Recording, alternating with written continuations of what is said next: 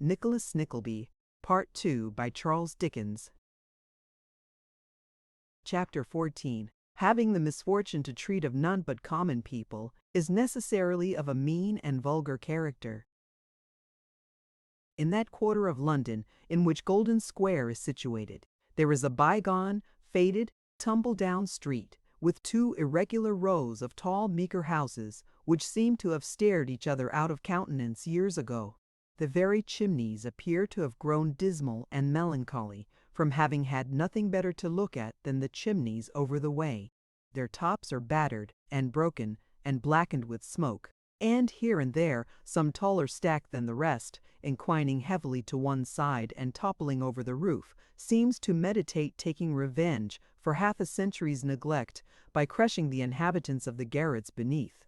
The fowls who peck about the kennels, jerking their bodies hither and thither with a gait which none but town fowls are ever seen to adopt, and which any country cock or hen would be puzzled to understand, are perfectly in keeping with the crazy habitations of their owners.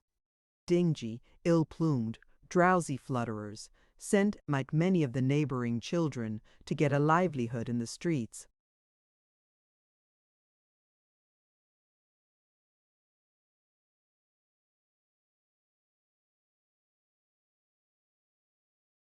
They hop from stone to stone in forlorn search of some hidden eatable in the mud, and can scarcely raise a crow among them. The only one with anything approaching to a voice is an aged bantam at the baker's, and even he is hoarse in consequence of bad living in his last place.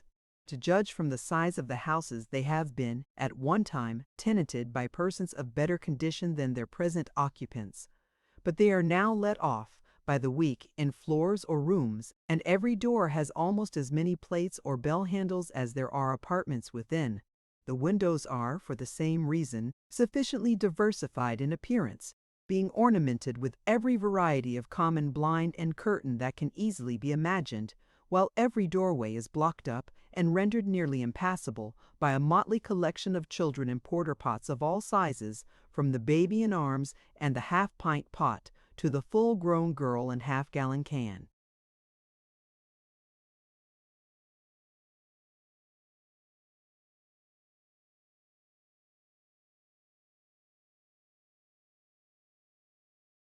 In the parlor of one of these houses, which was perhaps a thought dirtier than any of its neighbors, which exhibited more bell handles, children, and porter-pots, and caught in all its freshness the first gust of the thick black smoke that poured forth night and day from a large brewery hard by, hung a bill announcing that there was yet one room to let within its walls, though on what story the vacant room could be regard being, had to the outward tokens of many lodgers, with the the common stairs of this mansion were bare and carpetless, but a curious visitor, who had to climb his way to the top, might have observed that there were not wanting indications of the progressive poverty of the inmates, although their rooms were shut. Thus, the first-floor lodgers, being flush of furniture, kept an old mahogany table, real mahogany, on the landing-place outside, which was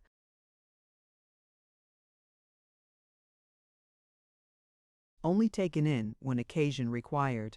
On the second story, the spare furniture dwindled down to a couple of old deal chairs, of which one, belonging to the back room, was shorn of a leg and bottomless. The story above boasted no greater excess than a worm-eaten wash-tub, and the garret landing-place displayed no costlier articles than two crippled pitchers and some broken blacking bottles. It was on this garret landing-place that a hard-featured, square-faced man, elderly and shabby, stopped to unlock the door of the front attic, into which, having surmounted the task of turning the rusty key in its still more rusty wards, he walked with the air of legal owner. This person wore a wig of short, coarse red hair, which he took off with his hat and hung upon a nail. Having adopted in its place a dirty cotton nightcap, and groped about in the dark till he found a remnant of candle, he knocked at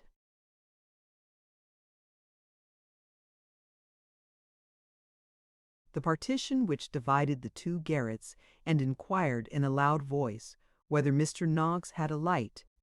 The sounds that came back were stifled by the lath and plaster, and it seemed, moreover, as though the speaker had uttered them from the interior of a mug or other drinking vessel. But they were in the voice of Newman, and conveyed a reply in the affirmative. "A nasty night, Mr. Noggs," said the man in the nightcap, stepping in to light his candle. "Does it rain?" asked Newman. "Does it?" replied the other pettishly. "I am wet through." "It doesn't take much to wet you and me through, Mr. Crowle," said Newman, laying his hand upon the lapel of his threadbare coat.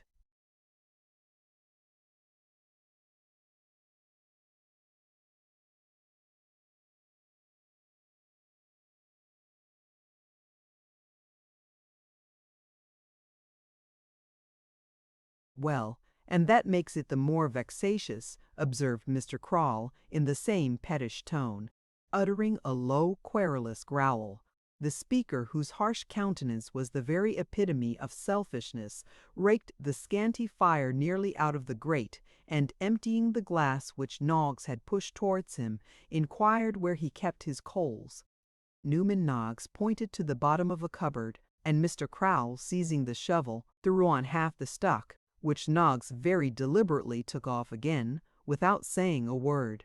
"You have not turned saving at this time of day, I hope?" said Crowle. Newman pointed to the empty glass, as though it were a sufficient refutation of the charge, and briefly said that he was going downstairs to supper. "To the Kenwigs'?" asked Crowle. Newman nodded assent. "Think of that now," said Crowle. "If I didn't thinking that you were certain not to go, because you said you wouldn't tell Kenwigs I couldn't come, and make up my mind to spend the evening with you." "I was obliged to go," said Newman. "They would have me." "Well, but what's to become of me?" urged the selfish man, who never thought of anybody else. "It's all your fault. I'll tell you what, I'll sit by your fire till you come back again." Newman cast a despairing glance at his small store of fuel, but not having the courage to say no a word which in all his life he never had said at the right time, either to himself or anyone else, gave way to the proposed arrangement. Mr. Bye.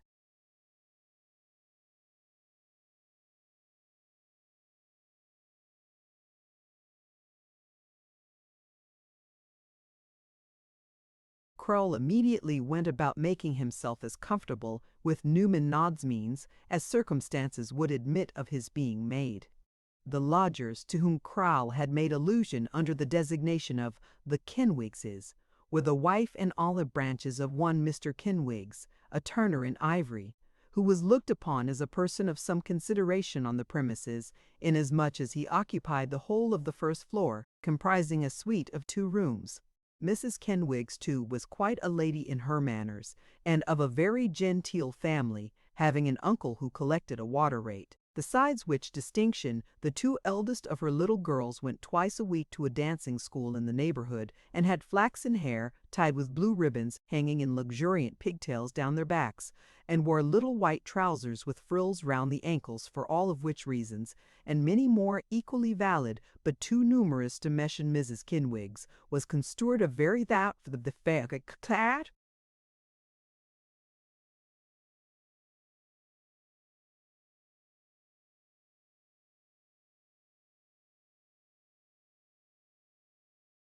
Or 4 doors round the corner at both ends. It was the anniversary of that happy day on which the Church of England, as by law established, had bestowed Mrs. Kenwigs upon Mr. Kenwigs, and in grateful commemoration of the same, Mrs. Kenwigs had invited a few select friends to cards and a supper in the first floor, and had put on a new gown to receive them in. Which gown, being of a flaming color and made upon a juvenile principle, was so successful that Mr. Kenwigs said the 8 years of matrimony and the 5 children, and the cave him sipton weddings herniho, beautiful as Mrs. Kenwigs looked when she was dressed though, and so stately that you would have supposed she had a cook and housemaid at least, and nothing to do but order them about. She had a world of trouble with the preparations, more indeed than she, being of a delicate and genteel constitution.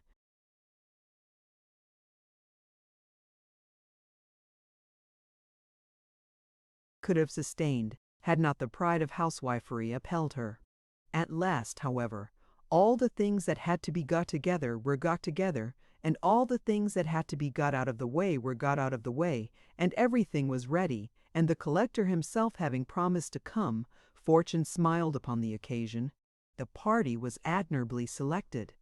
There were, first of all, Mr. Kenwigs and Mrs. Kenwigs, and 4 Olive Kenwigses who sat up to supper, firstly because it was but right that they should have a treat on such a day, and secondly because their going to bed in presence of the company would have been inconvenient, not to say improper. Then there was a young lady who had made Mrs. Kenwigs's dress, and who it was the most convenient thing in the world, living in the 2-pair back, gave up her bed to the baby and got a little girl to watch it. Then, to match this young lady, was a young man who had known Mr. Kenwigs when he was a bachelor, and was much esteemed by the ladies, as bearing the reputation of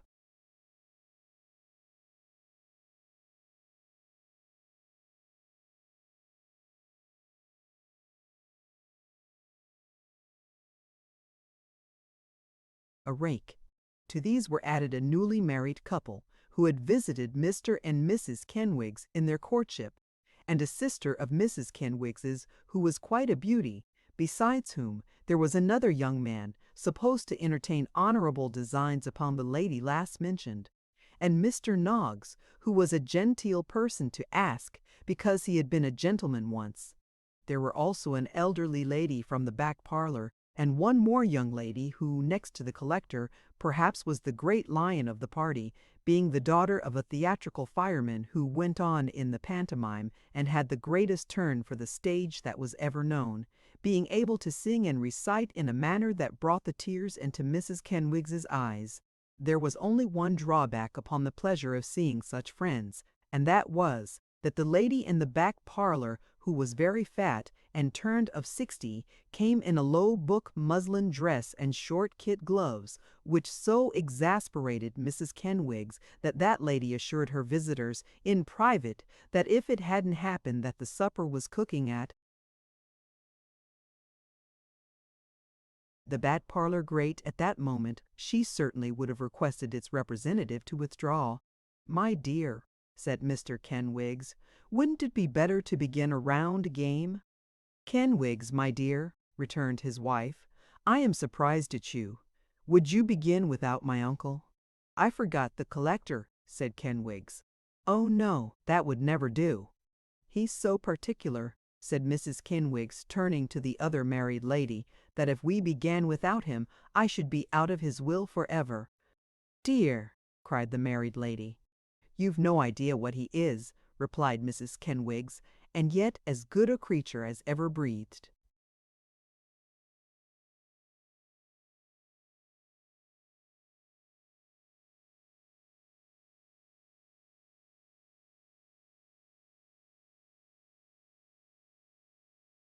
"The kindest-hearted man as ever was," said Kenwigs.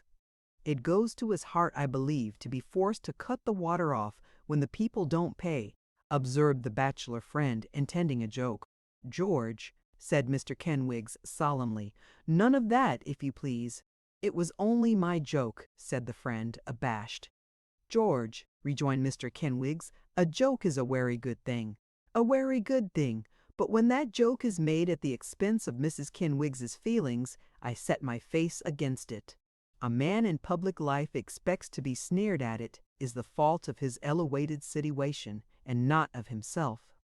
Mrs. Kenwigs's relation is a public man, and that he knows, George, and that he can bear. But putting Mrs. Kenwigs out of the question, if I could put Mrs. Kenwigs out of the question on such an occasion as this, I have the honor to be connected with the collector by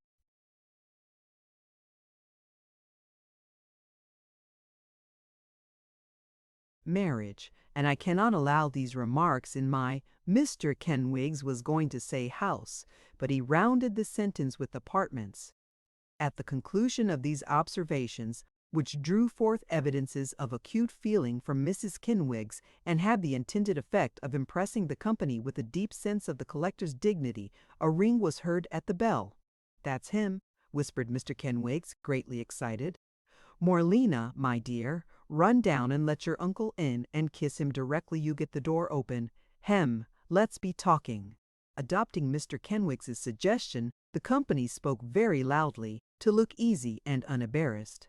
And almost as soon as they had begun to do so, a short old gentleman in drabs and gaiters, with a face that might have been carved out of IGNUM vide, for anything that appeared to the contrary, was led playfully in by Miss Morlena Kenwigs, regarding whose uncommon Christian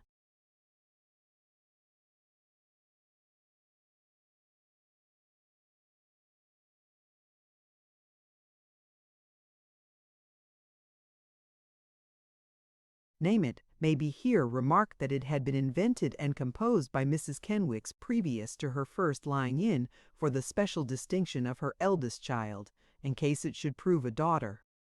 "Oh, uncle, I am so glad to see you," said Mrs. Kenwigs, kissing the collector affectionately on both cheeks. "So glad." "Many happy returns of the day, my dear," replied the collector, returning the compliment. Now, this was an interesting thing. Here was a collector of water rates, without his book, without his pen and ink, without his double knock, without his intimidation, actually kissing an agreeable female, and leaving taxes, summonses, notices that he had called, or announcements that he would never call again, for 2/4 due, wholly out of the question. It was pleasant to see how the company looked on, quite absorbed in the sight, and to behold the nods.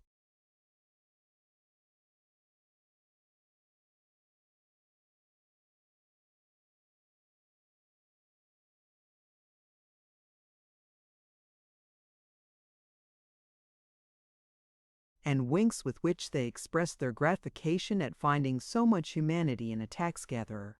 "Where will you sit, uncle?" said Mrs. Kenwigs, in the full glow of family pride, which the appearance of her distinguished relation occasioned. "Anywheres, my dear," said the collector. "I am not particular." Not particular. What a meek collector! If he had been an author, who knew his place, he couldn't have been more humble. "Mr. Simmons, Lillyvick," said Kenwigs, addressing the collector. "Some friends here, sir, are very anxious for the honor of thank you, Mr. and Mrs. Cutler, Mr. Lillyvick." "Proud to know you, sir," said Mr. Cutler. "I've heard of you very often." These were not mere words of ceremony, for Mr. Cutler, having kept house in Mr. Perroni, Lillyvick's parish, had heard of him very often indeed. His attention in calling had been quite extraordinary. "George, you know, I think, Mr. Lillyvick," said Kenwigs. "Lady from downstairs, Mr. Lillyvick. Mr. Snooks, Mr. Lillyvick. Miss Green, Mr. Lillyvick. Mr. Tunwick, Lillyvick, Miss Petowker of the Theatre Royal, Drury Lane. Very glad to make two public characters acquainted. Mrs. Kenwigs, my dear, will you sort the counters?" Mrs. Kenwigs, with the assistance of Newman Noggs, who, as he performed sundry little acts of kindness for the children at all times and seasons, was humored in his request to be taken no notice of, and was merely spoken about in a whisper, as the decayed gentleman did as he was desired, and the greater part of the guests sat down to speculation, while Newman himself, Mrs. Kenwigs, and Miss Petowker of the Theatre Royal, Drury Lane, looked after the lane. Supper table. While the ladies were thus busying themselves, Mr. Lillyvick was intent upon the game in progress, and as all should be fish that comes to a water collector's net, the dear old gentleman was by no means scrupulous in appropriating to himself the property of his neighbors, which on the contrary he abstracted whenever an opportunity presented itself, smiling good-humoredly all the while, and making so many condescending speeches to the owners, that they were delighted with his amiability, and thought in their hearts that he deserved to be Chancellor of the Ath. After a great deal of trouble, and the administration of many slaps on the head to the infant Kenwigses, whereof two of the most rebellious were summarily banished, the cloth was laid with much elegance, and a pair of boiled fowls, a large piece of pork, apple pie, potatoes, and greens were served, at sight of which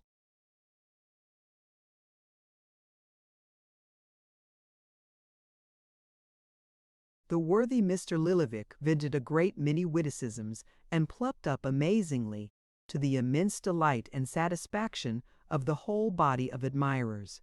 Very well and very fast the supper went off, no more serious difficulties occurring than those which arose from the incessant demand for clean knives and forks, which made poor Mrs. Kenwigs wish more than once that private society adopted the principle of schools and required that every guest should bring his own knife, fork, and spoon, which doubtless would be a great accommodation in many cases, and to no one more so than to the lady and gentleman of the house, especially if the school principle were carried out to the footlick of keth and of the arcade. Everybody having eaten everything, the table was cleared in a most alarming.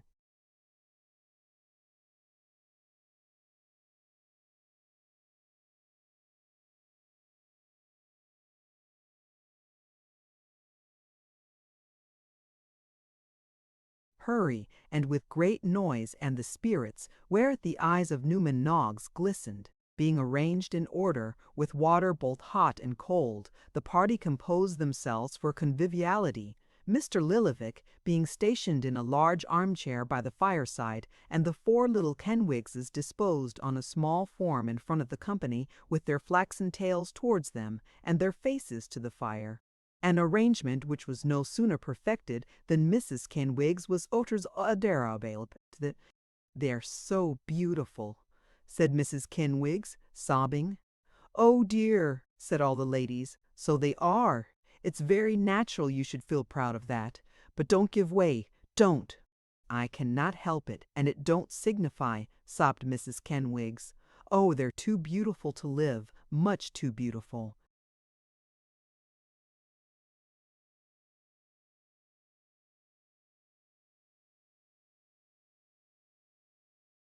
On hearing this alarming presentiment of their being doomed to an early death in the flower of their infancy, all four little girls raised a hideous cry, and burying their heads in their mother's lap simultaneously, screamed until the 8 flaxen tails vibrated again. Mrs. Kenwigs meanwhile clasping them alternately to her bosom, with attitudes expressive of distraction, which Miss Petowker herself might have copied. At length the anxious mother permitted herself to be soothed into a more tranquil state, and the little Kenwigses, being also composed, were distributed among the company to prevent the possibility of Mrs. Kenwigs being again overcome by the blaze of their combined beauty. This done, the ladies and gentlemen united in prophesying that they would live for many, many years, and that there was no occasion at all for Mrs. Kenwigs to distress herself, which in good truth there did not appear to be, the loveliness of the children by no means justifying her apprehensions. "This day 8 year," said Mr. Kenwigs, after a pause. "Dear me, ah!" This reflection was echoed by all present, who said "ah" first, and "dear me" afterwards. "I was younger then," tittered Mrs. Kenwigs. "No," said the collector. "Certainly not," added everybody. "I remember my niece," said Mr. Lillyvick, surveying his audience with a grave air. "I remember her on that very afternoon when she first acknowledged to her mother a partiality for Kenwigs. 'Mother,' she says, 'I love him, adore him.' I said, 'Uncle,'" interposed Mrs. Kenwigs. "Love him, I think, my dear," said the collector firmly.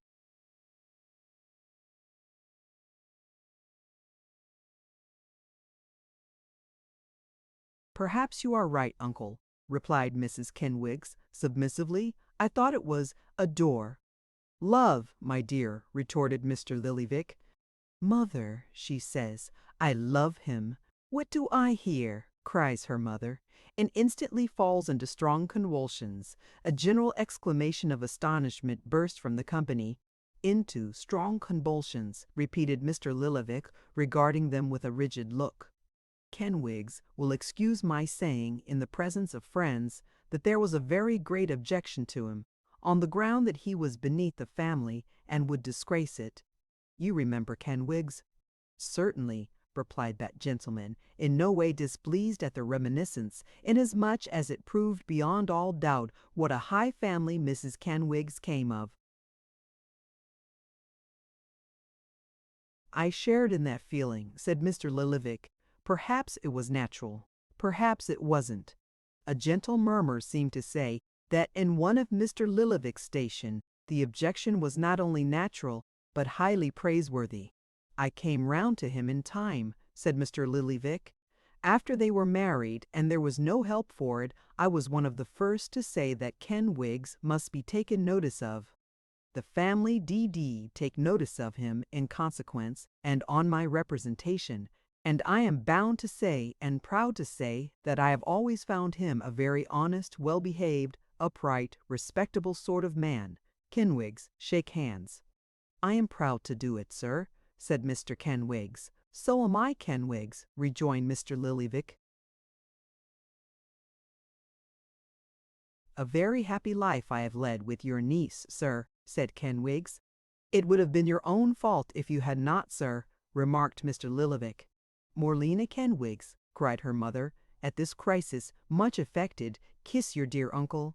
The young lady did as she was requested, and the 3 other little girls were successively hoisted up to the collector's countenance and subjected to the same process, which was afterwards repeated on them by the majority of those present. "Oh dear, Mrs. Kenwigs," said Miss Petowker, "while Mr. Noggs is making that punch to drink happy returns in, do let Morlena go through that figure dance before Mr. Lillyvick." "No, no, my dear," replied Mrs. Kenwigs, "it will only worry my uncle."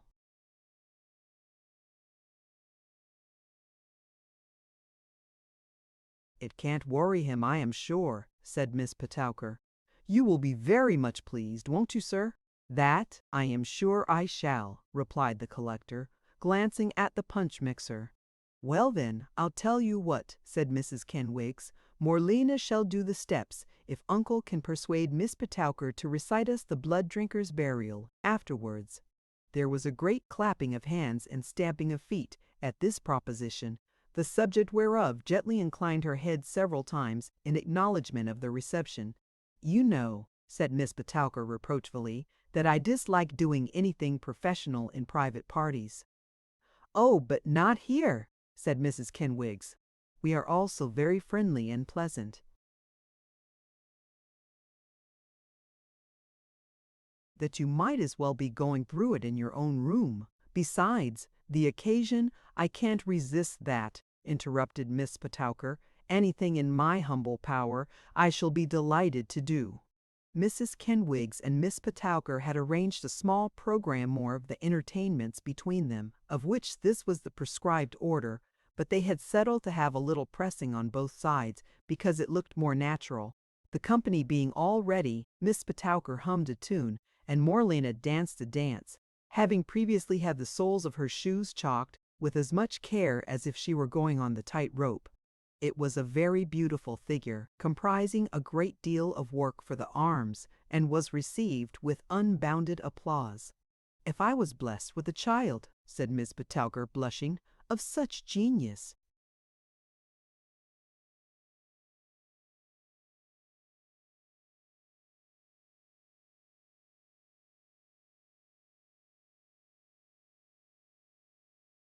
As that, I would have her out at the opera instantly. Mrs. Kenwigs sighed, and looked at Mr. Kenwigs, who shook his head and observed that he was doubtful about it. "Kenwigs is afraid," said Mrs. K. "What of?" inquired Miss Petowker. "Not of her failing." "Oh no," replied Mrs. Kenwigs. "But if she grew up what she is now, only think of the young dukes and marquises." "Very right," said the collector. "Still," submitted Miss Petowker, "if she took a proper pride in herself, you know there's a good deal in that," observed Mrs. Kenwigs, looking at her husband. "I only know," faltered Miss Petowker. "It may be no rule, to be sure, but I have never found any inconvenience or unpleasantness of that sort." Mr. Kenwigs, with becoming gallantry, said that settled the question at once, and that he would take the subject into his serious consideration. This being resolved upon, Miss Petowker was entreated to begin the blood drinker's burial, to which end that young lady let down her back hair, and taking up her position at the other end of the room, with the bachelor friend posted in a corner, to rush out at the cue in Death Expire and catch her in his arms when she died raving mad, went through the performance with extraordinary spirit, and to the great terror of the little Kenwickses, who were all but frightened into fits. The ecstasies consequent upon the effort had not yet subsided, and Newman, who had not been thoroughly sober at so late an hour for a long, long time, had not yet been able to put in a word of announcement that the punch was ready.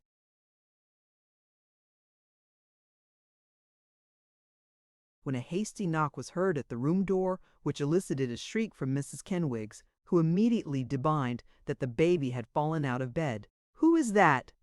demanded Mr. Kenwigs sharply.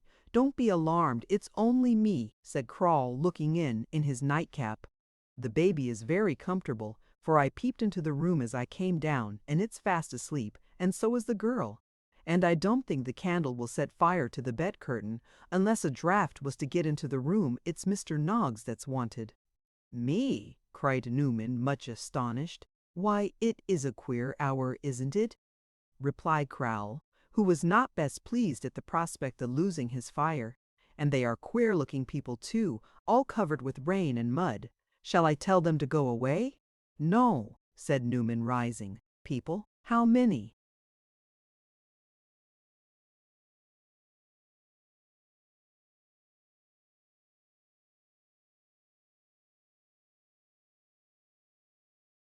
"Two," rejoined Crowle. "Want me? By name?" asked Newman. "By name," replied Crowle. "Mr. Newman Noggs, as pat as need be." Newman reflected for a few seconds, and then hurried away, muttering that he would be back directly. He was as good as his word, for in an exceedingly short time he burst into the room, and seizing, without a word of apology or explanation, a lighted candle and tumbler of hot punch from the table, darted away like a madman. "What the deuce is the matter with him?" exclaimed Crowle, throwing the door open. "Hark! Is there any noise above?" The guests rose in great confusion, and, looking in each other's faces with much perplexity and some fear, stretched their necks forward and listened attentively.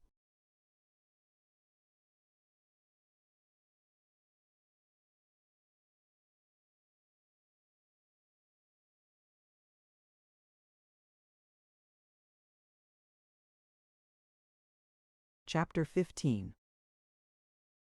Newman Noggs scrambled in violent haste upstairs with the steaming beverage which he had so unceremoniously snatched from the table of Mr. Kenwigs, and indeed from the very grasp of the water-rate collector, who was eyeing the contents of the tumbler at the moment of its unexpected abstraction, with lively marks of pleasure visible in his countenance.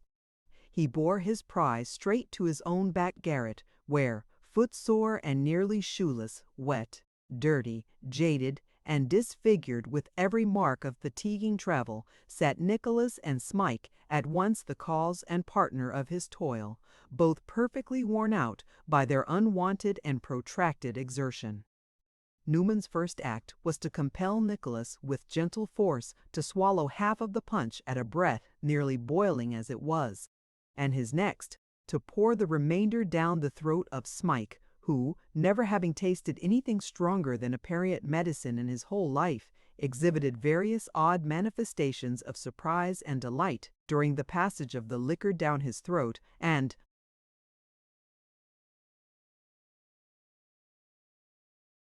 turned up his eyes most emphatically when it was all gone.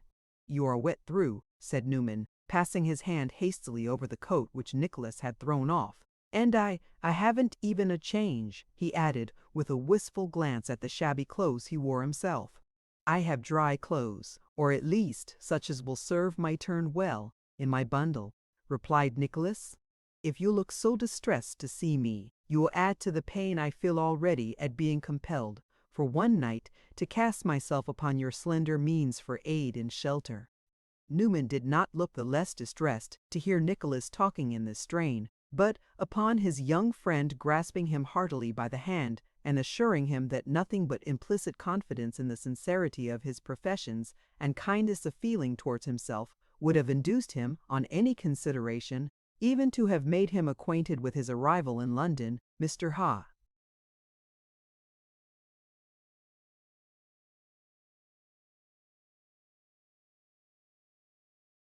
Noggs brightened up again, and went about making such arrangements as were in his power for the comfort of his visitors with extreme alacrity.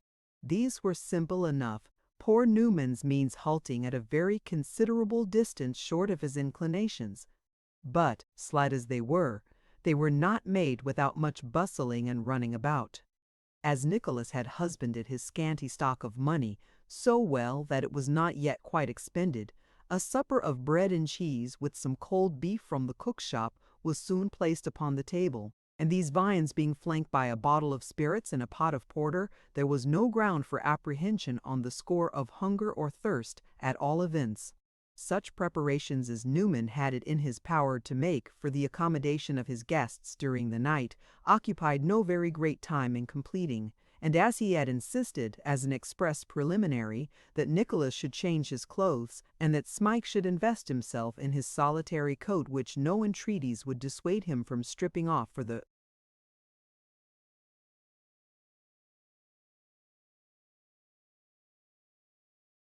purpose, the travellers partook of their frugal fare with more satisfaction than one of them at least had derived from many a better meal.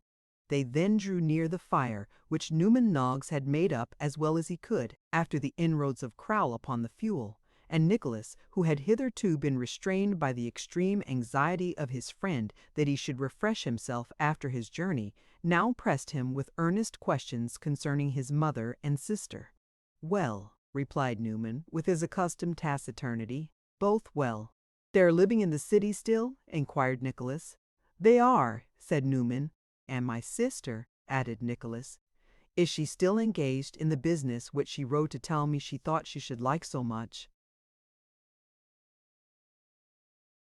Newman opened his eyes rather wider than usual, but merely replied by a gasp, which, according to the action of the head that accompanied it, was interpreted by his friends as meaning yes or no. In the present instance, the pantomime consisted of a nod and not a shake, so Nicholas took the answer as a favorable one. "Now listen to me," said Nicholas, laying his hand on Newman's shoulder. "Before I would make an effort to see them, I deemed it expedient to come to you, lest, by gratifying my own selfish desire, I should inflict an injury upon them which I can never repair. What has my uncle heard from Yorkshire?" Newman opened and shut his mouth several times as though he were trying his utmost to speak, but could make nothing of it, and finally fixed his eyes on Nicholas with a grim and ghastly stare. "What has he heard?" urged Nicholas, coloring. "You see that I am prepared to."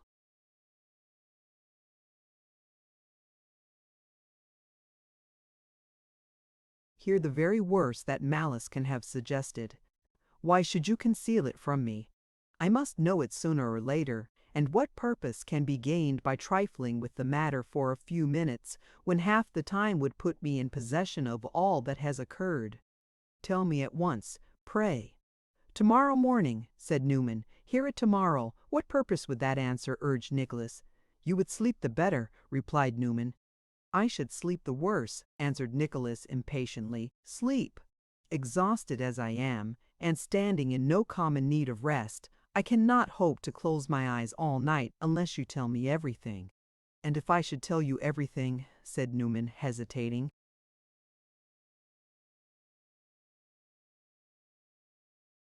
"Why, then you may rouse my indignation or wound my pride," rejoined Nicholas. "But you will not break my rest, for if the scene were acted over again I could take no other part than I have taken, and whatever consequences may accrue to myself from it, I shall never regret doing as I have done, never, if I starve or beg in consequence. What is a little poverty or suffering to the disgrace of the basest and most inhuman cowardice?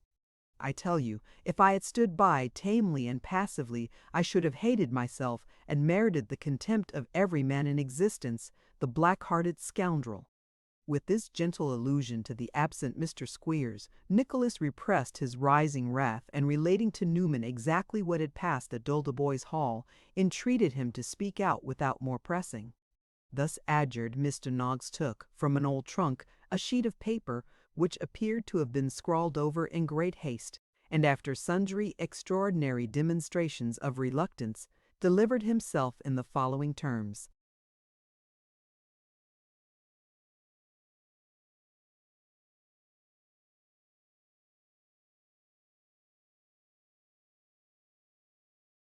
My dear young man, you mustn't give way to this sort of thing. Will never do. You know as to getting on in the world, if you take everybody's part that's ill-treated. Damn it, I am proud to hear of it, and would have done it myself." Newman accompanied this very unusual outbreak with a violent blow upon the table, as if, in the heat of the moment, he had mistaken it for the chest or ribs of Mr. Wackford Squeers. Having, by this open declaration of his feelings, quite precluded himself from offering Nicholas any cautious worldly advice, which had been his first intention, Mr. Noggs went straight to the point. "The day before yesterday," said Newman, "your uncle received this letter. I took a hasty copy of it while he was out. Shall I read it?" "If you please," replied Nicholas. Newman Noggs accordingly read as follows: "Dotheboys Hall, Thursday morning.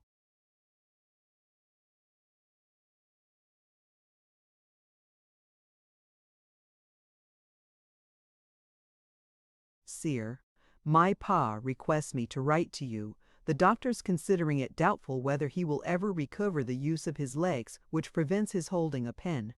We are in a state of mind beyond everything, and my pa is one mask of Prusus, both blue and green. Likewise 2 forms are steepled in his gore. We were compelled to have him carried down into the kitchen where he now lays. You will judge from this that he has been brought very low. When your nephew that you recommended for a teacher had done this to my pa, and jumped upon his body with his feet, and also Langledge, which I will not pallet my pen with describing, he assaulted my ma with dreadful violence, dashed her to the earth, and drove her back comb several inches into her head. A very little more, and it must have entered her skull. We have a medical certificate that if it had, the tortoiseshell would have affected the brain.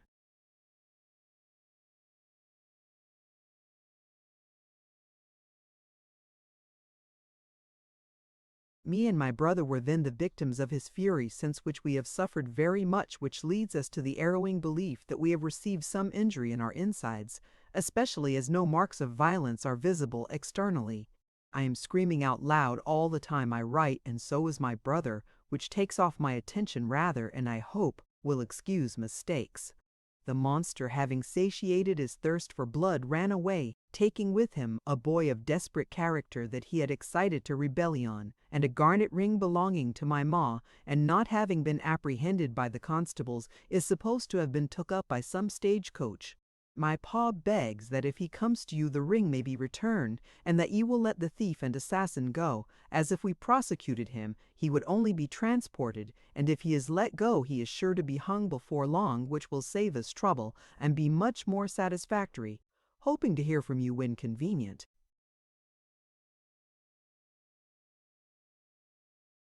I remain yours and cetera Fannin by S.Q. Weirs. P.S. I pity his ignorance and despise him. A profound silence succeeded to the reading of this choice epistle, during which Newman Noggs, as he folded it up, gazed with a kind of grotesque pity at the boy of desperate character therein referred to, who, having no more distinct perception of the matter in hand than that he had been the unfortunate cause of heaping trouble and falsehood upon Nicholas, sat mute and dispirited, with the most woe-begun and heart-stricken look. "Mr. Noggs," said Nicholas, after a few moments' reflection, "I must go out at once." "Go out!" cried Newman. "Yes," said Nicholas, "to Golden Square. Nobody who knows me would believe."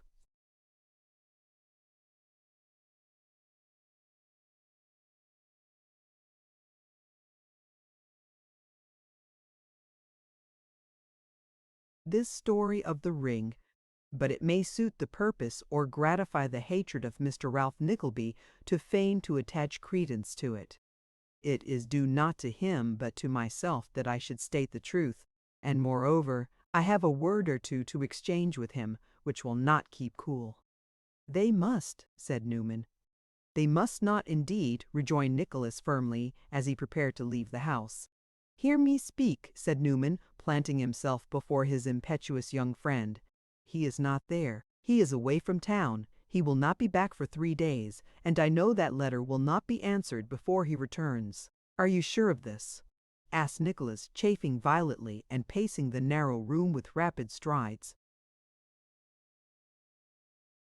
quite," rejoined Newman. He had hardly read it when he was called away. "Its contents are known to nobody but himself and us." "Are you certain?" demanded Nicholas, precipitately. "Not even to my mother or sister. If I thought that I will go there, I must see them. Which is the way? Where is it?" "Now, be advised by me," said Newman, speaking for the moment in his earnestness. "Like any other man, make no effort to see even them till he comes home. I know the man. Do not seem to have been tampering with anybody. When he returns, go straight to him and speak as boldly as you like, guessing at the real truth. He knows it as well as you or I. Trust him for that." "You mean well to me, and should know him better than I can," replied Nicholas after some consideration. "Well, let it be so."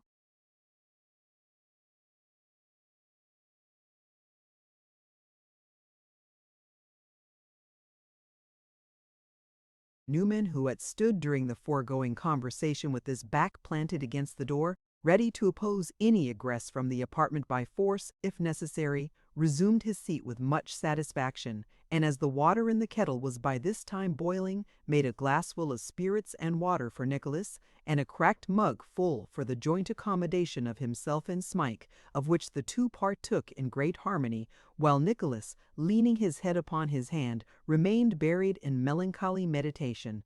Meanwhile, the company below stairs, after listening attentively and not hearing any noise which would justify them in interfering for the gratification of their curiosity, returned to the chamber of the Kenwigses, and employed themselves in hazarding a great variety of conjectures relative to the cause of Mr. Nogg's sudden disappearance and detention.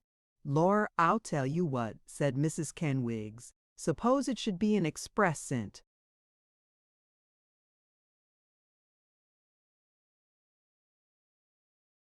Up to say that his property has all come back again." "Dear me," said Mr. Kenwigs, "it's not impossible. Perhaps, in that case, we'd better send up and ask if he won't take a little more punch." "Kenwigs," said Mr. Lillyvick in a loud voice, "I'm surprised at you." "What's the matter, sir?" asked Mr. Kenwigs, with becoming submission to the collector of water rates. "Making such a remark as that, sir," replied Mr. Lillyvick angrily. "He has had punch already, has he not, sir? I consider the way in which that punch was cut off, if I may use the expression, highly disrespectful to this company, scandalous, perfectly scandalous. It may be the custom to allow such things in this house, but it's not the kind of behavior that I've been used to see displayed, and so I don't mind telling you, Kenwigs. A gentleman has a glass of punch before him too,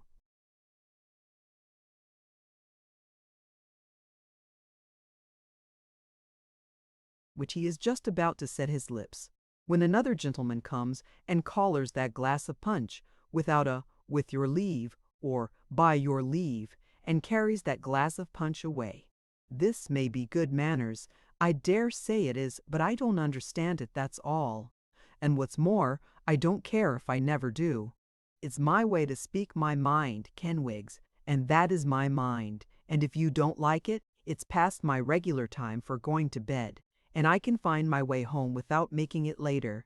Here was an untoward event. The collector had sat swelling and fuming in offended dignity for some minutes, and had now fairly burst out. The great man, the rich relation, the unmarried uncle who had it in his power to make Morlena an heiress, and the very baby a legatee was offended. Gracious powers, where was this to end? "I am very sorry, sir," said Mr. Kenwigs humbly.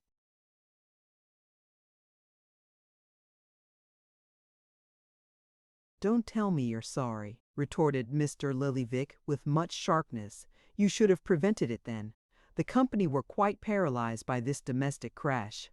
The back parlor sat with her mouth wide open, staring vacantly at the collector in a stupor of dismay. The other guests were scarcely less overpowered by the great man's irritation.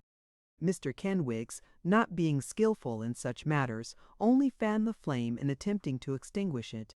"I didn't think of it, I am sure, sir," said that gentleman. "I didn't suppose that such a little thing as a glass of punch would have put you out of temper." "Out of temper!" "What the devil do you mean by that piece of impertinence, Mr. Kenwigs?" said the collector, Morlena, child, give me my hat. Oh, you're not going, Mr. Lillyvick, sir, interposed Miss Petowker with her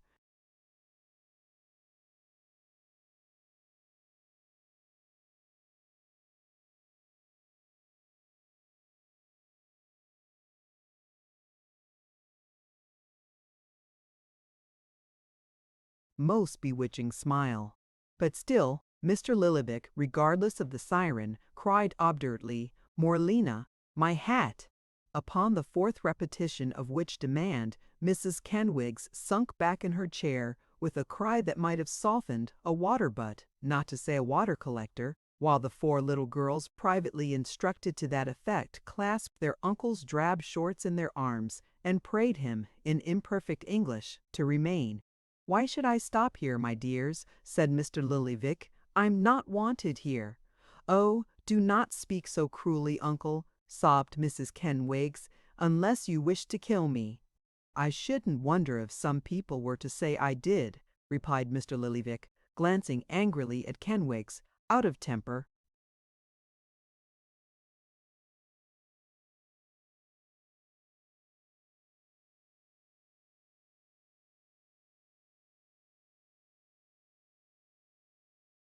"Oh, I cannot bear to see him look so at my husband," cried Mrs. Kenwigs. "It's so dreadful in families. Oh, Mr. Trideful." "Lillyvick," said Kenwigs, "I hope for the sake of your niece that you won't object to be reconciled?" The collector's features relaxed as the company added their entreaties to those of his nephew-in-law. He gave up his hat and held out his hand. "There, Kenwigs," said Mr. Lillyvick, "and let me tell you, at the same time, to show you how much out of temper I was, that if I had gone away without another word, it would have made no difference respecting that £1 or £2 which I shall leave among your children when I die."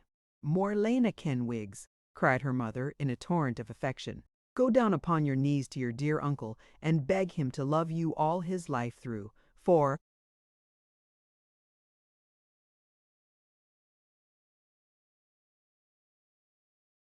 he's more an angel than a man, and I've always said so." Miss Morlena, approaching to do homage, in compliance with this injunction, was summarily caught up and kissed by Mr. Lillyvick, and thereupon Mrs. Kenwigs darted forward and kissed the collector, and an irrepressible murmur of applause broke from the company who had witnessed his magnanimity. The worthy gentleman then became once more the life and soul of the society, being again reinstated in his old post of lion, from which high station the temporary distraction of their thoughts had for a moment dispossessed him. Quadruped lions are said to be savage only when they are hungry. Biped lions are rarely sulky longer than when their appetite for distinction remains unappeased. Mr. Lillyvick stood higher than ever, for he had shown his power, hinted at his property and testamentary intentions, gained great credit for disinterestedness and virtue, and, in addition to all, was finally accommodated with a much larger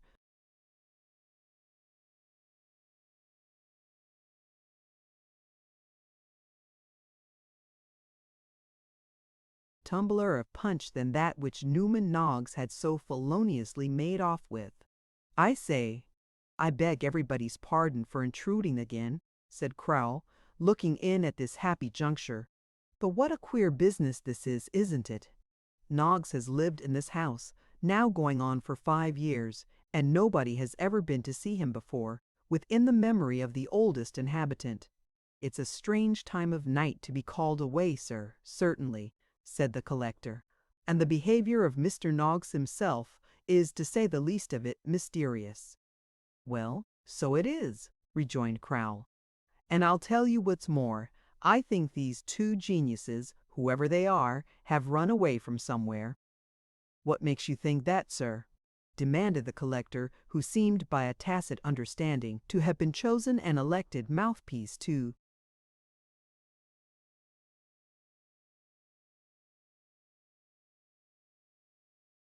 company. "You have no reason to suppose that they have run away from anywhere without paying the rates and taxes due, I hope?" Mr. Crowle, with a look of some contempt, was about to enter a general protest against the payment of rates or taxes under any circumstances when he was checked by a timely whisper from Kenwigs and several frowns and winks from Mrs. K, which providentially stopped him. "Why, the fact is," said Crowell, who had been listening at Newman's door with all his might and main, "the fact is that they have been talking so loud that they quite disturbed me in my room, and so I couldn't help catching a word here and a word there, and all I heard certainly seemed to refer to their having bolted from some place or other. I don't wish to alarm Mrs. Kenwigs, but I hope they haven't come from any jail or hospital, and brought away a fever or some unpleasantness of that sort, which might be catching for the children."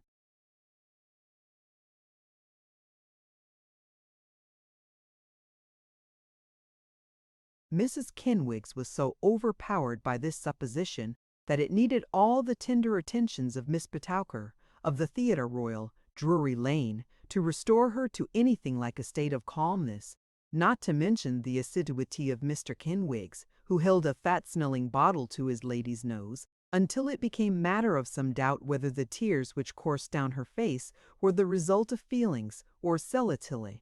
The ladies, having expressed their sympathy singly and separately, fell, according to custom, into a little chorus of soothing expressions, among which such condolences as, "Poor dear, I should feel just the same, if I was her. To be sure it's a very trying thing, and nobody but a mother knows what a mother's feelings is," were among the most prominent and most frequently repeated. In short, the opinion of the company was so clearly manifested that Mr. Kenwigs was on the point of repairing to Mr. Nobbs's room to demand an explanation, and had indeed swallowed a preparatory glass of punch with great inflexibility and steadiness of purpose, when the attention of all present was diverted by a new and terrible surprise. This was nothing less than the sudden pouring forth of a rapid succession of the shrillest and most piercing screams from an upper story, and to all appearance from the very two-pair back, in which the infant Kenwigs was at that moment enshrined. They were no sooner audible than Mrs. Kenwigs, opining that a strange cat had come in and sucked the baby's breath while the girl was asleep, made for the door, wringing her hands and shrieking dismally, to the great consternation and confusion of the company. "Mr. Kenwigs, see what it is. Make haste," cried the sister, laying violent hands upon Mrs. Kenwigs, and holding her back by force. "Oh, don't twist about so, dear, or I can never hold you. My baby, my blessed, blessed, blessed, blessed baby," screamed Mrs. Kenwigs.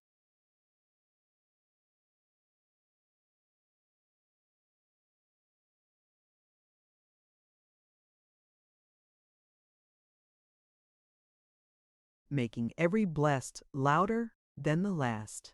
"My own darling, sweet, innocent Lillyvick, oh, let me go to him, let me go, oh, oh."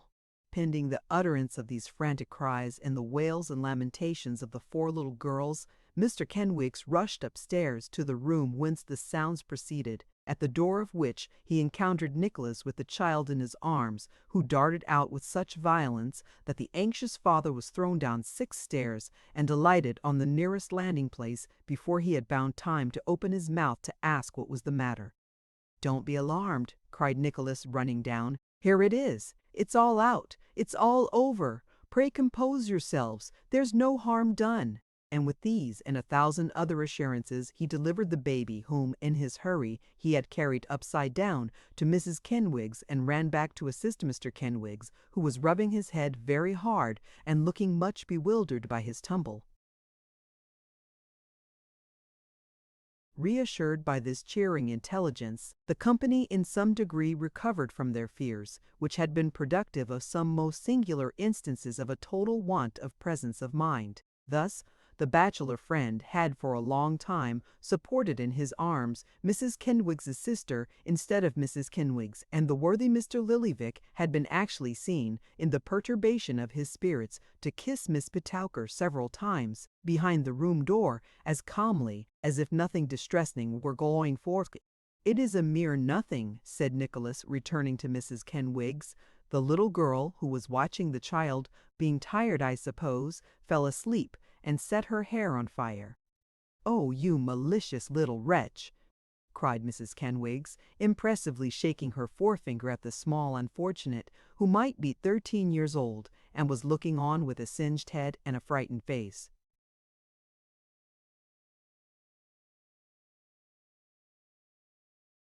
"I heard her cries," continued Nicholas, "and ran down in time to prevent her setting fire to anything else. You may depend upon it that the child is not hurt, for I took it off the bed myself and brought it here to convince you." This brief explanation over, the infant, who, as he was christened after the collector, rejoiced in the names of Lillyvick Kenwigs, was partially suffocated under the caresses of the audience, and squeezed to his mother's bosom until he roared again. The attention of the company was then directed, by a natural transition, to the little girl who had had the audacity to burn her hair off, and who, after receiving sundry small slaps and pushes from the more energetic of the ladies, was mercifully sent home, the 9d. With which she was to have been rewarded being eschewed to the Kenwigs family. "And whatever we are to say to you, sir," exclaimed Mrs. Kenwigs, addressing young Lillyvick's deliverer, "I am sure I don't know."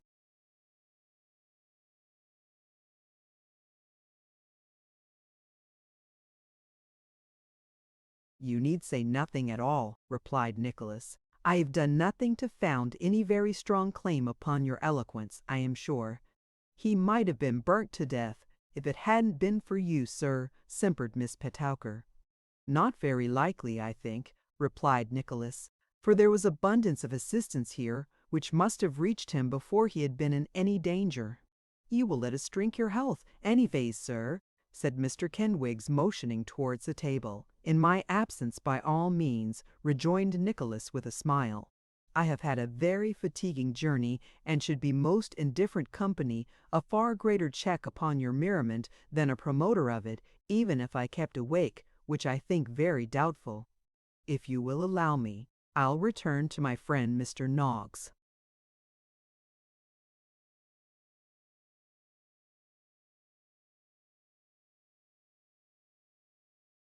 Who went upstairs again when he found nothing serious had occurred. "Good night."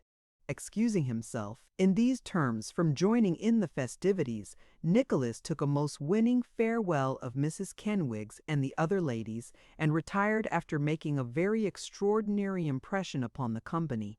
"What a delightful young man!" cried Mrs. Kenwigs. "Uncommon gentlemanly, really," said Mr. Kenwigs. "Don't you think so, Mr. Lillyvick?" "Yes," said the collector, with a dubious shrug of his shoulders. "He is gentlemanly, very gentlemanly in appearance. I hope you don't see anything against him, uncle?" inquired Mrs. Kenwigs.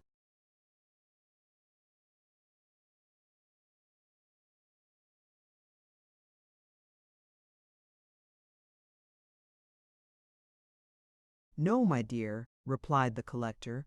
"No, I trust he may not turn out well. No matter, my love to you, my dear, and long life to the baby." "Your namesake," said Mrs. Kenwigs, with a sweet smile. "And I hope a worthy namesake," observed Mr. Kenwigs, willing to propitiate the collector. "I hope a baby as will never disgrace his godfather, and as may be considered, in our ears, of a piece with the Lillyvicks, whose name he bears."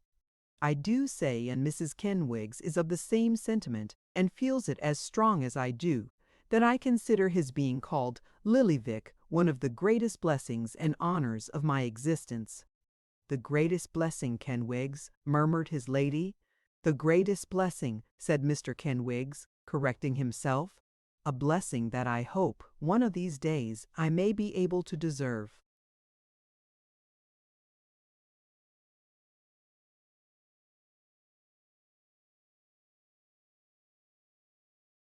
This was a politic stroke of the Kenwigses, because it made Mr. Lillyvick the great head and fountain of the baby's importance.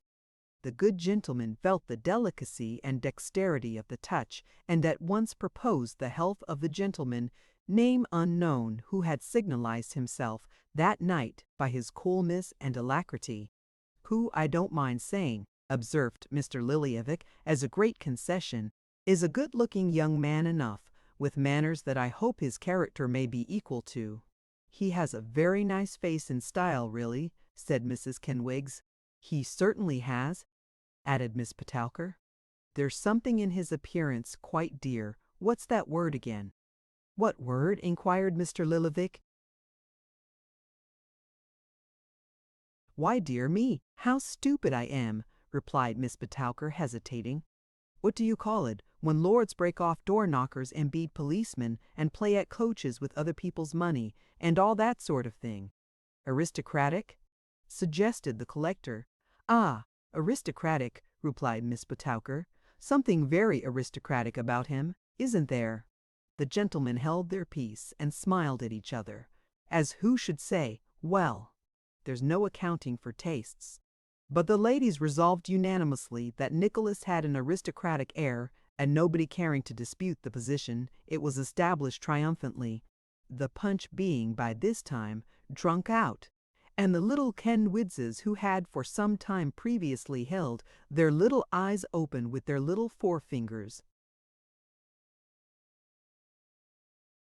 and is nigh it in is thing 100, in that any is one pointings. The it was nigh 2 o'clock, whereat some of the guests were surprised and others shocked, and hats and bonnets being groped for under the tables, and in course of time found, their owners went away, after a vast deal of shaking of hands, and many remarks how they had never spent such a delightful evening, and how they marveled to find it so late, expecting to have heard that it was his hat.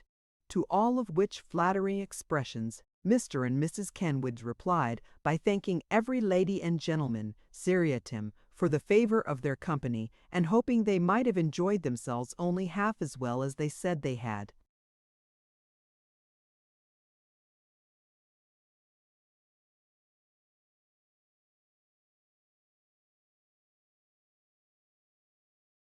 As to Nicholas, quite unconscious of the impression he had produced, he had long since fallen asleep, leaving Mr. Newman Noggs and Smike to empty the spirit bottle between them, and this office they performed with such extreme good-will that Newman was equally at a loss to determine whether he himself was quite sober, and whether he had ever seen any gentleman so heavily, drowsily, and completely intoxicated as his new acquaintance.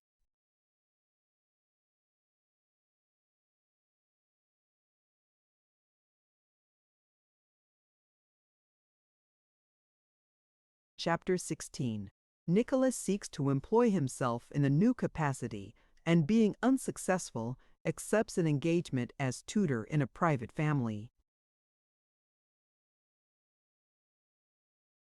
The first care of Nicholas next morning was to look after some room in which, until better times dawned upon him, he could contrive to exist, without trenching upon the hospitality of Newman Noggs, who would have slept upon the stairs with pleasure, so that his young friend was accommodated. The vacant apartment to which the bill in the parlor window bore reference appeared, on inquiry, to be a small back room on the second floor, reclaimed from the leads, and overlooking a soot-bespeckled prospect of tiles and chimney-pots. For the letting of this portion of the house from week to week, on reasonable terms, the parlor lodger was empowered to treat, he being deputed by the landlord to dispose of the rooms as they became vacant, and to keep a sharp look-out that the lodgers didn't run away, as a means of securing the punctual discharge of which last service he was permitted to live rent-free, lest he should at any time be tempted to run away himself. Of this chamber Nicholas became the tenant, and having hired a few common articles of furniture from a neighboring broker, and paid the first week's hire in advance, out of a small fund raised by the conversion of some spare clothes into ready money, he sat himself down to ruminate upon his prospects, which, like the prospect outside his window, were sufficiently confined and dingy. As they by no means improved on better acquaintance, and as familiarity breeds contempt, he resolved to banish them from his thoughts by dint of hard walking. So, taking up his hat, and leaving poor Smike to arrange and rearrange the room with as much delight as if it had been the costliest palace, he betook himself to the streets, and mingled with the crowd which thronged them. Although a man may lose a sense of his own importance when he is a mere unit among a busy throng, all utterly regardless of him, it by no means follows that he can dispossess himself, with equal facility of a very strong sense of the importance and magnitude of his cares. The unhappy state of his own affairs was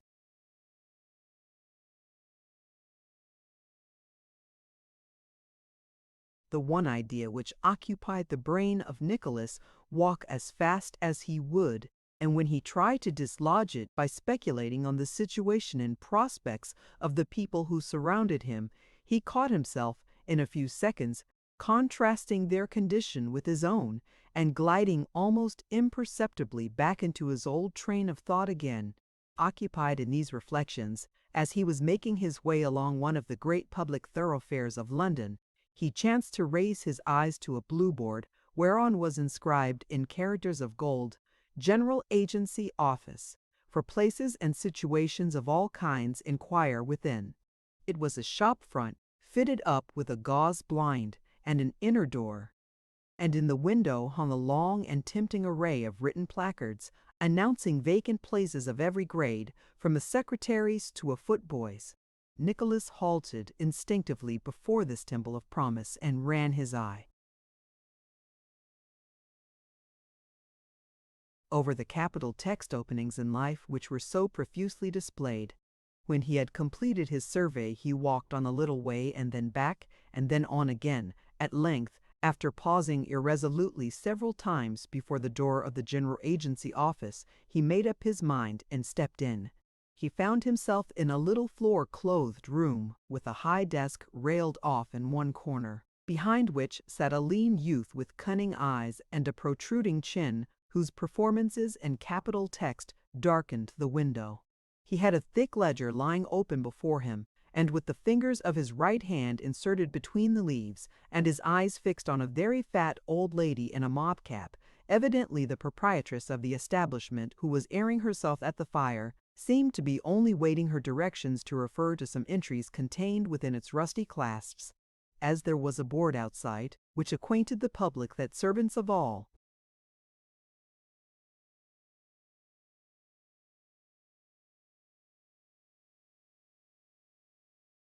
work were perpetually in waiting to be hired from 10 till 4. Nicholas knew at once that some half-dozen strong young women, each with pattens and an umbrella, who were sitting upon a form in one corner, were in attendance for that purpose, especially as the poor things looked anxious and weary.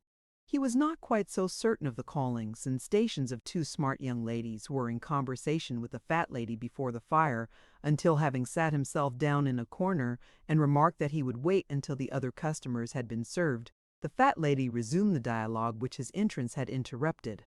"Cook, Tom," said the fat lady, still airing herself as aforesaid. "Cook," said Tom, turning over some leaves of the ledger. "Well, read out an easy place or two," said the fat lady. "Pick out very light ones, if you please, young man," interposed a genteel female.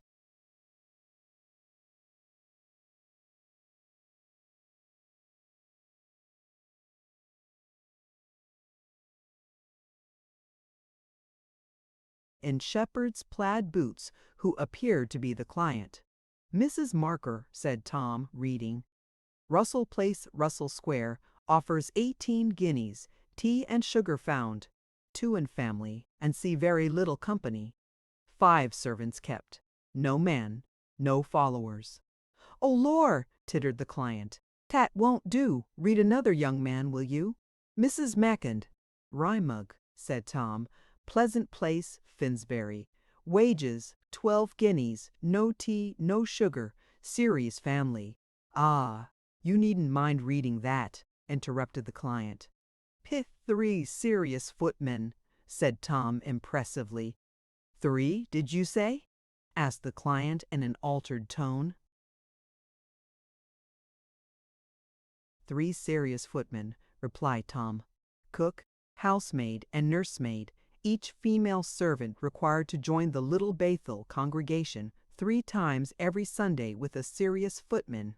If the cook is more serious than the footman, she will be expected to improve the footman. If the footman is more serious than the cook, he will be expected to improve the cook." "I'll take the address of that place," said the client. "I don't know but what it mightn't suit me pretty well." "Here's another," remarked Tom, turning over the leaves.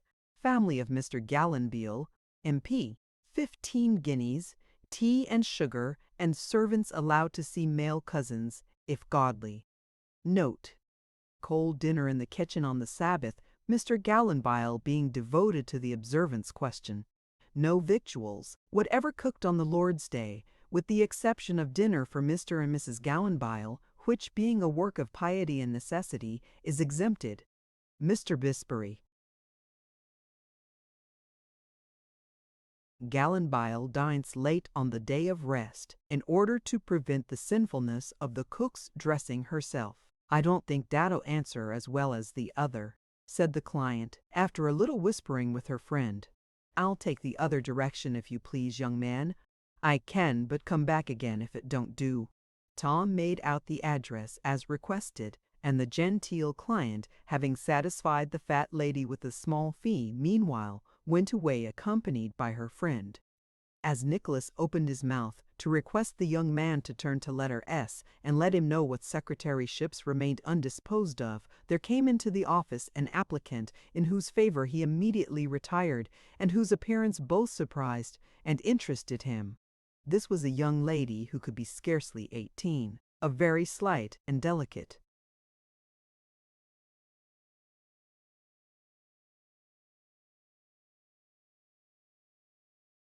figure, but exquisitely shaped, who, walking timidly up to the desk, made an inquiry, in a very low tone of voice, relative to some situation as governess or companion to a lady. She raised her veil for an instant while she preferred the inquiry, and disclosed the countenance of most uncommon beauty, though shaded by a cloud of sadness, which, in one so young, was doubly remarkable. Having received a card of reference to some person on the books, she made the usual acknowledgment and glided away. She was neatly but very quietly attired, so much so indeed that it seemed as though her dress, if it had been worn by one who imparted fewer graces of her own to it, might have looked poor and shabby. Her attended for, she had one, was a red-faced, round-eyed, slovenly girl, who, from a certain roughness about the bare arms that peeped from under her draggled shawl, and the half-washed-out traces of smut and blacklead which tattooed her countenance, was clearly of a kin with the servants of all work on the form, between whom and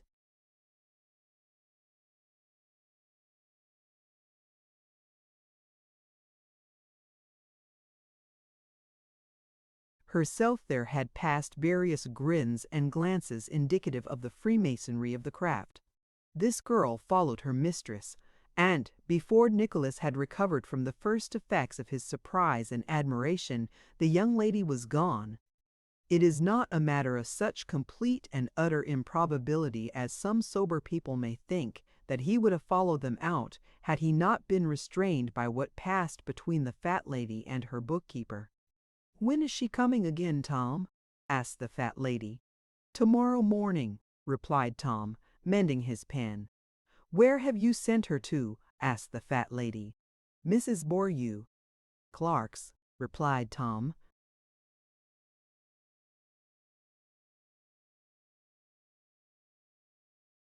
"She'll have a nice life of it, if she goes there," observed the fat lady, taking a pinch of snuff from a tin box. Tom made no other reply than thrusting his tongue into his cheek and pointing the feather of his pen towards Nicholas' reminders, which elicited from the fat lady an inquiry of, "Now, sir, what can we do for you?" Nicholas briefly replied that he wanted to know whether there was any such post to be had as secretary or amanuensis to a gentleman. "Any such," rejoined the mistress. "A dozen such. Ain't there, Tom?" "I should think so," answered that young gentleman, and as he said it he winked towards Nicholas with a degree of familiarity which he, no doubt, intended for a rather flattering compliment, but with which Nicholas was most ungratefully disgusted. Upon reference to the book, it appeared that the dozen secretaryships had dwindled down to one. Mr. Gregsbury, the great Member of Parliament of Manchester Buildings, Westminster, wanted a young man to keep his papers and correspondence in order, and Nicholas was exactly the sort of young man that Mr. Gregsbury wanted. "I don't know what the terms are, as he said he'd settle them himself with the party," observed the fat lady, but they must be pretty good ones because he's a member of Parliament. Inexperienced as he was, Nicholas did not feel quite assured of the force of this reasoning or the justice of this conclusion, but without troubling himself to question it, he took down the address and resolved to wait upon Mr. Gregsbury without delay. "I don't know what the number is," said Tom, "but Manchester Buildings is a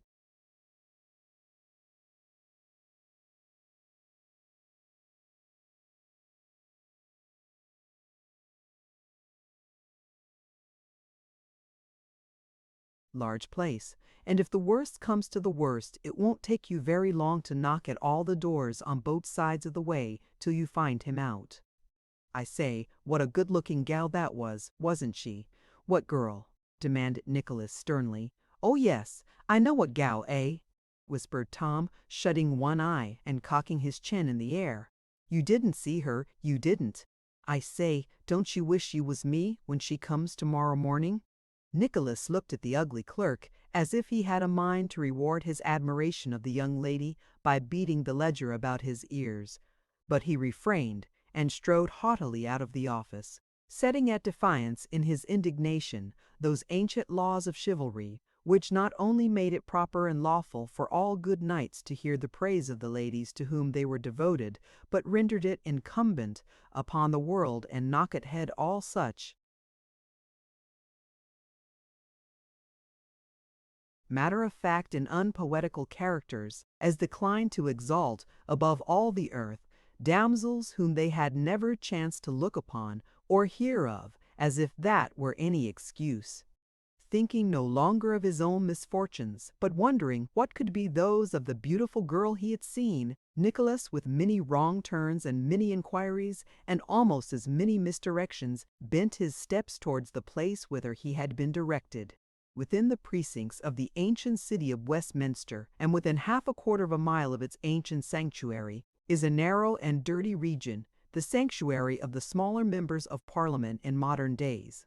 It is all comprised in one street of gloomy lodging-houses, from whose windows, in vacation time, there frown long melancholy rows of bills, which say as plainly as did the countenances of their occupiers, ranged on ministerial and opposition.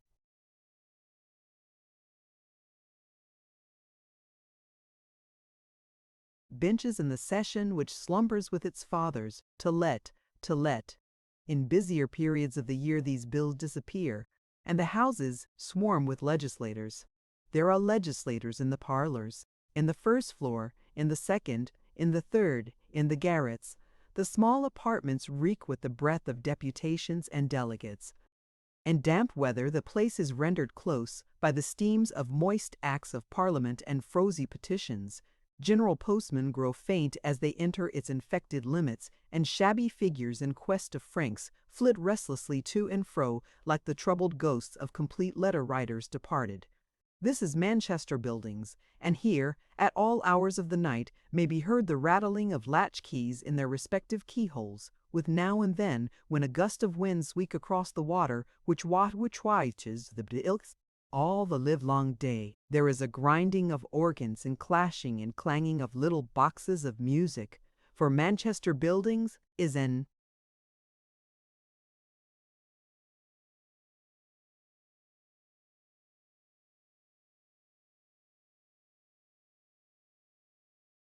eel pot, which has no outlet but its awkward mouth, a case bottle, which has no thoroughfare, at a short and narrow neck, and in this respect it may be typical of the fate of some few among its more adventurous residents, who, after wriggling themselves into Parliament by violent efforts and contortions, find that it too is no thoroughfare for them, that, like Manchester Buildings, it leads to nothing beyond itself, and that they are fain at last to back out. No sawity.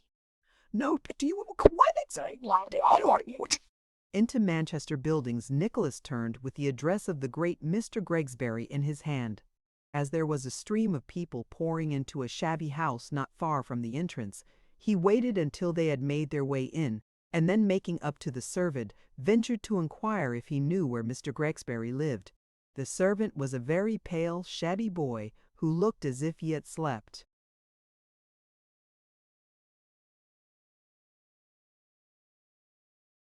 underground from his infancy, as very likely he had. "Mr. Gregsbury?"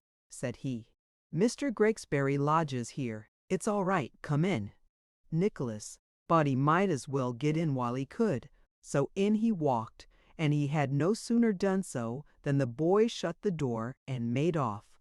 This was odd enough, but what was more embarrassing was that all along the passage and all along the narrow stairs, blocking up the window and making the dark entry darker still, was a confused crowd of persons with great importance depicted in their looks, who were, to all appearance, waiting in silent expectation of some coming event. From time to time one man would whisper to his neighbor, or a little group would whisper together, and then the whisperers would nod fiercely to each other, or give their heads a relentless shake, as if they were bent upon doing something very desperate, and were determined not to be put off, whatever happened.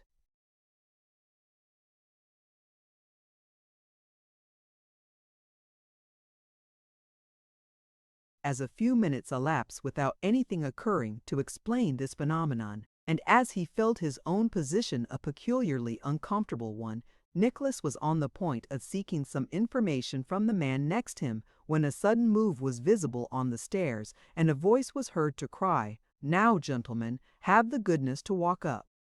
So far from walking up, the gentleman on the stairs began to walk down, with Stanhelm, with its down verse, "Averty wipe, quadas."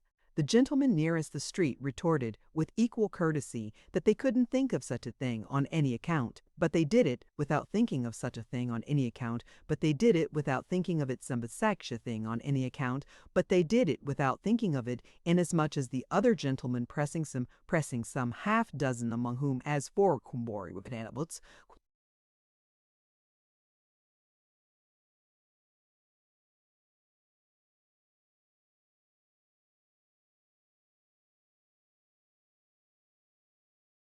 apartment. "Gentlemen," said Mr. Gregsbury, "you are welcome. I am rejoiced to see you."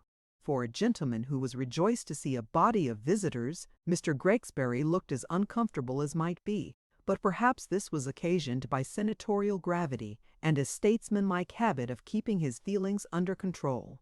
He was a tough, burly, thick-headed gentleman, with a loud voice, a pompous manner, a tolerable command of sentences with no meaning in them, and, in short, every requisite for a very good member indeed. "Now, gentlemen," said Mr. Gregsbury, tossing a great bundle of papers into a wicker basket at his feet, and throwing himself back in his chair with his arms over the elbows, "you are dissatisfied with my conduct, I see by the newspapers."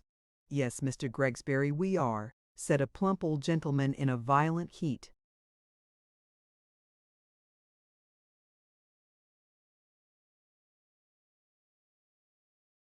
Bursting out of the throng, and planting himself in the front. "Do my eyes deceive me?" said Mr. Gregsbury, looking towards the speaker, "or is that my old friend Pugstyles?" "I am that man and no other, sir," replied the plump old gentleman. "Give me your hand, my worthy friend," said Mr. Gregsbury. "Pugstyles, my dear friend, I am very sorry to see you here." "I am very sorry to be here, sir," said Mr. Pugstyles. "But your conduct, Mr. Gregsbury, has rendered this deputation from your constituents imperatively necessary." "My conduct, Pugstyles," said Mr. Gregsbury, looking round upon the deputation with gracious magnanimity, "my conduct has been, and ever will be, regulated by a sincere regard for the true and real interest of this great and happy country.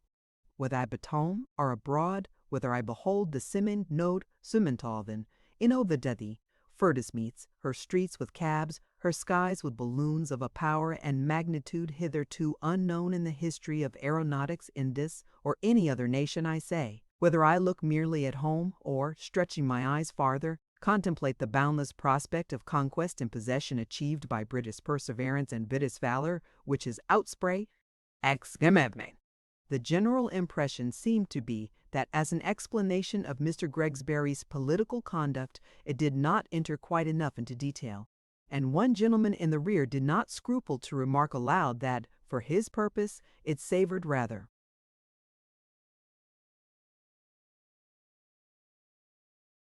too much of a gammon tendency.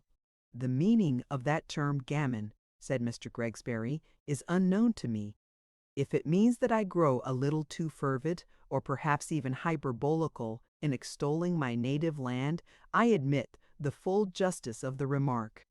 I am proud of this free and happy country. My form dilates, my eye glistens, my breast heaves, my heart swells, my bosom burns, when I call to mind her greatness and her glory. We wish, sir, remarked Mr. Pugstyles calmly, to ask you a few questions. If you please, gentlemen, my time is yours and my country's, said Mr. Gregsbury. This permission being conceded, Mr. Pugstyles put on his spectacles, and referred to a written paper which he drew from his pocket, whereupon nearly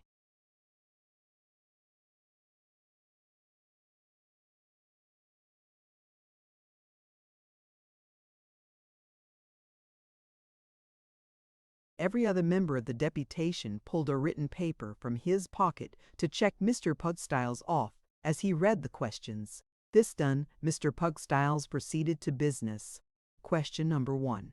Whether, sir, you did not give a voluntary pledge previous to your election that, in event of your being returned, you would immediately put down the practice of coughing and groaning in the House of Commons, and whether you did not submit to be coughed and groaned down in the very first debate of the session, and have since made no effort to effect a reform in this respect. Whether you did not also pledge yourself to astonish the government and make them shrink in their shoes, and whether you have astonished them and made them shrink in their shoes or not. Go on to the next one, my dear Pugstyles, said Mr. Gregsbury.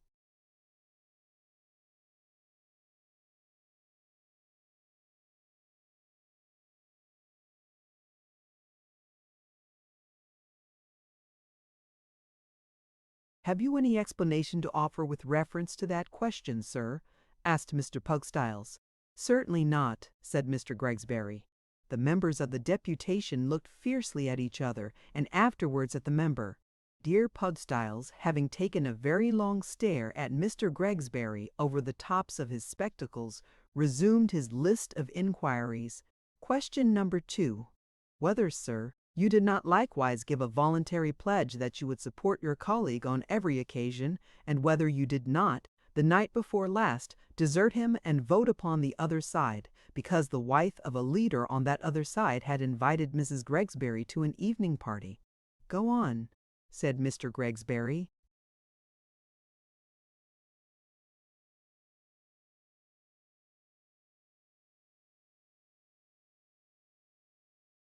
Nothing to say on that either, sir, asked the spokesman. Nothing whatever, replied Mr. Gregsbury. The deputation, who had only seen him at canvassing or election time, were struck dumb by his coolness. He didn't appear like the same man. Then he was all milk and honey. Now he was all starch and vinegar. But men are so different at different times. Question number 3 and last, said Mr. Pugstyles emphatically. Whether, sir, you did not state upon the hustings that it was your firm and determined intention to oppose everything proposed, to divide the House upon every question, to move for returns on every subject, to place a motion on the books every day, and, in short, in your own memorable words, to play the very devil with everything and everybody? With this comprehensive inquiry, Mr. Pugstyles folded up his list of questions, as did all his backers. Mr. Gregsbury reflected, blew his nose, threw himself further back in his chair,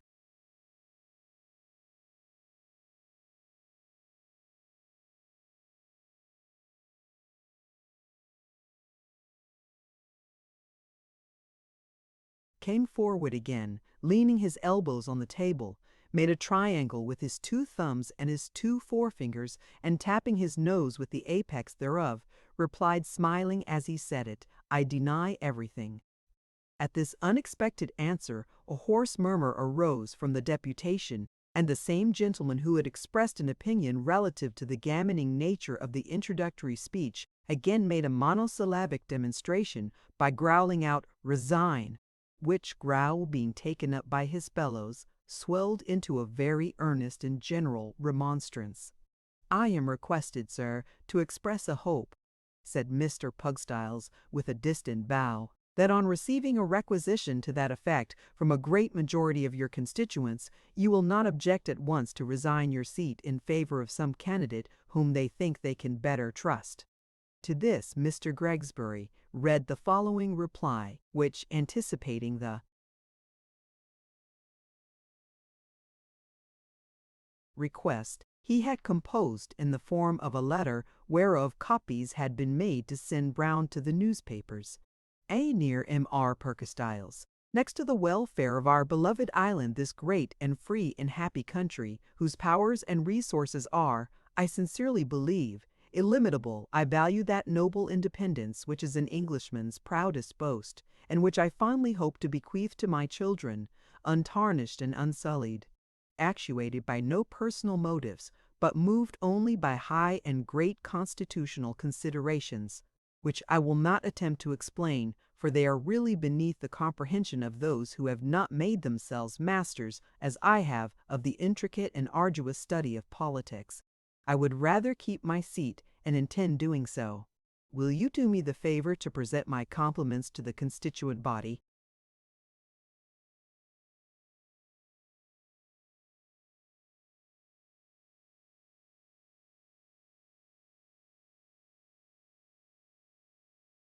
And acquaint them with this circumstance?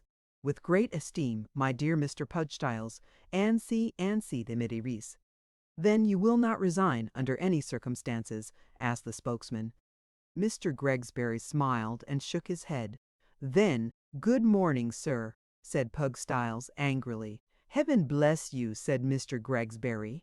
And the deputation, with many growls and scowls, filed off as quickly as the narrowness of the staircase would allow of their getting down.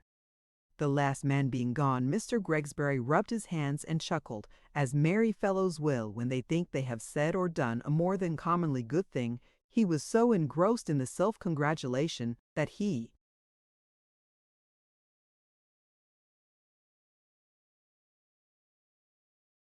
did not observe that Nicholas had been left behind in the shadow of the window curtains until that young gentleman, fearing he might otherwise overhear some soliloquy intended to have no listeners, coughed twice or thrice to attract the member's notice.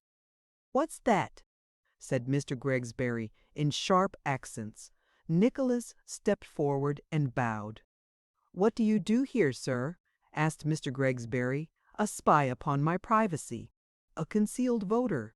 You have heard my answer, sir. Pray follow the deputation." "I should have done so if I had belonged to it." "But I do not," said Nicholas. "Then how came you here, sir?" was the natural inquiry of Mr. Gregsbury, M.P. "And where the devil have you come from, sir?" was the question which followed it.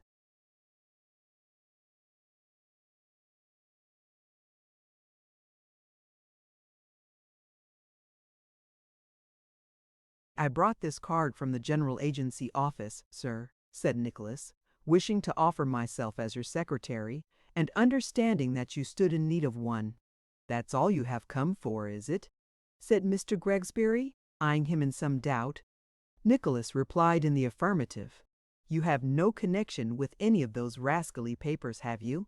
said Mr. Gregsbury. "You didn't get into the room to hear what was going forward and put it in print, eh?" "I have no connection, I am sorry to say, with anything at present," rejoined Nicholas politely enough, but quite at his ease. "Oh," said Mr. Gregsbury, "how did you find your way up here, then?"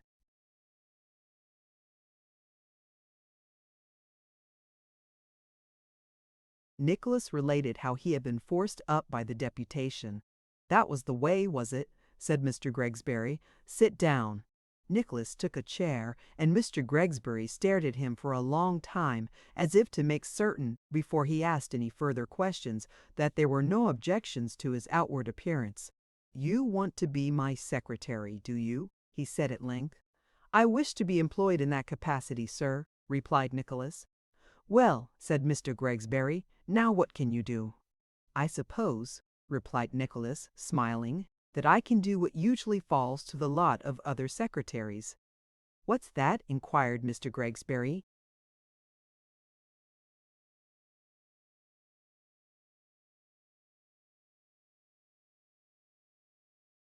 "What is it?" replied Nicholas. "Ah, what is it?" retorted the member, looking shrewdly at him, with his head on one side. "A secretary's duties are rather difficult to define, perhaps," said Nicholas, considering. "They include, I presume, correspondence?" "Good," interposed Mr. Gregsbury. "The arrangement of papers and documents? Very good. Occasionally, perhaps, the writing from your dictation, and possibly, sir," said Nicholas, with a half-smile, "the copying of your speech for some public journal, when you have made one of more than usual importance."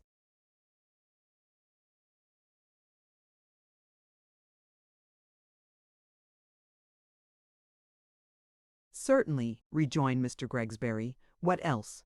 "Really," said Nicholas after a moment's reflection, "I am not able at this instant to recapitulate any other duty of a secretary beyond the general one of making himself as agreeable and useful to his employer as he can, consistently with his own respectability, and without overstepping that line of duties which he undertakes to perform, and which the designation of his office is usually understood to imply."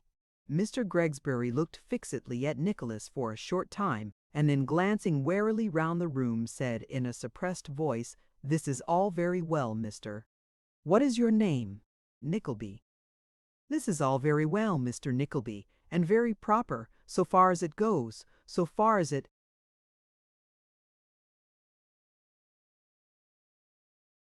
goes, but it doesn't go far enough. There are other duties, Mr. Nickleby, which a secretary to a parliamentary gentleman must never lose sight of." "I should require to be crammed, sir." "I beg your pardon," interposed Nicholas, doubtful whether he had heard aright. "To be crammed, sir?" repeated Mr. Gregsbury. "May I beg your pardon again if I inquire what you mean, sir?" said Nicholas. "My meaning, sir, is perfectly plain," replied Mr. Gregsbury with a solemn aspect. "My secretary would have to make himself master of the foreign policy of the world, as it is mirrored in the newspapers, to run his eye over all accounts of public meetings, all leading articles, and accounts of the proceedings of public bodies, and to make notes of anything which it appeared to him might be made a point of in any little speech upon the question of some petition lying on the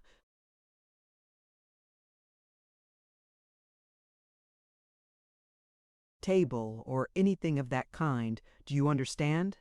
"I think I do, sir," replied Nicholas. "Then," said Mr. Gregsbury, "it would be necessary for him to make himself acquainted from day to day with newspaper paragraphs on passing events, such as mysterious disappearance and supposed suicide of a potboy, or anything of that sort upon which I might found a question to the Secretary of State for the Home Department.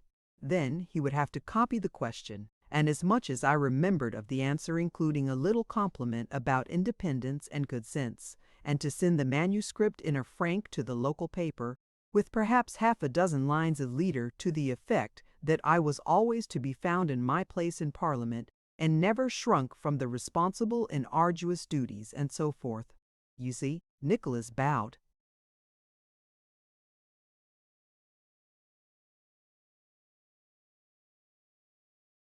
"Besides which," continued Mr. Gregsbury, "I should expect him, now and then, to go through a few figures in the printed tables, and to pick out a few results, so that I might come out pretty well on timber duty questions, and finance questions, and so on, and I should like him to get up a few little arguments about the disastrous effects of a return to cash payments and a metallic currency, with a touch now and then about the exportation of bullion and the Emperor of Russia and bank notes, and all that kid hatablook. Do you take me? "I think I understand," said Nicholas. "With regard to such questions as are not political," continued Mr. Gregsbury, warming, "and which one can't be expected to care a curse about, beyond the natural care of not allowing inferior people to be as well off as ourselves, else where are our privileges? I should wish my secretary to get together a few little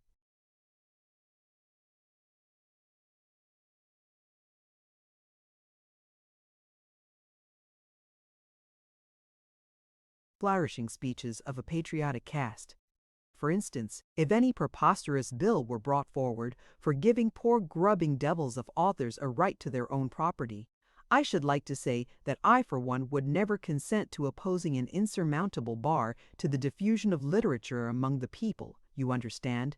That the creations of the pocket, being man's, might belong to one man or one family, but that the creations of the brain, being God's, ought as a matter of course to belong to the people at large, and if I was pleasantly disposed, I should like to make a joke about posterity and say that those who wrote for posterity should be content to be rewarded by the approbation of posterity. It might take with the house, and could never do me any harm, because posterity can't be expected to know anything about me or I see that, sir, replied Nicholas.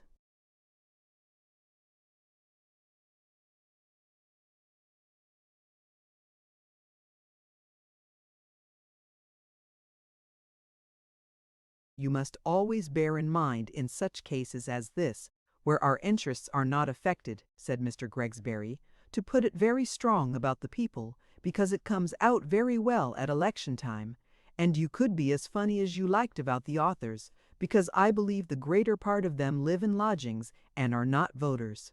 This is a hasty outline of the chief things you'd have to do, except waiting in the lobby every night, in case I forgot anything, and should want fresh cramming, and now and then, during great debates, sitting in the front row of the gallery and saying to the people about, you see that gentleman, with his hand to his face and his arm twisted round the pillar, that's Mr. Gregsbury, with any other little eulogium that might strike you at the moment. And for salary, said Mr. Gregsbury, winding up with great rapidity, for he was out of breath, and for salary I don't mind saying at once in round numbers, to prevent any dissatisfaction, though it's more than I've been accustomed to give 15 shillings a week, and find yourself there.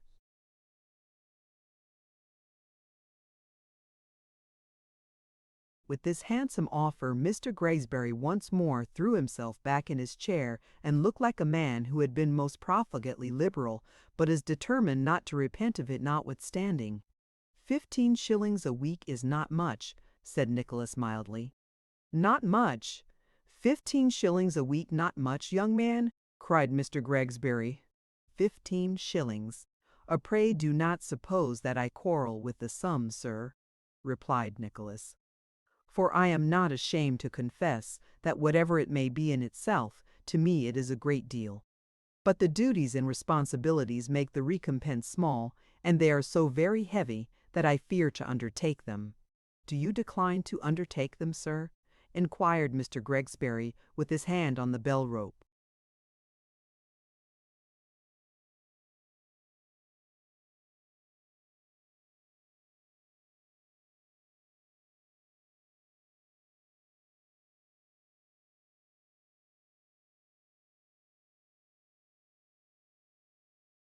I fear they are too great for my powers, however good my will may be, sir, replied Nicholas. That is as much as to say that you had rather not accept the place, and that you consider 15 shillings a week too little, said Mr. Gregsbury, ringing. Do you decline it, sir? I have no alternative but to do so, replied Nicholas.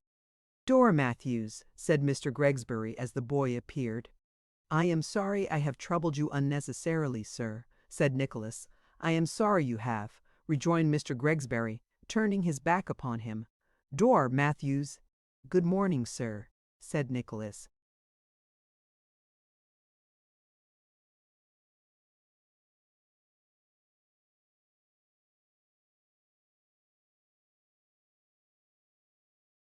Dora Matthews, cried Mr. Gregsbury. The boy beckoned Nicholas, and tumbling lazily downstairs before him, opened the door and ushered him into the street. With a sad and pensive air, he retraced his steps homewards. Smike had scraped a meal together from the remnant of last night's supper and was anxiously awaiting his return. The occurrences of the morning had not improved Nicholas's appetite, and, by him, the dinner remained untasted.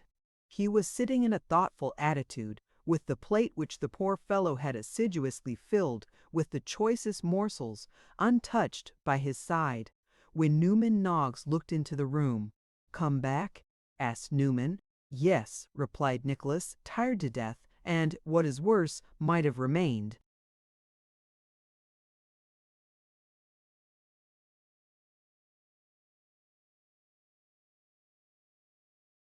At home for all the good I have done. Couldn't expect to do much in one morning, said Newman. Maybe so, but I am sanguine and did expect, said Nicholas, and am proportionately disappointed, saying which he gave Newman an account of his proceedings.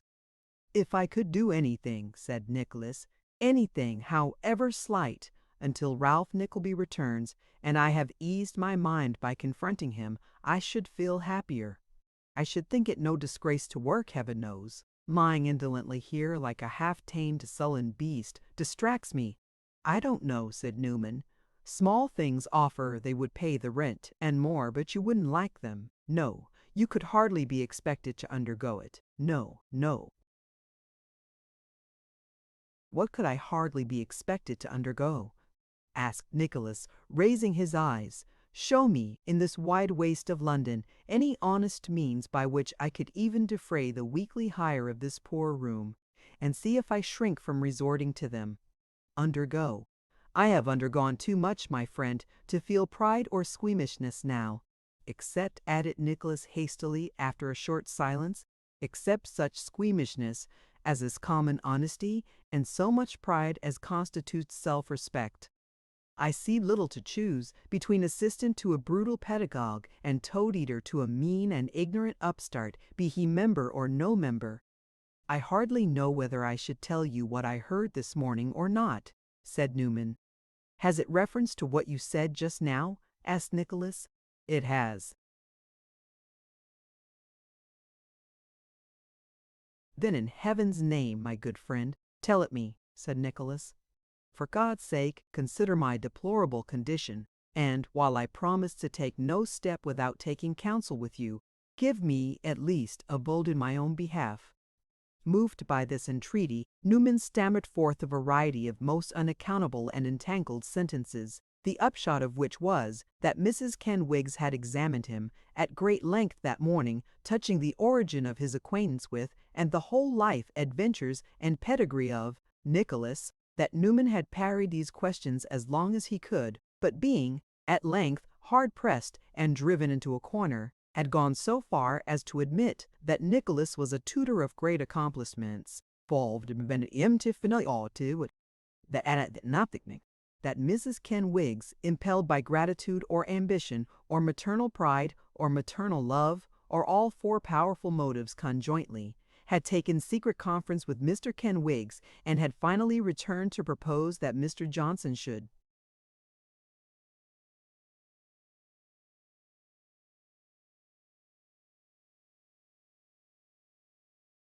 instruct the four Miss Kenwigses in the French language as spoken by natives, at the weekly stipend of 5 shillings, current coin of the realm, being at the rate of 1 shilling per week per each Miss Kenwigs, and 1 shilling over, until such time as the baby might be able to take it out in grammar. Which, unless I am very much mistaken, observed Mrs. Kenwigs in making the proposition, will not be very long. For such clever children, Mr. Noggs, never were born into this world, I do believe. There, said Newman, that's all. It's beneath you, I know. But I thought that perhaps you might, cried Nicholas with great alacrity.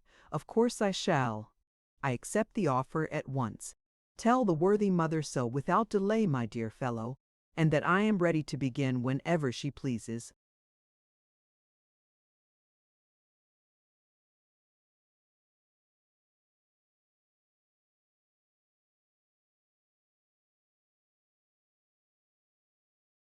Newman hastened with joyful steps to inform Mrs. Kenwigs of his friend's acquiescence, and soon returning, brought back word that they would be happy to see him in the first floor as soon as convenient, that Mrs. Kenwigs had, upon the instant, sent out to secure a second-hand French grammar and dialogues, which had long been fluttering in the 6-penny box at the bookstall round the corner, and that the family, highly excited at the prospect of this addition to their gentility, wished the initiate to aid a lesson que. And here it may be observed that Nicholas was not, in the ordinary sense of the word, a young man of high spirit. He would resent an affront to himself, or interpose to redress a wrong offered to another, as boldly and freely as any knight that ever set lance in rest. but he lacked that peculiar excess of coolness and great-minded selfishness, which invariably distinguish gentlemen of high spirit. In truth, for our own part, we are disposed to look upon such gentlemen as being rather encumbrances than otherwise in rising families, happening to be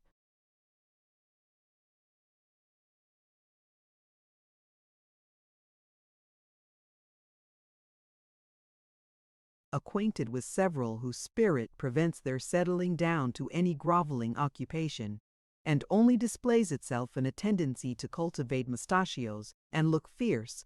And although mustachios and ferocity are both very pretty things in their way, and very much to be commended, we confess to a desire to see them bred at the owner's proper cost, rather than at the expense of low-spirited people. Nicholas, therefore, not being a high-spirited young man according to common parlance, and deeming it a greater degradation to borrow, for the supply of his necessities, from Newman Noggs, than to teach French to the little Conwitzes for 5 shillings a week, accepted the offer with the alacrity already described, and betook himself to the first floor with all convenient speed. Here he was received by Mrs. Kenwigs with a genteel air, kindly intended to assure him of her protection and support. And here, too, he found Mr. Lillyvick.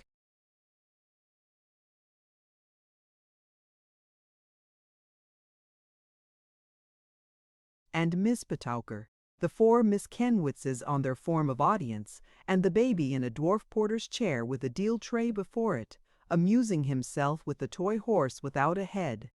The said horse being composed of a small wooden cylinder, not unlike an Italian iron, supported on 4 crooked pegs, and painted in ingenious resemblance of red wafers set in blacking. "How do you do, Mr. Johnson?" said Mrs. Kenwigs. "Uncle Mr. Johnson." "How do you do, sir?" said Mr. Lillyvick rather sharply, for he had not known what Nicholas was on the previous night, and it was rather an aggravating circumstance if a tax collector had been too polite to a teacher. "Mr. Johnson is engaged as private master to the children, uncle," said Mrs. Kenwigs. "So you said just now, my dear," replied Mr. Lillyvick.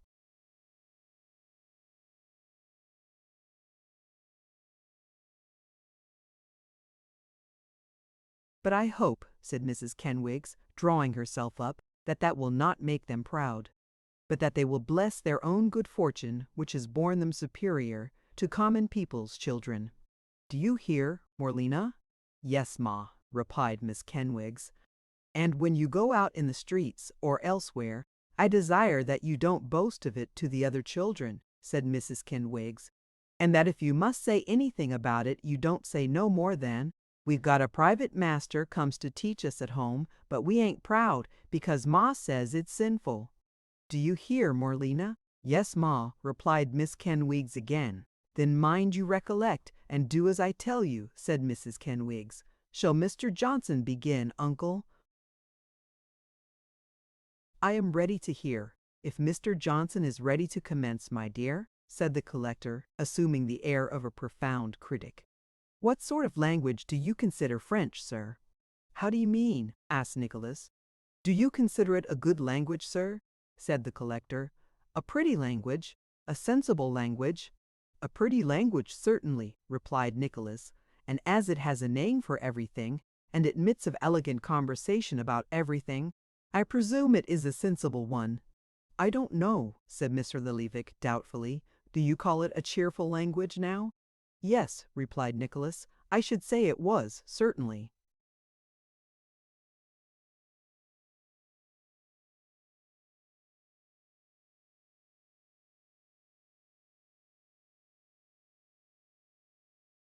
"It's very much changed since my time, then," said the collector. "Very much. Was it a dismal one in your time?" asked Nicholas, scarcely able to repress a smile. "Very," replied Mr. Lillyvick with some vehemence of manner. "It's the war time that I speak of. The last war. It may be a cheerful language. I should be sorry to contradict anybody, but I can only say that I've heard the French prisoners, who were natives, and ought to know how to speak it, talking in such a dismal manner that it made one miserable to hear them. Aye, that I have, 50 times, sir, 50 times." Mr. Nickleby was waxing so cross that Mrs. Kenwigs thought it expedient to motion to Nicholas not to say anything, and it was not until Miss Petowker had practiced several blandishments to soften the excellent old gentleman that he deigned to break silence by asking,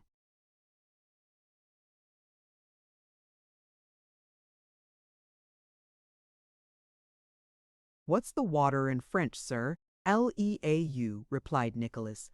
"Ah," said Mr. Lillyvick, shaking his head mournfully. "I thought as much. L'eau, eh?" "I don't think anything of that language, nothing at all." "I suppose the children may begin, uncle?" said Mrs. Kenwigs. "Oh yes, they may begin, my dear," replied the collector discontentedly. "I have no wish to prevent them." This permission being conceded, the four Miss Kenwigses sat in a row with their tails all one way, and Morlena at the top, while Nicholas, taking the book, began his preliminary explanations. Miss Petowker and Mrs. Kenwigs looked on, in silent admiration, broken only by the whispered assurances of the latter, that Morlena would have it all by heart in no time, and Mr. Lillyvick regarded the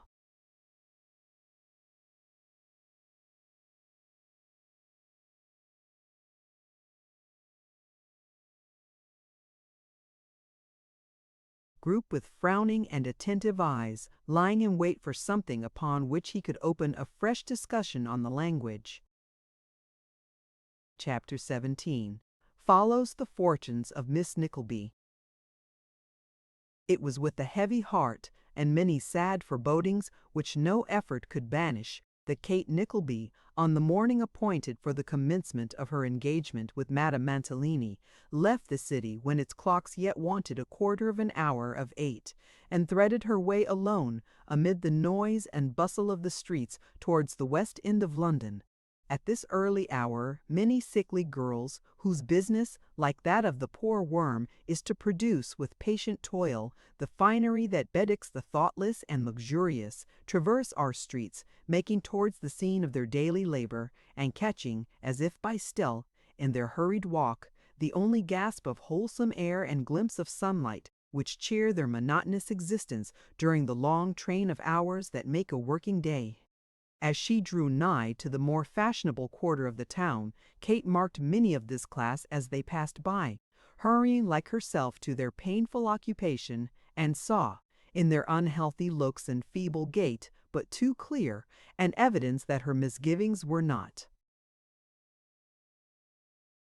wholly groundless. She arrived at Madame Mantalini's some minutes before the appointed hour, and after walking a few times up and down, in the hope that some other female might arrive and spare her the embarrassment of stating her business to the servant, knocked timidly at the door, which, after some delay, was opened by the footman, who had been putting on his striped jacket as he came upstairs, and was now intent on fastening his apron. "Is Madame Mantalini in?" faltered Kate. "Not often out at this time, miss," replied the man in a tone which rendered "miss" something more offensive than "my dear." "Can I see her?" asked Kate. "Eh?" replied the man, holding the door in his hand and honoring the inquirer.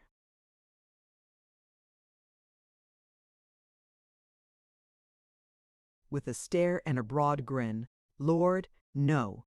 I came by her own appointment," said Kate. I am to be employed here." "Oh!" "You should have rung the worker's bell," said the footman, touching the handle of one in the doorpost. "Let me see, though, I forgot Miss Nickleby, is it?" "Yes," replied Kate. "You're to walk upstairs then, please," said the man.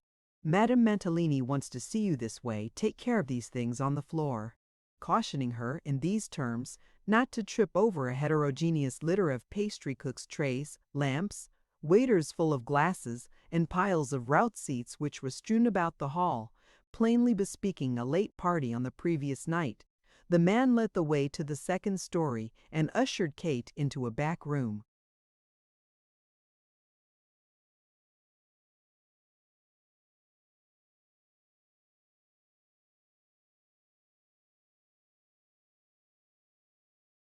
Communicating by folding doors with the apartment in which she had first seen the mistress of the establishment.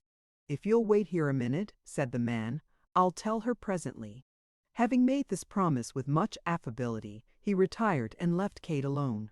There was not much to amuse in the room, of which the most attractive feature was a half-length portrait in oil of Mr. Mantalini, whom the artist had depicted scratching his head in an easy manner, and thus displaying to advantage a diamond ring, the gift of Madame Mantalini before her marriage.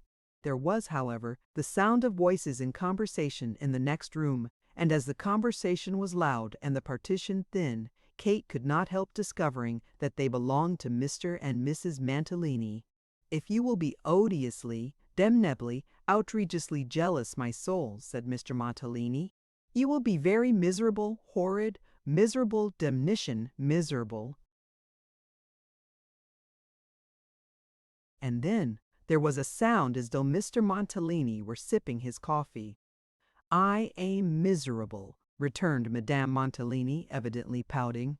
"Then you are an ungrateful, unworthy, demmed unthankful little fairy," said Mr. Mantalini. "I am not," returned Madame, with a sob. "Do not put itself out of humor," said Mr. Mantalini, breaking an egg. "It is a pretty, bewitching little demmed countenance, and it should not be out of humor, for it spoils its loveliness and makes it cross and gloomy like a frightful, naughty, demmed hobgoblin." "I am not to be brought round in that way, always," rejoined Madame sulkily. "It shall be brought round in any way it likes best, and not brought round at all." "If it likes that better," retorted Mr. Mantalini, with his egg spoon in his mouth. "It's very easy to talk," said Mrs. Mantalini. "Not so easy when one is eating a demnition egg," replied Mr. Mantalini, "for the yolk runs down the waistcoat, and yolk of egg does not match any waistcoat, but a yellow waistcoat, demmit." "You were flirting with her during the whole night," said Madame Mantalini, apparently desirous to lead the conversation back to the point from which it had strayed. "No, no, my life." "You were," said Madame. "I had my eye upon you all the time. Bless the little winking, twinkling eye. Was it on me all the time?" cried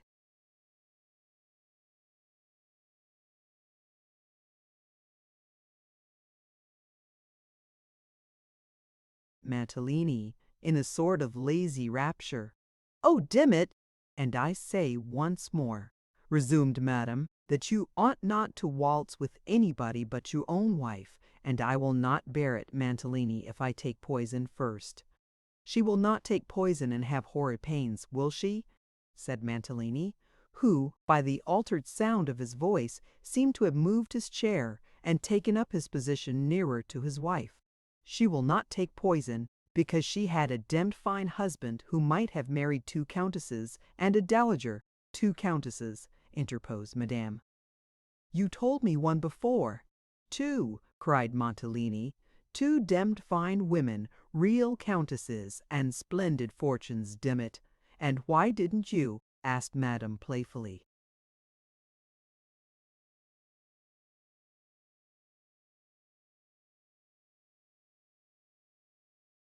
"Why didn't I?" replied her husband. "Had I not seen, at a morning concert, the deemedest little fascinator in all the world, and while that little fascinator is my wife, may not all the countesses and dowagers in England be—" Mr. Mantalini did not finish the sentence, but he gave Madame Mantalini a very loud kiss, which Madame Mantalini returned, after which there seemed to be some more kissing mixed up with the progress of the breakfast. "And what about the cash? My existence jewel," said Mantalini, when these endearments ceased. "How much have we in hand?" "Very little indeed," replied Madame. "We must have some more," said Mantalini. "We must have some discount out of old Nickleby to carry on the war with, Demit." "You can't want any more just now," said Madame coaxingly.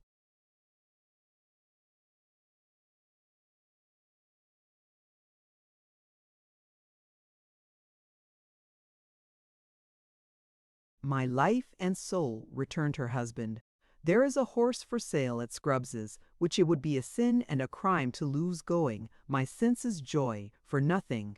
"For nothing!" cried Madame. "I am glad of that, for actually nothing," replied Mantalini. "100 guineas down will buy him, mane and crest and legs and tail, all of the dim-base beauty. I will ride him in the park before the very chariots of the rejected countesses. The demmed old dowager will faint with grief and rage. The other two will say, he is married, he has made away with himself, it is a demmed thing and is all up. They will hate each other damnably, and wish you dead and buried. Ha! ha! Damn it! Madame Montellini's prudence, if she had any, was not proof against these triumphal pictures. After a little jingling of keys, she observed that she would see what her desk contained, and rising for that purpose, opened the folding door and walked into the room where Kate was seated.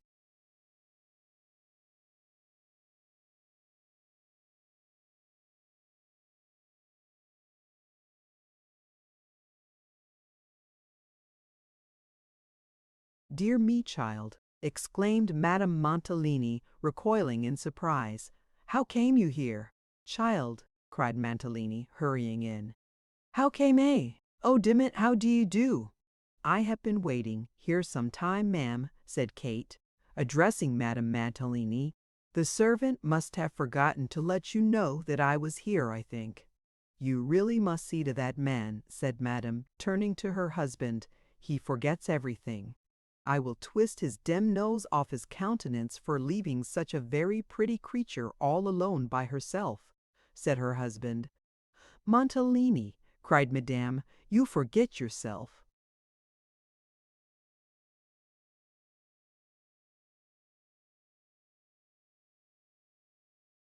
"I don't forget you, my soul, and never shall, and never can," said Montellini, kissing his wife's hand and grimacing aside to Miss Nickleby, who turned away. Appeased by this compliment, the lady of the business took some papers from her desk, which she handed over to Mr. Montellini, who received them with great delight. She then requested Kate to follow her, and after several feints on the part of Mr. Montellini to attract the young lady's attention, they went away, leaving that gentleman extended at full length on the sofa, with his heels in the air and a newspaper in his hand. Madame Montellini led the way down a flight of stairs and through a passage to a large room at the back of the premises, where were a number of young women employed in sewing, cutting out, making up, altering, and various other processes known only to those who are cunning in the arts of millinery and dressmaking. It was a close room with a skylight, and as dull and quiet as a room.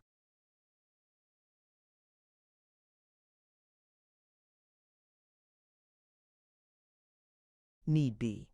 On Madame Montellini calling aloud for Miss Nagg, a short, bustling, overdressed female, full of importance, presented herself, and all the young ladies, suspending their operations for the moment, whispered to each other sundry criticisms upon the make and texture of Miss Nickleby's dress, her complexion, cast of features, and personal appearance, with as much good breeding as could have been displayed by the very best society in a crowded ballroom. "Oh, Miss Nagg," said Madame Montellini, "this is the young person I spoke to you about." Miss Nagg bestowed a reverential smile upon Madame Montellini, which she dexterously transformed into a gracious one for Kate, and said that certainly, although it was a great deal of trouble to have young people who were wholly unused to the business, still she was sure the young person would try to do her.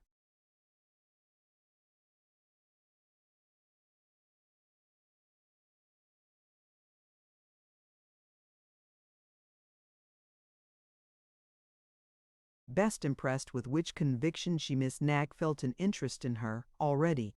"I think that, for the present at all events, it will be better for Miss Nickleby to come into the showroom with you, and try things on for people," said Madame Montellini. "She will not be able for the present to be of much use in any other way, and her appearance will suit very well with mine, Madame Montellini," interrupted Miss Nagg. "So it will, and to be sure I might have known that you would not be long in finding that out, for you have so much taste in all those matters, that really, as I often say to the young ladies, I do not know how, when, or where you possibly could have acquired all you know hem Miss Nickleby, and I are quite a pair, Madame Montellini. Only I am a little darker than Miss Nickleby, and hem I think my foot may be a little smaller. Miss Nickleby, I am sure, will not be offended at my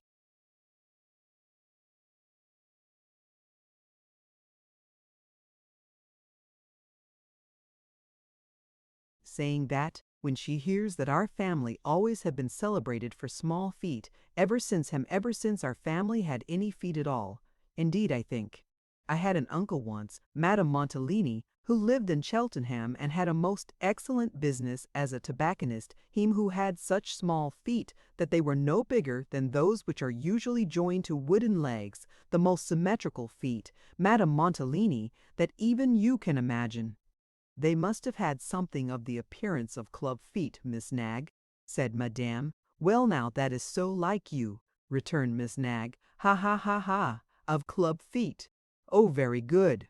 As I often remark to the young ladies, well, I must say, and I do not care who knows it, of all the ready humor ham I ever heard anywhere, and I have heard a good deal, for when my dear brother was alive, I kept house for him, Miss Nickleby. We had to supper once a week, 2 or 3. Young men, highly celebrated in those days for their humor, Madame Montellini, of all the ready humor, I say to the young ladies, I ever heard Madame Montellini's is the most remarkable hem. It is so gentle, so sarcastic, and yet so good-natured, as I was observing to Miss Simmons only this morning, that how, or when, or by what means she acquired it, is to me a mystery indeed. Here Miss Nagg paused to take breath, and while she pauses it may be observed, not that she was marvelously loquacious and marvelously deferential to Madame Montellini, since these are facts which require no comment, but that every now and then she was accustomed in the torrent of her karst to the tquat, the import and meaning of which was variously interpreted by her acquaintance. Some holding that Miss Nagg dealt in exaggeration and introduced the monosyllable when any fresh invention was in course of coinage in her brain. Others, that when she wanted a word, she threw it in to gain time and prevent anybody else from striking into the conversation. It may be further remarked that Miss Nagg still aimed at youth, although she had shot beyond it years ago, and that she was weak and vain, and one of those people who are best described by the axiom that you may trust them as far as you can see them, and no farther. You'll take care that Miss Nickleby understands her hours, and so forth, said Madame Montellini, and so I'll leave her with you. You'll not forget my directions, Miss Nagg. Miss Nagg, of course, replied that to forget anything Madame Montellini had directed was a moral impossibility, and that lady, dispensing a general good morning among her assistants, sailed away. Charming creature, isn't she, Miss Nickleby? Said Miss Nagg, rubbing her hands together.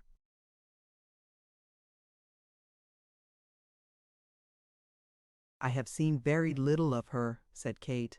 I hardly know yet. Have you seen Mr. Montellini? Inquired Miss Nagg. Yes, I have seen him twice. Isn't H.E. a charming creature? Indeed, he does not strike me as being so, by any means, replied Kate. No, my dear, cried Miss Nagg, elevating her hands. Why, goodness gracious mercy, where's your taste? Such a fine, tall, full-whiskered, dashing, gentlemanly man, with such teeth and hair, and him well now, you do astonish me. I dare say I am very foolish, replied Kate, laying aside her bonnet, but as my opinion is of very little importance to him or anyone else, I do not regret having formed it, and shall be slow to change it, I think.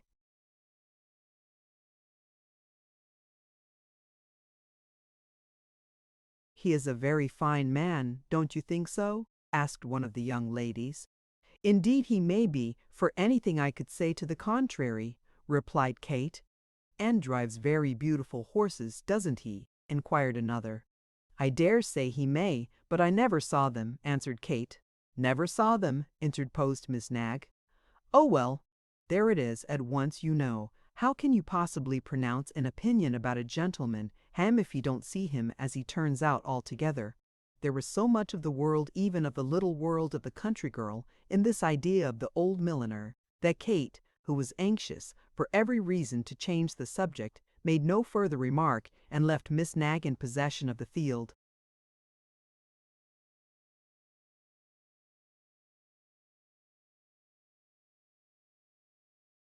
After a short silence, during which most of the young people made a closer inspection of Kate's appearance and compared notes respecting it. One of them offered to help her off with her shawl, and the offer being accepted, inquired whether she did not find black very uncomfortable wear.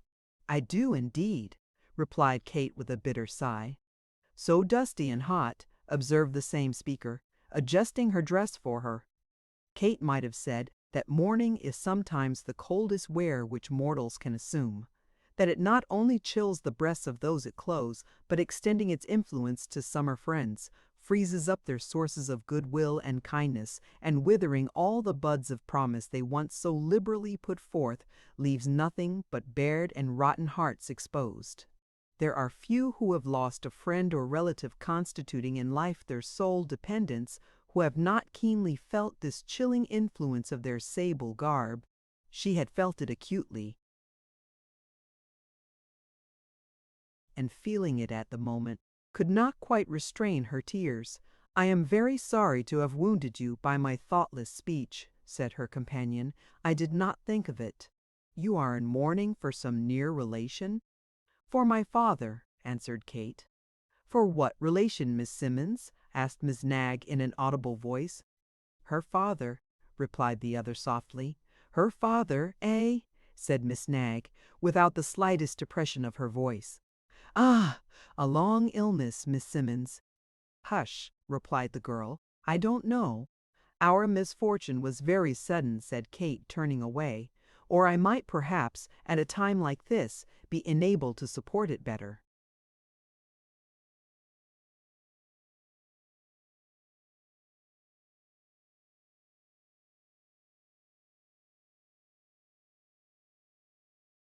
There had existed not a little desire in the room, according to invariable custom, when any new young person came, to know who Kate was, and what she was, and all about her.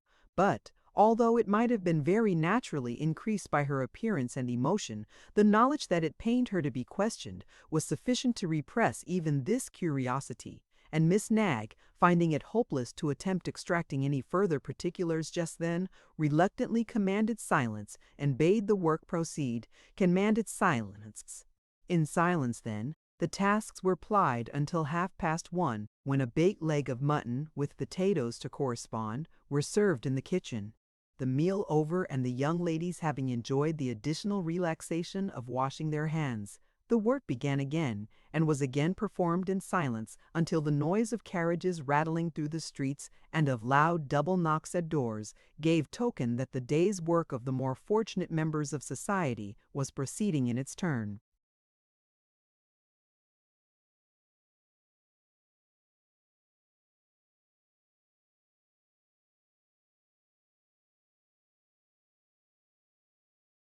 One of these double knocks at Madame Mantalini's door announced the equipage of some great lady, or rather rich one, for there is occasionally a distinction between riches and greatness, who had come with her daughter to approve of some court dresses which had been a long time preparing, and upon whom Kate was deputed to wait, accompanied by Miss Nagg, and officered, of course, by Madame Mantalini. Kate's part in the pageant was humble enough, her duties being limited to holding articles of costume until Miss Nagg was ready to try them on, and now and then tying a string or fastening a hook and eye. She might, not unreasonably, have supposed herself beneath the reach of any arrogance or bad humor, but it happened that the lady and daughter were both out of temper that day, and the poor girl came in for her share of their revilings. She was awkward. Her hands were cold, dirty, coarse. She could do nothing right. They wondered how Madame Mantalini could have such people about her, requested.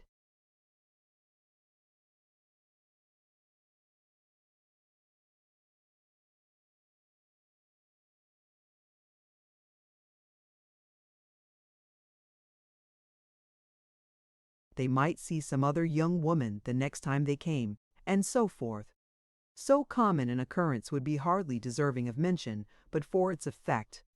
Kate shed many bitter tears when these people were gone, and felt, for the first time, humbled by her occupation. She had, it is true, quailed at the prospect of drudgery and hard service, but she had felt no degradation in working for her bread until she found herself exposed to insolence and pride. Philosophy would have taught her that the degradation was on the side of those who had sunk so low as to display such passions habitually and without cause. But she was too young for such consolation, and her honest feeling was hurt.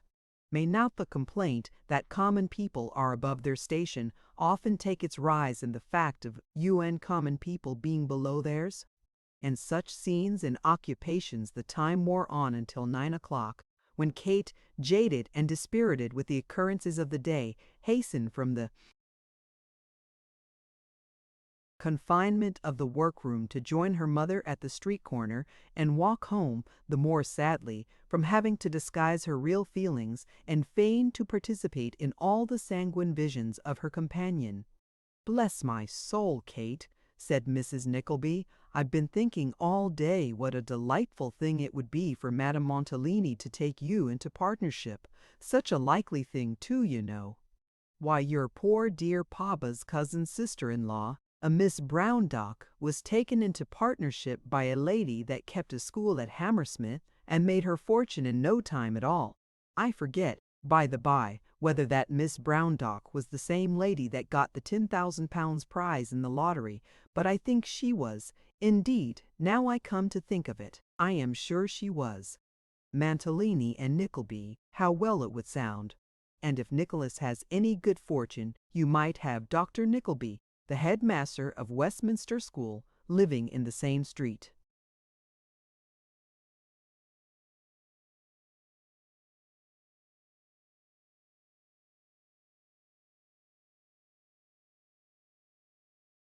"Dear Nicholas," cried Kate, taking from her reticule her brother's letter from Doldboys Hall, "in all our misfortunes, how happy it makes me, mamma, to hear he is doing well, and to find him writing in such good spirits.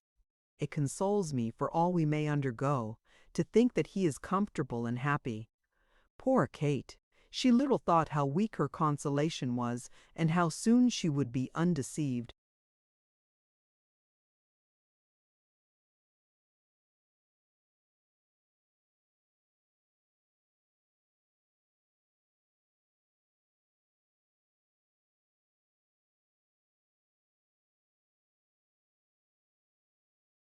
Chapter 18. Miss Nagg, after doting on Kate Nickleby for 3 whole days, makes up her mind to hate her for evermore.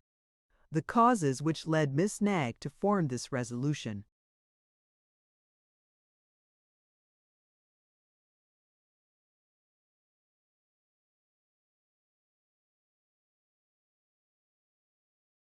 There are many lives of much pain, hardship, and suffering, which, having no stirring interest for any but those who lead them, are disregarded by persons who do not want thought or feeling, but who pamper their compassion and need high stimulants to rouse it.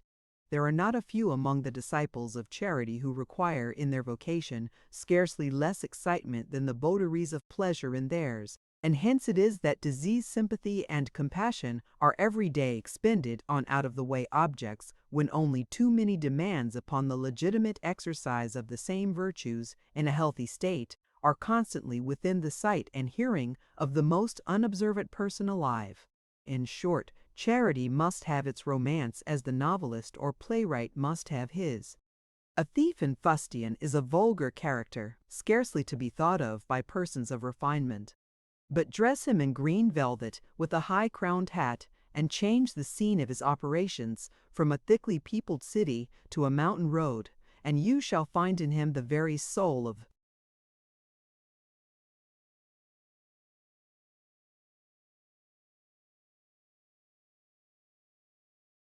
poetry and adventure. So it is with the one great cardinal virtue, which, properly nourished and exercised, leads to, if it does not necessarily include, all the others. It must have its romance, and the less of real hard, struggling work a day life there is in that romance, the better.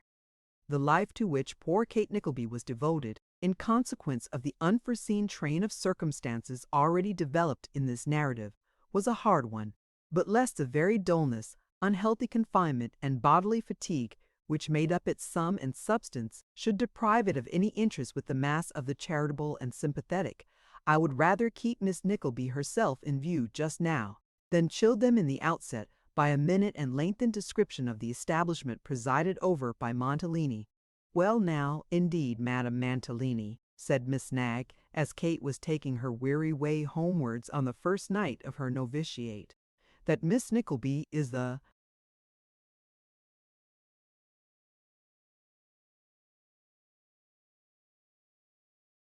very creditable young person."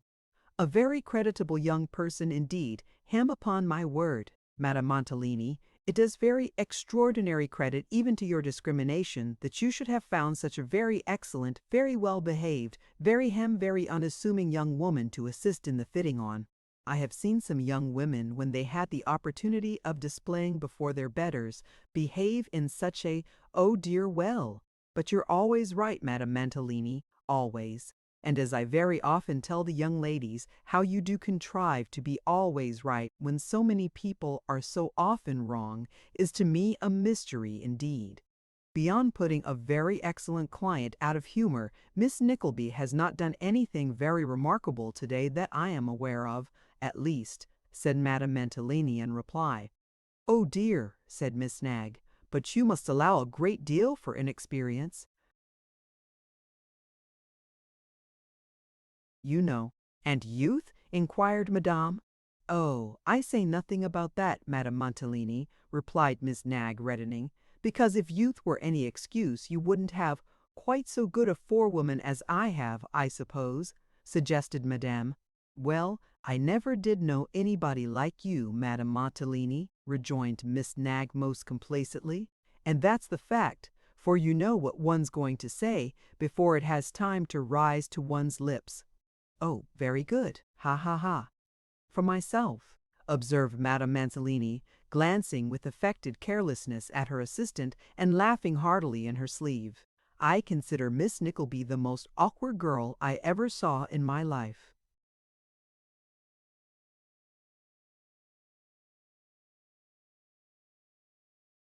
"Poor dear thing," said Miss Knag. "It's not her fault. If it was, we might hope to cure it. But as it's her misfortune, Madame Montellini, why really, you know, as the man said about the blind horse, we ought to respect it." "Her uncle told me she had been considered pretty," remarked Madame Montellini. "I think her one of the most ordinary girls I ever met with." "Ordinary!" cried Miss Knag with a countenance beaming delight. "And awkward! Well, all I can say is, Madame Montellini, that I quite love the poor girl, and that if she was twice as indifferent looking and twice as awkward as she is, I should be only so much the more her friend, and that's the truth of it." In fact, Miss Knag had conceived an incipient affection for Kate Nickleby after witnessing her failure that morning, and this short conversation with her superior increased the favorable prepossession to a most surprising extent, which was the more remarkable as when she first scanned that young lady's face.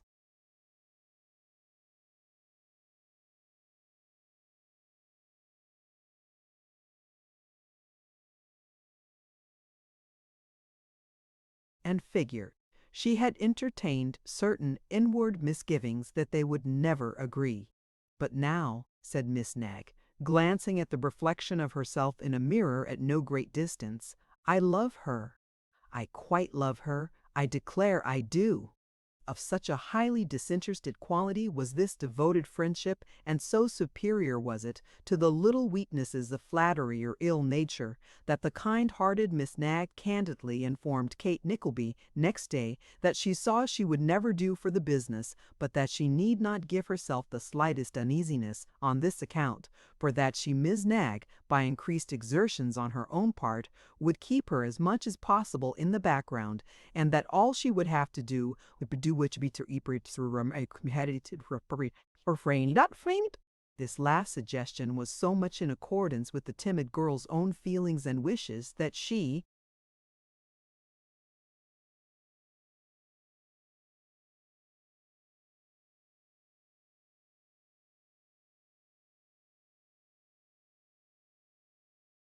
readily promised implicit reliance on the excellent spinster's advice, without questioning, or indeed bestowing a moment's reflection upon, the motives that dictated it.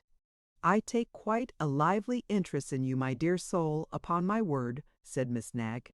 "A sister's interest, actually. It's the most singular circumstance I ever knew."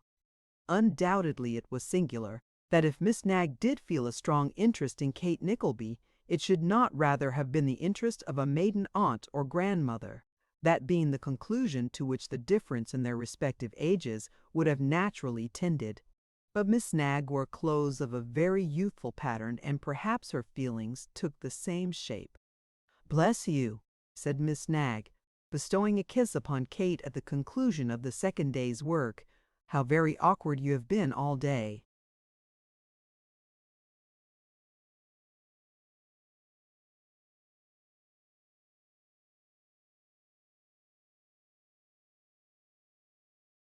"I fear your kind and open communication, which has rendered me more painfully conscious of my own defects, has not improved me," sighed Kate. "No, no, I dare say not," rejoined Miss Nagg in a most uncommon flow of good humor.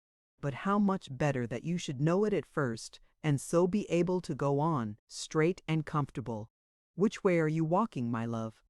"Towards the city," replied Kate. "The city!" cried Miss Nagg, regarding herself with great favor in the glass as she tied her bonnet. "Goodness gracious me! Now do you really live in the city?" "Is it so very unusual for anybody to live there?" asked Kate, half smiling. "I couldn't have believed it possible that any young woman could have lived there, under any circumstances whatever, for 3 days together," replied Miss Nagg.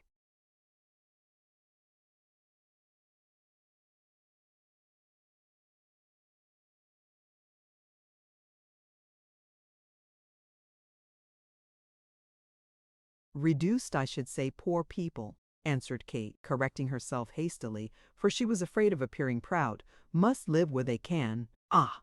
Very true, so they must. Very proper indeed," rejoined Miss Nagg, with that sort of half sigh which, accompanied by 2 or 3 slight nods of the head, is pity's small change in general society. "And that's what I very often tell my brother, when our servants go away ill, one after another, and he thinks the back kitchen's rather too damp for 'em to sleep in. These sort of people, I tell him, are glad to sleep anywhere. Heaven suits the back to the burden. What a nice thing it is to think that it should be so, isn't it?" "Very," replied Kate. "I'll walk with you part of the way, my dear," said Miss Nagg, "for you must go very near our house, and as it's quite dark, and our last servant went to the hospital a week ago with St. Anthony's fire in her face, I shall be glad of your company." Kate would willingly have excused herself from the splattering companionship, but Miss Nagg, having adjusted her bonnet to her entire satisfaction, took her arm with an air which plainly showed how much she felt the compliment she was conferring, and they were in the street before she could say another word. "I fear," said Kate, hesitating, "that mamma, my mother, I mean, is waiting for me." "You needn't make the least apology, my dear," said Miss Nagg, smiling sweetly as she spoke. "I dare say she is a very respectable old person, and I shall be quite pleased to know her." As poor Mrs. Nickleby was cooling not her heels alone, but her limbs generally at the street corner, Kate had no alternative but to make her known to Miss Ince.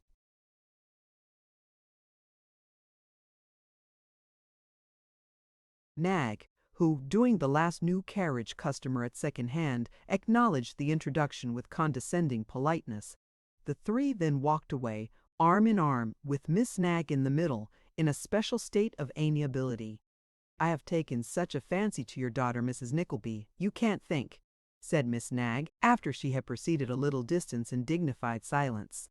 "I am delighted to hear it," said Mrs. Nickleby, "though it is nothing new to me that even strangers should like Kate." "Hem!" cried Miss Nagg. "You will like her better when you know how good she is," said Mrs. Nickleby. "It is a great blessing to me, in my misfortunes, to have a child who knows neither pride nor vanity, and whose bringing up might very well have excused a little of both at first. You don't know what it is to lose a husband, Miss Nagg."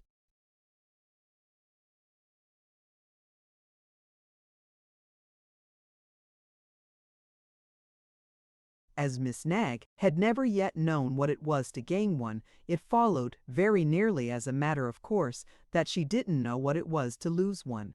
So she said, in some haste, "No, indeed I don't," and said it with an air intending to signify that she should like to catch herself marrying anybody. No, she knew better than that. "Kate has improved even in this little time, I have no doubt," said Mrs. Nickleby, glancing proudly at her daughter. "Oh, of course," said Miss Nagg.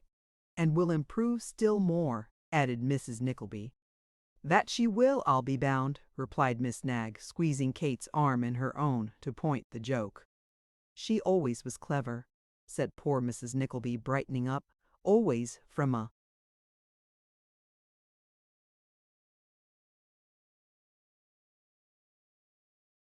baby. I recollect when she was only 2 years and a half old, that a gentleman who used to visit very much at our house, Mr. Watkins, you know, Kate, my dear, that your poor papa went bail for, who afterwards ran away to the United States, and sent us a pair of snowshoes, with such an affectionate letter that it made your poor dear father cry for a week. You remember the letter? In which he said that he was very sorry he couldn't repay the £50 just then, because his capital was all out at interest, and he was very busy making his fortune, but that he didn't forget you were his goddaughter, and he should take it very unkind if we didn't buy you a silver coral and put it down to his old account. Dear me, yes, my dear, how stupid you are!" And spoke so affectionately of the old port wine that he used to drink a bottle and a half of every time he came. You must remember, Kate. Yes, yes, mamma. What of him?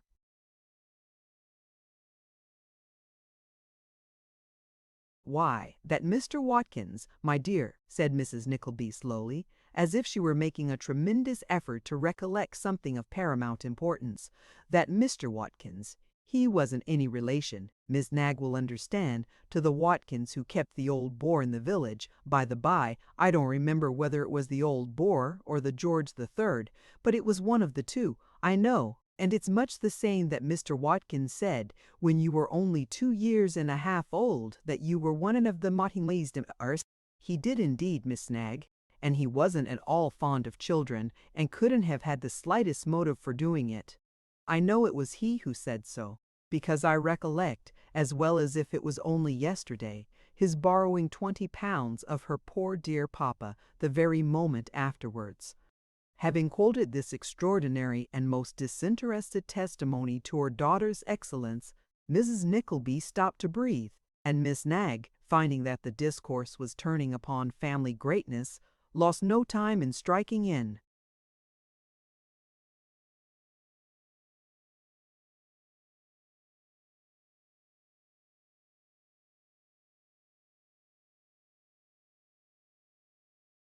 With a small reminiscence on her own account. "Don't talk of lending money, Mrs. Nickleby," said Miss Nagg, "or you'll drive me crazy, perfectly crazy. My mamma Hem was the most lovely and beautiful creature, with the most striking and exquisite hem, the most exquisite nose that ever was put upon a human face, I do believe, Mrs. Nickleby here." Miss Nagg rubbed her own nose sympathetically, the most delightful and accomplished woman, perhaps, that ever was seen, but she had that one failing of lending money, and carried it to such an extent that she lent him, oh, thousands of pounds, all our little fortunes, and what's more, Mrs. Nickleby, I don't think, if we were to live till the very end of time, that we should ever get them back again. I don't indeed." After concluding this effort of invention without being interrupted, Miss Nagg fell into many more recollections, no less interesting than true, the full tide of which Mrs. Nickleby, in vain attempting to stem, at length sailed smoothly down by adding an undercurrent of her own recollections. And so both ladies went on talking together in perfect contentment, the only difference between them being that whereas Miss Nagg addressed herself to Kate, and talked very loud, Mrs. Nickleby kept on in one unbroken monotonous flow, perfectly satisfied to be talking and caring very little whether anybody listened or not. In this manner they walked on, very amicably, until they arrived at Miss Nagg's brother's, who was an ornamental stationer and small circulating library keeper in a by-street off Tottenham Court Road, and who let out by the day, week, month, or year the newest old novels, whereof the titles were displayed in pen and ink characters on a sheet of pasteboard swinging at his doorpost. As Miss Nagg happened, at the moment, to be in the middle of an account of her 22nd offer from a gentleman of large property, she insisted upon their all going in to supper together, and in they went.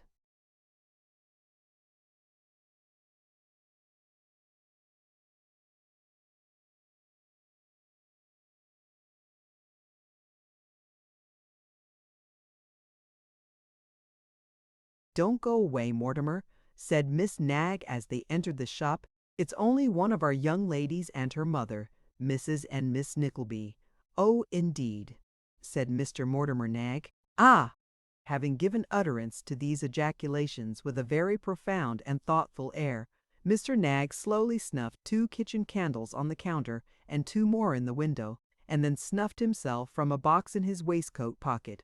There was something very impressive in the ghostly air with which all this was done, and as Mr. Nagg was a tall, lank gentleman of solemn features, wearing spectacles and garnished with much less hair than a gentleman bordering on 40 or thereabouts usually boasts, Mrs. Nickleby whispered her daughter that she thought he must be literary. "Past 10, said Mr. Nagg, consulting his watch. "Thomas, close the warehouse." Thomas was a boy nearly half as tall as a shutter, and the warehouse was a shop about the size of 3 hackney coaches. "Ah!" said Mr. Nagg once more, heaving a deep sigh as he restored to its parent shelf the book he had been reading. "Well, yes, I believe supper is ready, sister." With another sigh, Mr. Nagg took up the kitchen candles from the counter and preceded the ladies with mournful steps to a back parlor where a charwoman, employed in the absence of the sick servant and remunerated with certain 18 pences to be deducted from her wages due, was putting the supper out. "Mrs. Blockson," said Miss Nagg reproachfully, "how very often I have begged you not to come into the room with your bonnet on." "I can't help it, Miss Nagg," said the charwoman, bridling up on the shortest.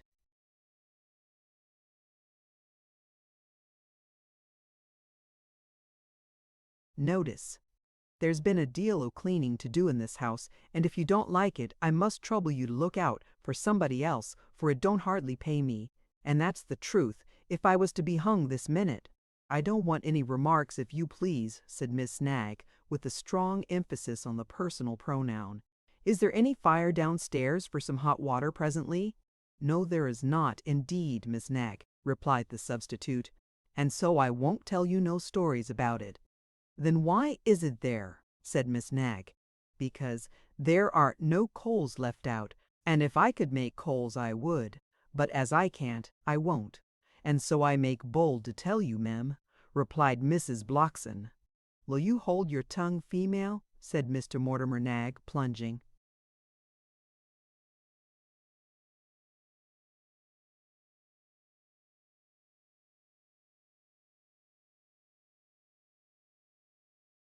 Violently into this dialogue. "By your leave, Mr. Nagg," retorted the charwoman, turning sharp round. "I'm only too glad not to speak in this house, excepting when and where I'm spoke to, sir, and with regard to being a female, sir, I should wish to know what you considered yourself?" "A miserable wretch," exclaimed Mr. Nagg, striking his forehead. "A miserable wretch! I'm very glad to find that you don't call yourself out of your name, sir," said Mrs. Blockson. "And as I had 2 twin children the day before yesterday was only 7 weeks, and my little Charlie fell down a airy and put his elber out last Monday, I shall take it as a favor if you'll send 9 shillings for 1 week's work to my house afore the clock strikes 10 tomorrow." With these parting words, the good woman quitted the room with great ease of manner, leaving the door wide open. Mr. Nagg at the same moment flung himself into the warehouse and groaned aloud. "What is the matter with that gentleman, pray?" inquired Mrs. Nickleby, greatly disturbed by the sound. "Is he ill?" inquired Kate, really alarmed. "Hush!" replied Miss Nagg. A most melancholy history. He was once most devotedly attached to Madame Mantalini. Bless me, exclaimed Mrs. Nickleby. Yes, continued Miss Nagg, and received great encouragement too, and confidently hoped to marry her. He has a most romantic heart, Mrs. Nickleby, as indeed all our family have, and the disappointment was a dreadful blow. He is a wonderfully accomplished man, most extraordinarily accomplished, reads every novel that comes out. I mean every novel that has any fashion in it, of course. The fact is that he did find so much in the books he read, applicable to his own misfortunes, and did find himself in every respect so much like the heroes, because of course he is conscious of his own superiority, as we all are, and very naturally that he took to scorning everything and became a genius, and I am quite sure that he is, at this very present moment, writing another book. Another book, repeated Kate, finding that a pause was left for somebody to say something. Yes, said Miss Nagg, nodding in great triumph. Another book, in 3 volumes post octavo. Of course it's a great advantage to him, in all his little fashionable descriptions, to have the benefit of my experience.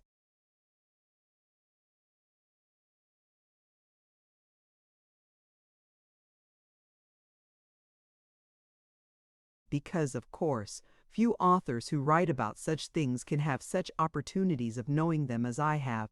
He's so wrapped up in high life that the least allusion to business or worldly matters, like that woman just now, for instance, quite distracts him. But, as I often say, I think his disappointment a great thing for him, because if he hadn't been disappointed he couldn't have written about blighted hopes and all that, and the fact is, if it hadn't happened as it has, I don't believe his genius would ever have come out at all. How much more communicative Miss Nagg might have become under more favorable circumstances, it is impossible to divine, but as the gloomy one was within earshot and the fire wanted making up, her disclosures stopped here. To judge from all appearances and the difficulty of making the water warm, the last servant could not have been much accustomed to any other fire than St. Anthony's, but a little brandy and water was made at last, and the guests, having been previously regaled with cold leg of mutton and bread and cheese, soon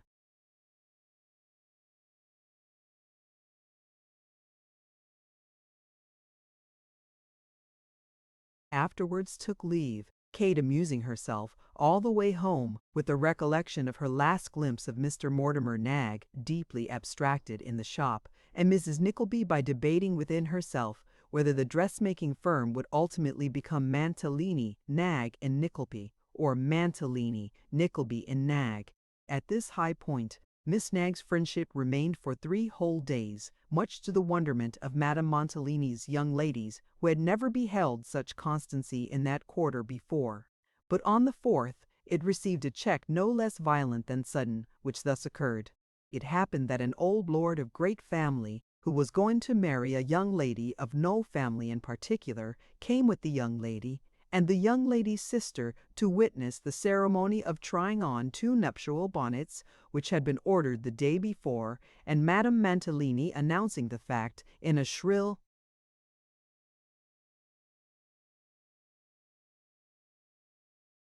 treble through the speaking pipe which communicated with the workroom. Miss Nagg darted hastily upstairs with a bonnet in each hand, and presented herself in the showroom in a charming state of palpitation, intended to demonstrate her enthusiasm in the cause. The bonnets were no sooner fairly on than Miss Nagg and Madame Mantalini fell into convulsions of admiration. "A most elegant appearance," said Madame Mantalini. "I never saw anything so exquisite in all my life," said Miss Nagg. Now, the old lord, who was a very old lord, said nothing, but mumbled and chuckled in a state of great delight, no less with the nuptial bonnets and their wearers than with his own address in getting such a fine woman for his wife.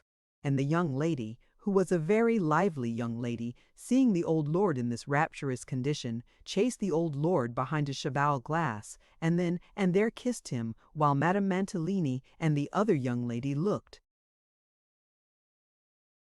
discreetly another way.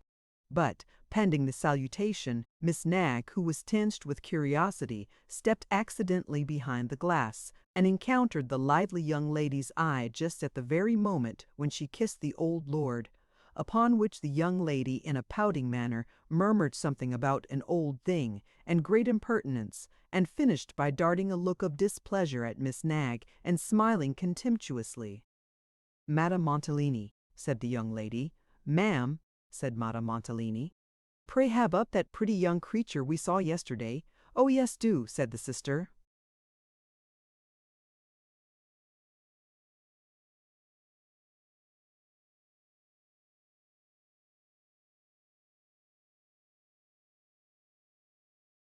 "Of all things in the world, Madame Mantalini," said the lord's intended, throwing herself languidly on a sofa, "I hate being waited upon by frights or elderly persons. Let me always see that young creature, I beg, whenever I come." "By all means," said the old lord. "The lovely young creature? By all means." "Everybody is talking about her," said the young lady in the same careless manner, "and my lord, being a great admirer of beauty, must positively see her." "She is universally admired," replied Madame Mantalini. "Miss Nag, send up Miss Nickleby. You needn't return." "I beg your pardon, Madame Mantalini. What did you say last?" asked Miss Nag, trembling. "You needn't return," repeated the superior sharply. Miss Nag vanished without another word, and in all reasonable time was replaced by Kate, who took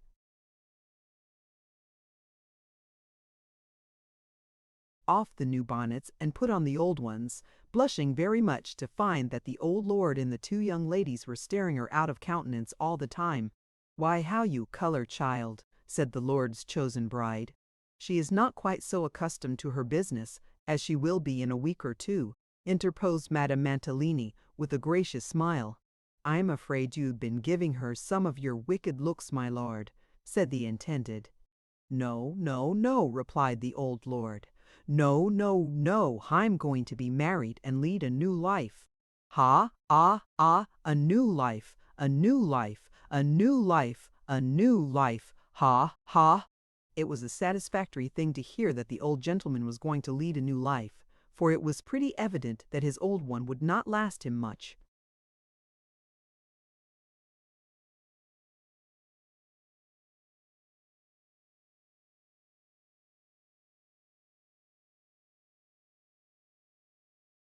Longer. The mere exertion of protracted chuckling reduced him to a fearful ebb of coughing and gasping.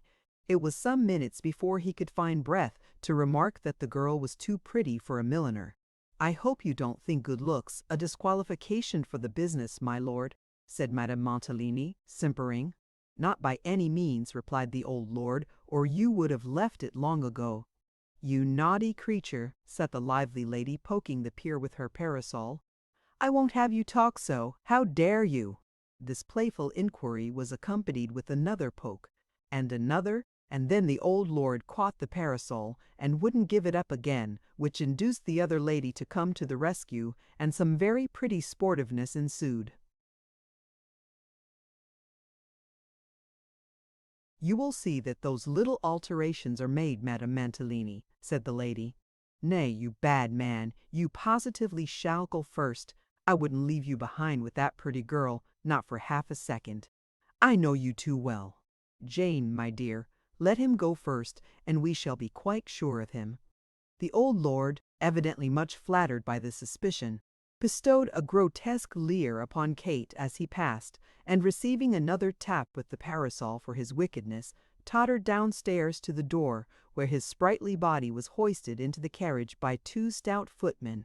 "Foh," said Madame Mantalini, "how we ever gets into a carriage without thinking of a hearse, I can't think. There, take the things away, my dear, take them away."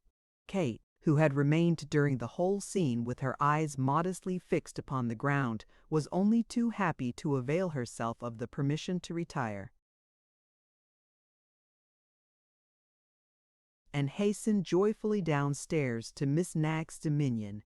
The circumstances of the little kingdom had greatly changed, however, during the short period of her absence.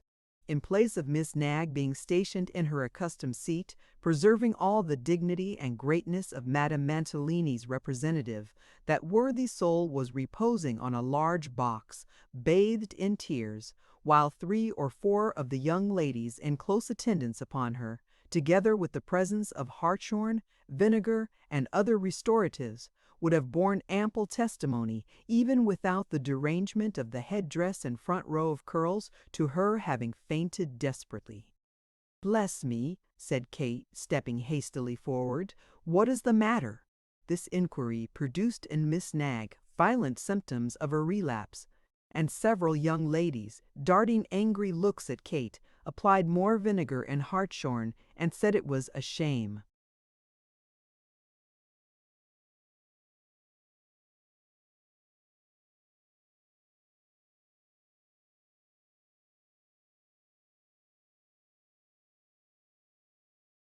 "What is a shame?" demanded Kate. "What is the matter? What has happened? Tell me." "Matter!" cried Miss Nagg, coming all at once, bolt upright, to the great consternation of the assembled maidens. "Matter! Fie upon you, you nasty creature! Gracious!" cried Kate, almost paralyzed by the violence with which the adjective had been jerked out from between Miss Nagg's closed teeth.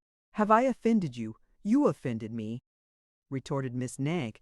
"You! A chit, a child, an upstart nobody! Oh, indeed, ha, ha!" Now, it was evident, as Miss Nagg laughed, that something struck her as being exceedingly funny, and as the young ladies took their tone from Miss Nagg, she,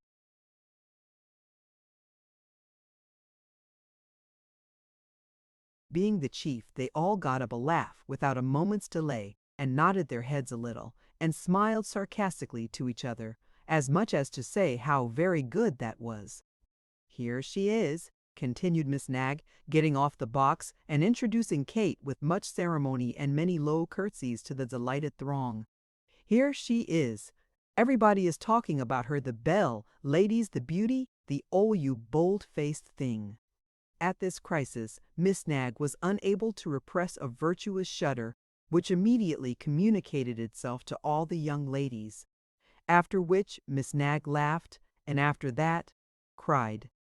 "For 15 years," exclaimed Miss Nagg, sobbing in a most affecting manner, "for 15 years have I been the credit and ornament of this room and the one upstairs." "Thank God," said Miss Nagg, stamping first her right foot and then her left with remarkable energy. "I have never in all that time, till now, been exposed to the arts, the vile arts, of a creature who disgraces us with all her proceedings, and makes proper people blush for themselves. But I feel it, I do feel it, although I am disgusted." Miss Nagg here relapsed into softness, and the young ladies, renewing their attentions, murmured that she ought to be superior to such things, and that for their part they despised them and considered them beneath their notice, in witness whereof they called out more emphatically than before that it was a shame, and that they felt so angry they hardly knew what to do with themselves. "Have I lived to this day to be called a fright?" cried Miss Nagg, suddenly becoming convulsive and making an effort to tear her front off. "Oh, no, no," replied the chorus. "Pray don't say so. Don't now." "Have I deserved to be called an elderly person?" screamed Miss Nagg, wrestling with the supernumeraries. "Don't think of such things, dear," answered the chorus. "I hate her," cried Miss Nagg. "I detest and hate her. Never let her speak to me again. Never let anybody who is a friend of mine speak to her. A slut, a hussy, an impudent, artful hussy." Having denounced the object of her wrath in these terms, Miss Nagg screamed once, hiccuped thrice, gurgled in her throat several times, slumbered, shivered, woke, came to, composed her headdress, and declared herself quite well again. Poor Kate had regarded these proceedings at first in perfect bewilderment. She had then turned red and pale by turns, and once or twice essayed to speak. But as the true motives of this altered behavior developed themselves, she retired a few paces, and looked calmly on without deigning a reply. nevertheless, although she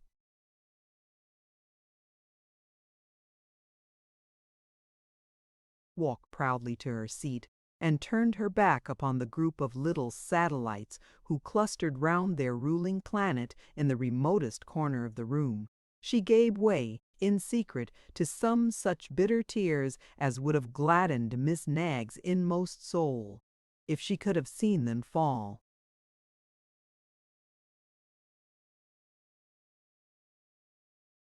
Chapter 19. Descriptive of a dinner at Mr. Ralph Nickleby's, and of the manner in which the company entertained themselves, before dinner, at dinner, and after dinner.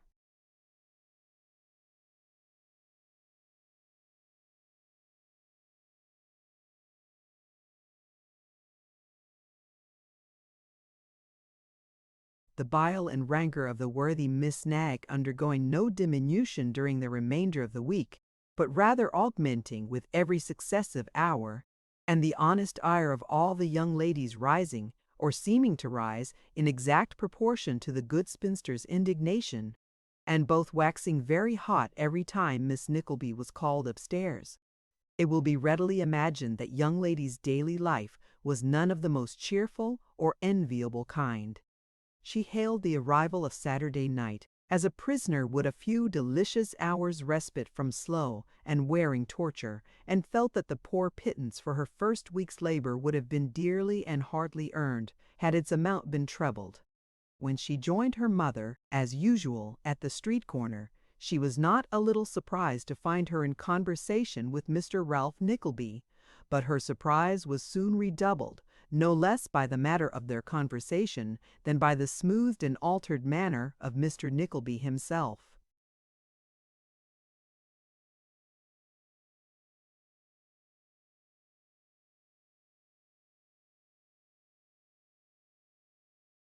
"Ah, my dear," said Ralph, "we were at that moment talking about you."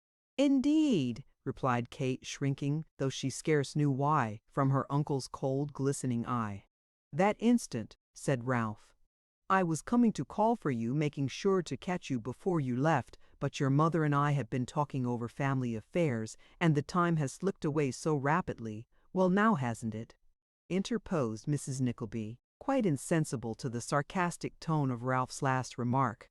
"Upon my word, I couldn't have believed it possible. That's such a Kate, my dear. You're to dine with your uncle at 6:30 tomorrow." Triumphing in having been the first to communicate this extraordinary intelligence, Mrs. Nickleby nodded and smiled a great many times to impress its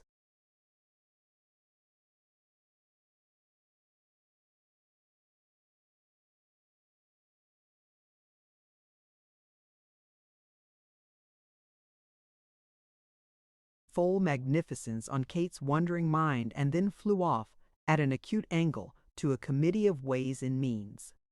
"Let me see," said the good lady. "Your black silk frock will be quite dress enough, my dear, with that pretty little scarf and a plain band in your hair, and a pair of black silk stock." "Dear," cried Mrs. Nickleby, flying off at another angle, "if I had but those unfortunate amethysts of mine, you recollect them, Kate, my love, how they used to sparkle, you know, but your papa, your poor dear papa. There never was anything so cruelly sacrificed as those jewels were, never." Overpowered by this agonizing thought, Mrs. Nickleby shook her head in a melancholy manner, and applied her handkerchief to her eyes. "I don't want them, mamma, indeed," said Kate. "Forget that you ever had them." "Lord, Kate, my dear," rejoined Mrs. Nickleby, pettishly, "how like a child you talk! 4 and 20 silver teaspoons, brother-in-law, 2 gravies, 4 salts."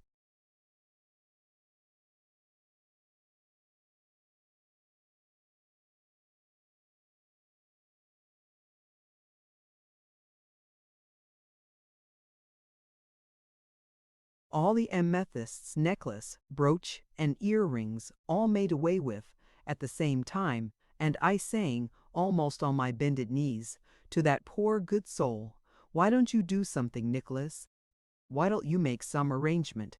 I am sure that anybody who was about us at that time will do me the justice to own, that if I said that once, I said it 50 times a day.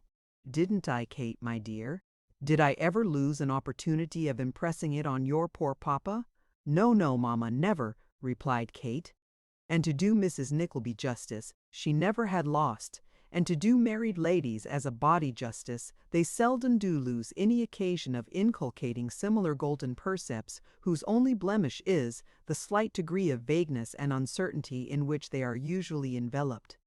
Ah, said Mrs. Nickleby with great fervor, if my advice had been taken at the beginning, well, I have always done my duty, and that's some comfort.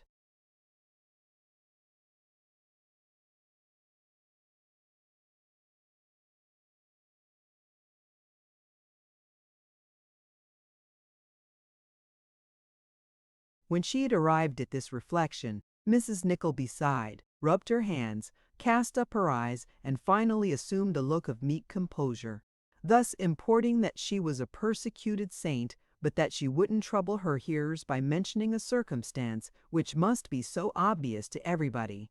Now, said Ralph with a smile, which in common with all other tokens of emotion, seemed to skulk under his face rather than play boldly over it, to return to the point from which we have strayed.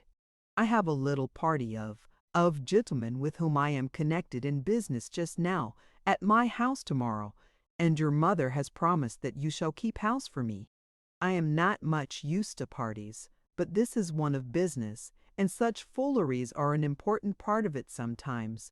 You don't mind obliging me? Mind, cried Mrs. Nickleby. My dear Kate, why, pray, interrupted Ralph, motioning her to be silent. I spoke to my niece.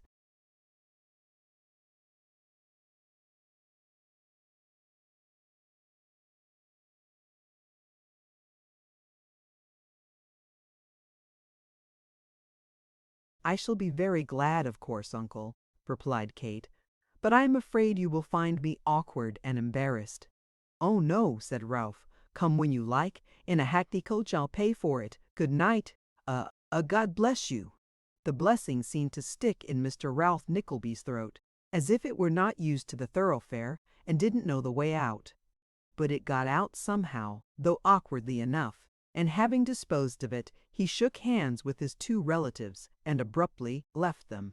What a very strongly marked countenance your uncle has, said Mrs. Nickleby, quite struck with his parting look. I don't see the slightest resemblance to his poor brother. Mamma, said Kate reprovingly, to think of such a thing.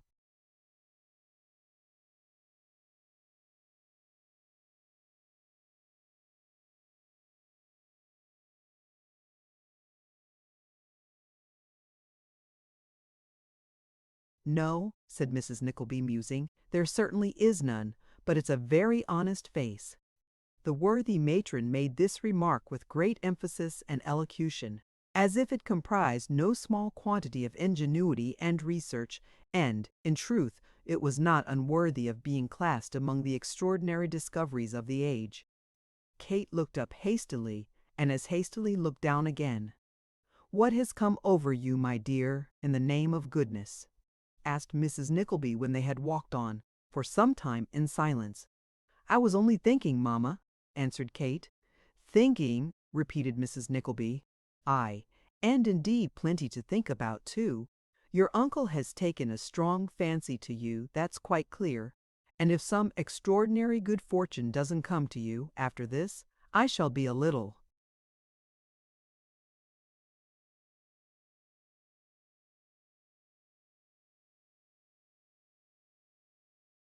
surprised, that's all."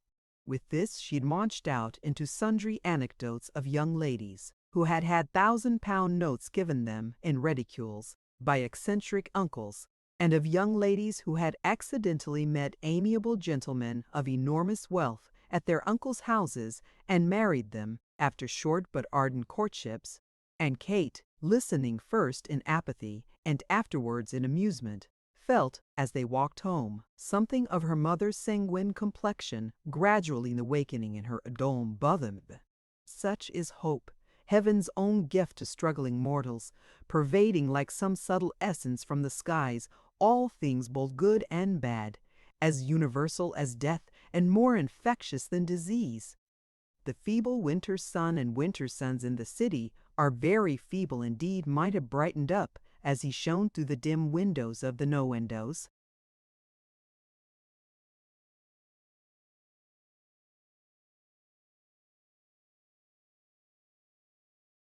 Large old house on witnessing the unusual sight which one half-furnished room displayed. At Ames tied the divides quepertism, they bite in the street without. It quaked with sturdy tremblings in the street without. It quaked with sturdy tremblings and caused the bright eyes of its tiny citizens to grow brighter still with fear, and struck them motionless, with attentive ear and palpitating heart a twilble airbust bent, indescribulous care, all comingins, all the alarm had passed away in the stare order becardabisaburigetimd. In place of a bale of musty goods, there lay the black silk dress, the neatest possible figure in itself. The small shoes, with toes delicately turned out, stood upon the very pressure of some old iron weight.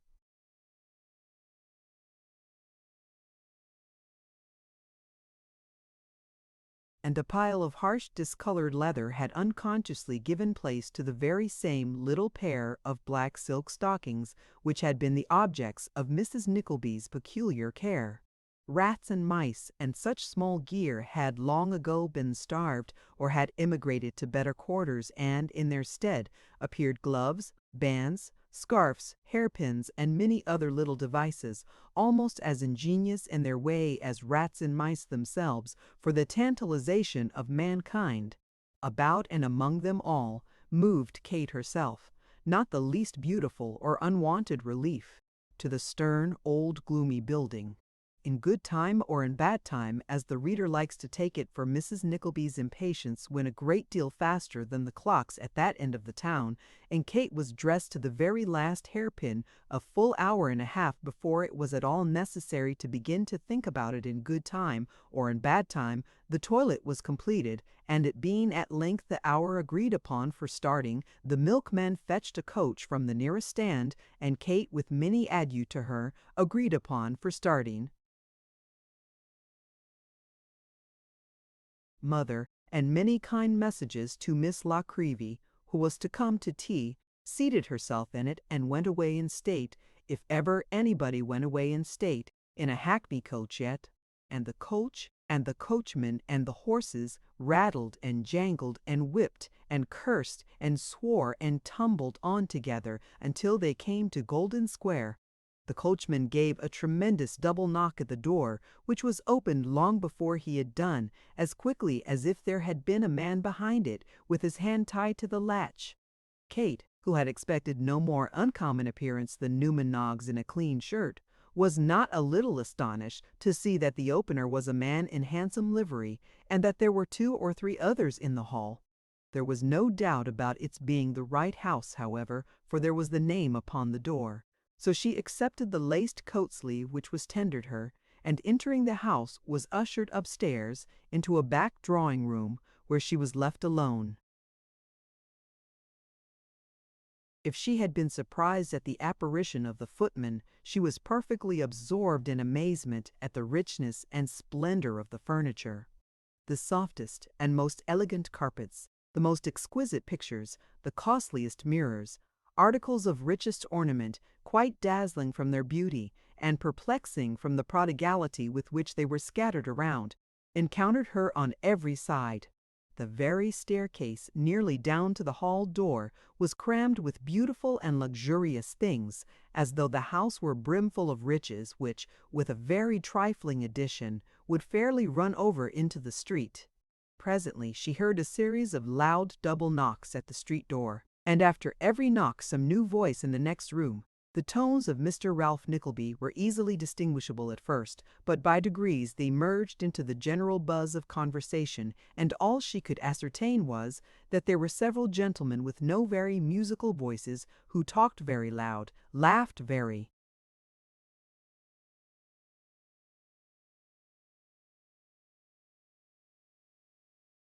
heartily, and swore more than she would have thought quite necessary. But this was a question of taste. At length the door opened, and Ralph himself, divested of his boots, and ceremoniously embellished with black silks and shoes, presented his crafty face. "I couldn't see you before, my dear," he said in a low tone, and pointing as he spoke to the next room. "I was engaged in receiving them. Now shall I take you in?" "Pray, uncle," said Kate, a little flurried, as people much more conversant with society often are, when they are about to enter a room full of strangers, and have had time to think of it previously. "Are there any ladies here?" "No," said Ralph shortly. "I don't know any." "Must I go in immediately?" asked Kate, drawing back a little.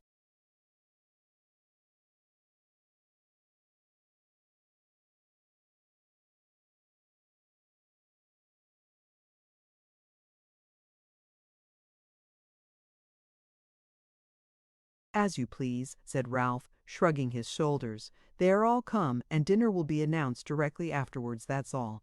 Kate would have entreated a few minutes' respite, but reflecting that her uncle might consider the payment of the hackney coach fare a sort of bargain for her punctuality, she suffered him to draw her arm through his, and to lead her away. 7 or 8 gentlemen were standing round the fire when they went in, and, as they were talking very loud, were not aware of their entrance until Mr. Ralph Nickleby, touching one on the coat sleeve, said in a harsh, emphatic voice, as if to attract general attention, "Lord Frederick Verisopht, my niece, Miss Nickleby." The group dispersed as if in great surprise, and the gentleman addressed, turning round, exhibited a suit of clothes of the most superlative cut, a pair of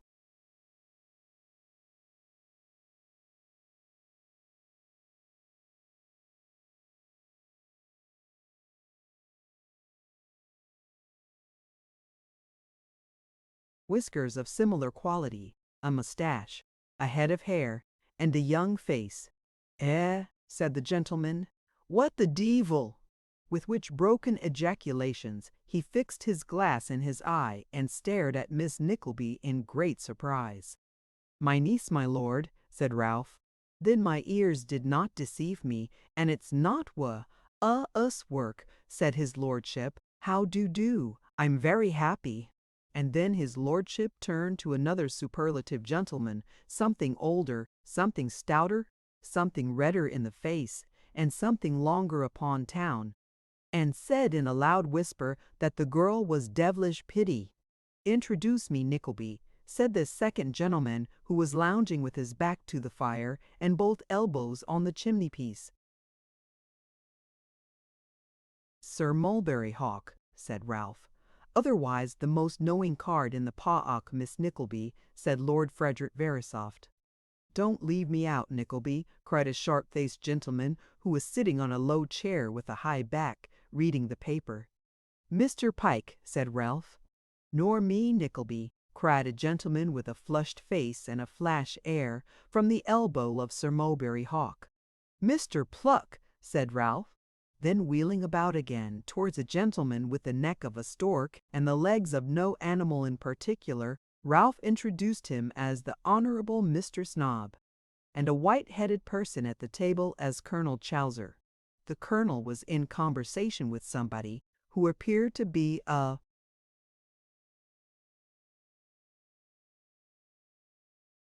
make weight, and was not introduced at all.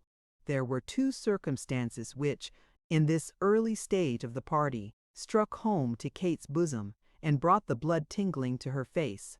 One was the flippant contempt with which the guests evidently regarded her uncle, and the other, the easy insolence of their manner towards herself.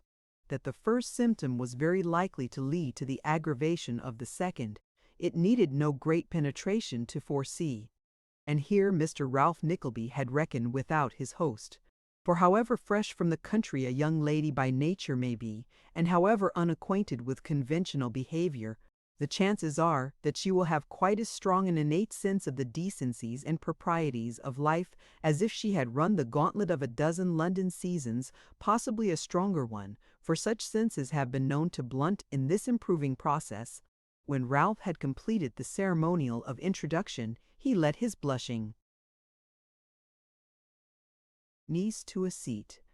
As he did so, he glanced warily round as though to assure himself of the impression which her unlooked-for appearance had created. "An unexpected pleasure, Nickleby," said Lord Frederick Verisopht, taking his glass out of his right eye, where it had, until now, done duty on Kate, and fixing it in his left to bring it to bear on Ralph. "Designed to surprise you, Lord Frederick," said Mr. Pluck. "Not a bad idea," said his lordship, "and one that would almost warrant the addition of an extra 2.5%.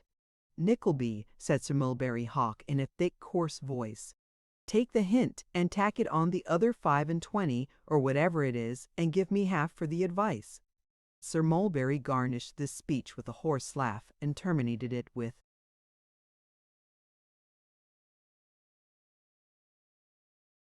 a pleasant oath regarding Mr. Nickleby's limbs, whereat Messrs. Pike and Pluck laughed consumedly.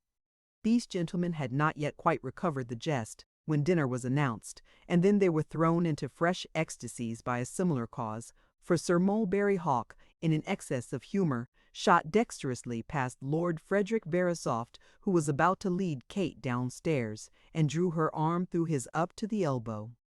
"No, damn it, Verisopht," said Sir Mulberry, "fair play's a jewel, and Miss Nickleby and I settled the matter with our eyes 10 minutes ago." "Ha, ha, ha!" laughed the Honourable Mr. Snob. "Very good, very good." Rendered additionally witty by this applause, Sir Mulberry Hawk leered upon his friends most facetiously, and led Kate downstairs with an air of familiarity.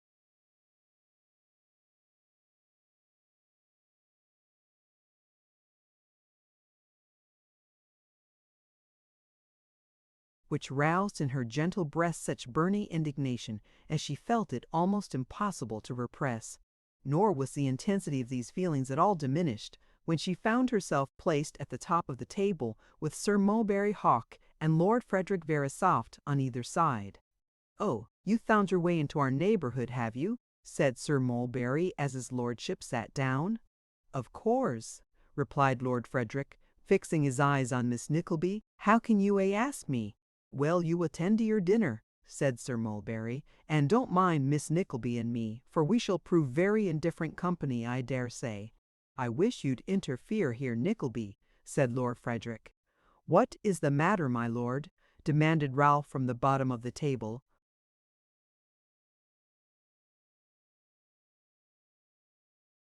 where he was supported by Messrs. Pike and Pluck. "This fellow, Hawk, is monopolizing your niece," said Lord Frederick. "He has a tolerable share of everything that you lay claim to, my lord," said Ralph with a sneer. "Gad, so he has," replied the young man. "Deven hund, Devil take me if I know which is master in my house, he or I." "I know," muttered Ralph. "I think I shall cut him off with a shilling," said the young nobleman jocosely. "No, no, cursed," said Sir Mulberry.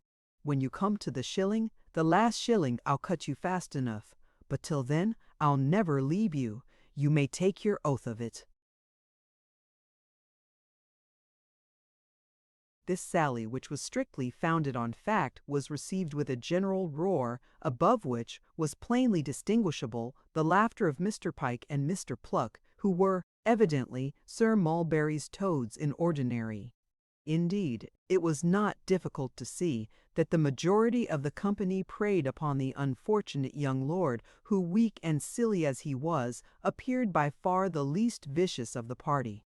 Sir Mulberry Hawk was remarkable for his tact in ruining, by himself and his creatures, young gentlemen of fortune, a genteel and elegant profession, of which he had undoubtedly gained the head. With all the boldness of an original genius, he had struck out an entirely new course of treatment quite opposed to the usual method, his custom being, when he had gained the ascendancy over those he took in hand, rather to keep them down than to give them their own way, and to exercise his vivacity upon them openly and without reserve. Thus he made them butts, in a double sense, and while he emptied them with great address, caused them to ring with sundry well-administered taps for the diversion of society. The dinner was as remarkable for the splendor and completeness of its appointments as the mansion itself, and the company were remarkable for doing it ample justice, in which respect Messrs. Pike and Pluck particularly signalized themselves. These two gentlemen eating of every dish and drinking of every bottle, with a capacity and perseverance truly astonishing. They were remarkably fresh, too, notwithstanding their great exertions, for, on the appearance of the dessert, they broke out again, as if nothing serious had taken place since breakfast. "Well," said Lord Frederick, sipping his first glass of port, "if this is a discounting dinner, all I have to say is, devil take me, if it wouldn't be a good plaw and to get discount every day." "You'll have plenty of it in your time," returned Sir Mulberry Hawk. Nickleby.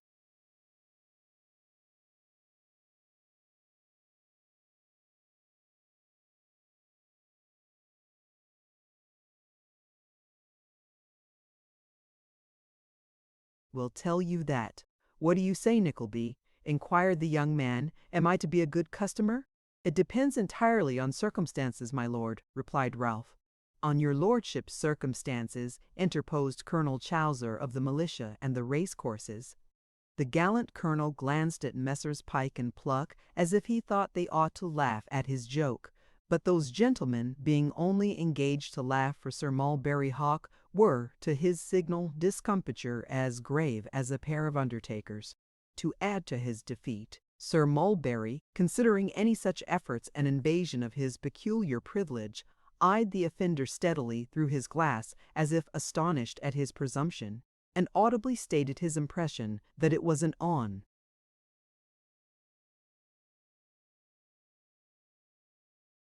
infernal liberty, which being a hint to Lord Frederick, he put up his glass and surveyed the object of censure as if he were some extraordinary wild animal then exhibiting for the first time. As a matter of course, Messrs. Pike and Pluck stared at the individual whom Sir Mulberry Hawk stared at, so the poor colonel, to hide his confusion, was reduced to the necessity of holding his port before his right eye and affecting to scrutinize its color with the most lively interest. All this while Kate had sat as silently as she could, scarcely daring to raise her eyes, lest they should encounter the admiring gaze of Lord Frederick Verisopht, or, what was still more embarrassing, the bold looks of his friend Sir Mulberry.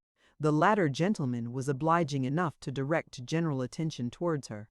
"Here is Miss Nickleby," observed Sir Mulberry, wondering why the deuce somebody doesn't make love to her. "No, indeed," said Kate, looking hastily up. "Aye." And then she stopped, feeling it would have been better to have said nothing at all. "I'll hold any man £50," said Sir Mulberry, "that Miss Nickleby can't look in my face and tell me she wasn't thinking so." "Done," cried the noble gull. "Within 10 minutes." "Done," responded Sir Mulberry. The money was produced on both sides, and the Honourable Mr. Snob was elected to the double office of stakeholder and timekeeper. "Pray," said Kate in great confusion, while these preliminaries were in course of completion, "pray do not make me the subject of any bets." "Uncle, I cannot really." "Why not, my dear?" replied Ralph, in whose grating voice, however, there was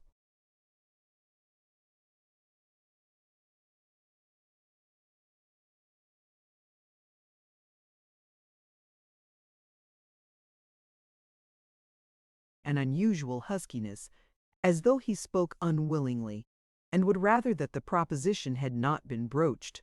"It is done in the moment. There is nothing in it."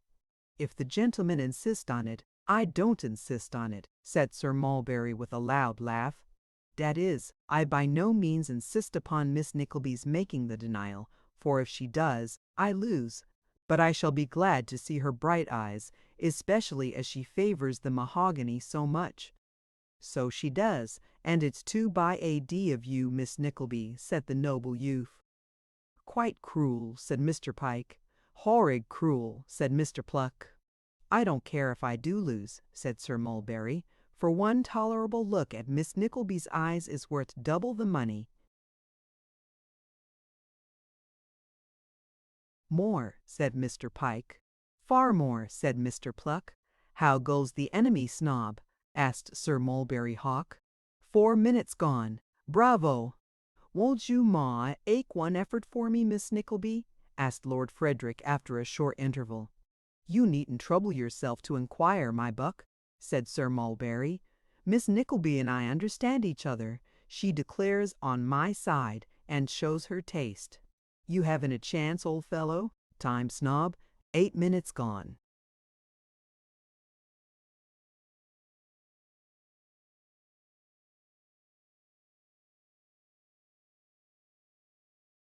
Get the money ready, said Sir Mulberry. You'll soon hand over. Ha, ha, ha, laughed Mr. Pike. Mr. Pluck, who always came second, and topped his companion if he could, screamed outright. The poor girl, who was so overwhelmed with confusion that she scarcely knew what she did, had determined to remain perfectly quiet, but fearing that by so doing she might seem to countenance Sir Mulberry's boast, which had been uttered with great coarseness and vulgarity of manner, raised her eyes and looked him in the face. There was something so odious, so insolent, so repulsive in the look which met her, that without the power to stammer forth a syllable, she rose and hurried from the room. She restrained her tears by a great effort until she was alone upstairs, and then gave them vent.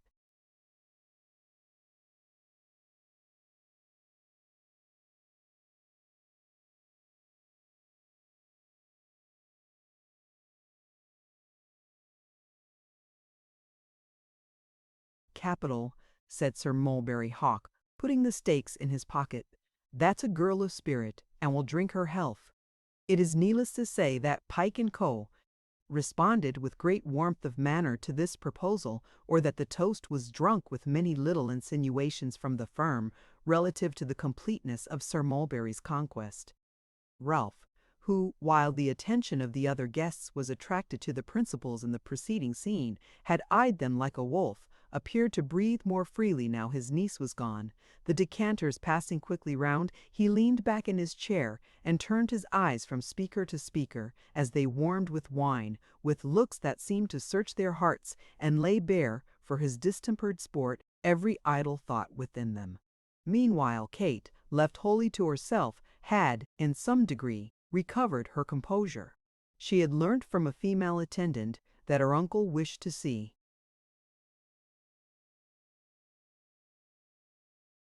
her before she left, and had also gleaned the satisfactory intelligence that the gentlemen would take coffee at table. The prospect of seeing them no more contributed greatly to calm her agitation, and, taking up a book, she composed herself to read. She started sometimes when the sudden opening of the dining-room door let loose a wild shout of noisy revelry, and more than once rose in great alarm, as a fancied footstep on the staircase impressed her with the fear that some stray member of the party was returning alone. Nothing occurring, however, to realize her apprehensions, she endeavored to fix her attention more closely on her book, in which by degrees she became so much interested that she had read on through several chapters without heed of time or place, when she was terrified by suddenly hearing her name pronounced by a man's voice close at her ear. The book fell from her hand. Lounging on an ottoman close beside her was Sir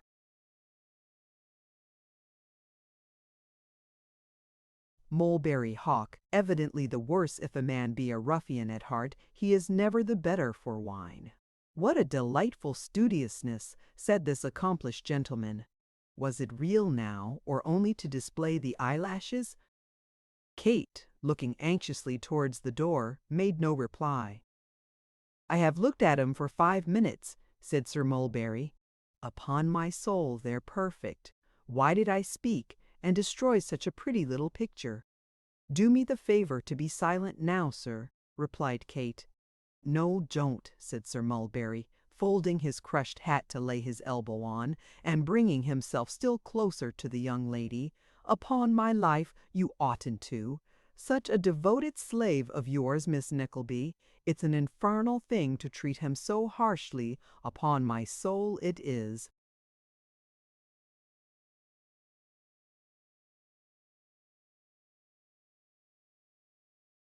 I wish you to understand, sir, said Kate, trembling in spite of herself, but speaking with great indignation, that your behavior offends and disgusts me.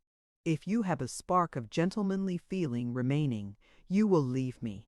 Now why, said Sir Mulberry, why will you keep up this appearance of excessive rigor, my sweet creature? Now, be more natural. My dear Miss Nickleby, be more natural, do. Kate hastily rose, but as she rose, Sir Mulberry caught her dress and forcibly detained her. "Let me go, sir," she cried, her heart swelling with anger. "Do you hear? Instantly this moment." Sit down," said Sir Mulberry. "I want to talk to you. Unhand me, sir, this instant," cried Kate.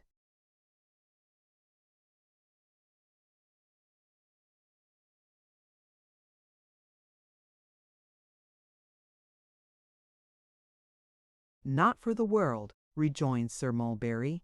Thus speaking, he leaned over as if to replace her in her chair, but the young lady, making a violent effort to disengage herself, he lost his balance and measured his length upon the ground. As Kate sprung forward to leave the room, Mr. Ralph Nickleby appeared in the doorway and confronted her. "What is this?" said Ralph. "It is this, sir," replied Kate, violently agitated, "that beneath the roof where I, a helpless girl, your dead brother's child, should most have found protection, I have been exposed to insult which should make you shrink to look upon me. Let me pass you." Ralph did shrink as the indignant girl fixed her kindling eye upon him, but he did not comply with her injunction, nevertheless, for he led her to a distant seat, and returning and approaching Sir Mulberry Hawk, who had by this time risen,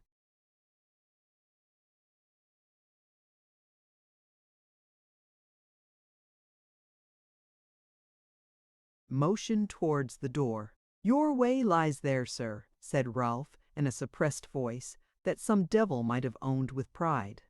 "What do you mean by that?" demanded his friend fiercely. The swollen veins stood out like sinews on Ralph's wrinkled forehead, and the nerves about his mouth worked as though some unendurable emotion wrung them, but he smiled disdainfully and again pointed to the door. "Do you know me, you old madman?" asked Sir Mulberry. "Well," said Ralph. The fashionable vagabond for the moment quite quailed under the steady look of the older sinner, and walked towards the door, muttering as he went,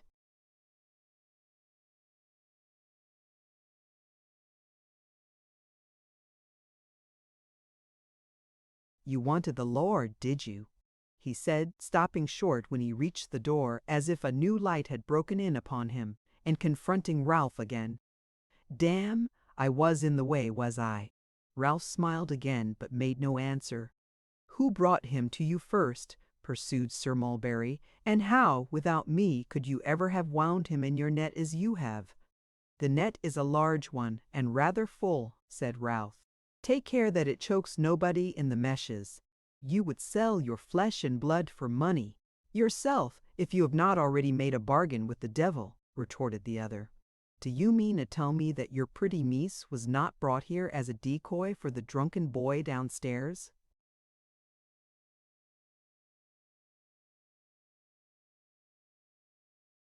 Although this hurried dialogue was carried on in a suppressed tone on both sides, Ralph looked involuntarily round to ascertain that Kate had not moved her position so as to be within hearing. His adversary saw the advantage he had gained and followed it up. "Do you mean to tell me," he asked again, "that it is not so? Do you mean to say that if he had found his way up here instead of me, you wouldn't have been a little more blind, and a little more deaf, and a little less flourishing than you have been? Come, Nickleby, answer me that." "I tell you this," replied Ralph, "that if I brought her here as a matter of business—" "Aye, that's the word," interposed Sir Mulberry with a laugh. "You're coming to yourself again now.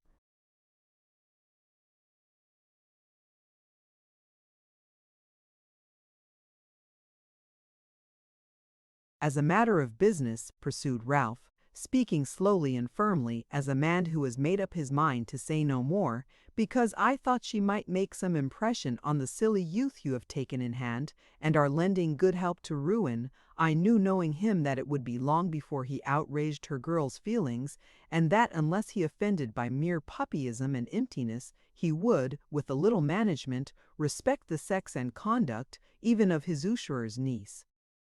But if I thought to draw him on more gently by this device, I did not think of subjecting the girl to the licentiousness and brutality of so old a hand as you.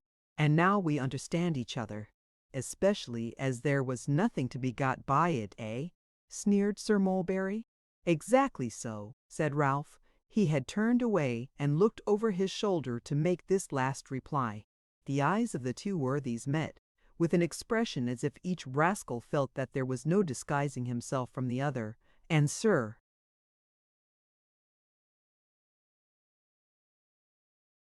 Mulberry Hawk shrugged his shoulders and walked slowly out. His friend closed the door and looked restlessly towards the spot where his niece still remained in the attitude in which he had left her.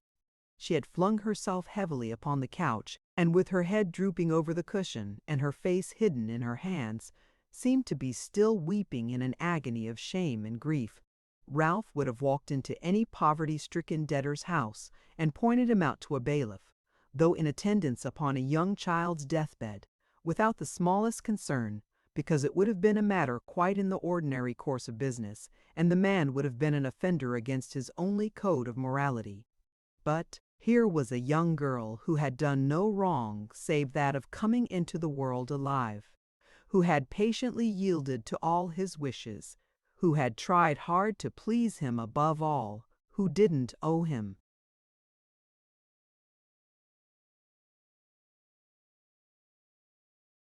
money, and he felt awkward and nervous. Ralph took a chair at some distance, then another chair a little nearer, then moved a little nearer still, then nearer again, and finally sat himself on the same sofa and laid his hand on Kate's arm.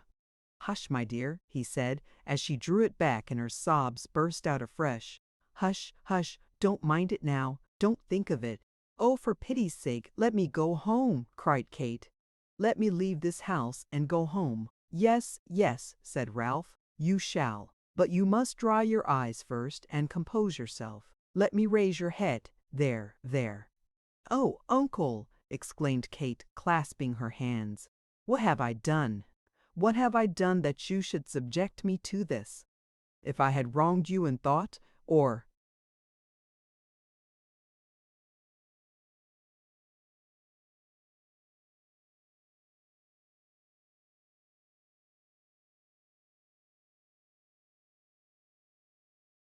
word or deed, it would have been most cruel to me, and the memory of one you must have loved in some old time. But only listen to me for a moment," interrupted Ralph, seriously alarmed by the violence of her emotions. "I didn't know it would be so. It was impossible for me to foresee it. I did all I could. Come, let us walk about. You are faint with the closeness of the room and the heat of these lamps. You will be better now if you make the slightest effort." "I will do anything," replied Kate, "if you will only send me home." "Well, well, I will," said Ralph. "But you must get back your own looks, for those you have will frighten them, and nobody must know of this but you and I. Now let us walk the other way. There, you look better even now." With such encouragements as these, Ralph Nickleby walked to and fro, with his niece leaning on his arm, actually trembling beneath her touch. In the same manner, when he judged it prudent to allow her to depart, he supported her downstairs, after adjusting her shawl and performing such little offices, most probably for the first time in his life. Across the hall and down the steps, Ralph led her too, nor did he withdraw his hand until she was seated in the coach. As the door of the vehicle was roughly closed, a comb fell from Kate's hair, close at her uncle's feet, and as he picked it up and returned it into her hand, the light from a neighboring lamp shone upon her face. The lock of hair that had escaped and curled loosely over her brow, the traces of tears yet scarcely dry, the flushed cheek, the look of sorrow, all fired some dormant train of recollection in the old man's breast, and the face of his dead brother seemed present before him, with the very look it bore on some occasion of boyish grief, of which every minutest circumstance flashed upon his mind with the distinctness of a scene of yesterday. Ralph Nickleby, who was proof against all appeals of blood and kindred, who was steeled against every tale of sorrow and distress, staggered while he looked, and went back into his house as a man who had seen a spirit from some world beyond the grave.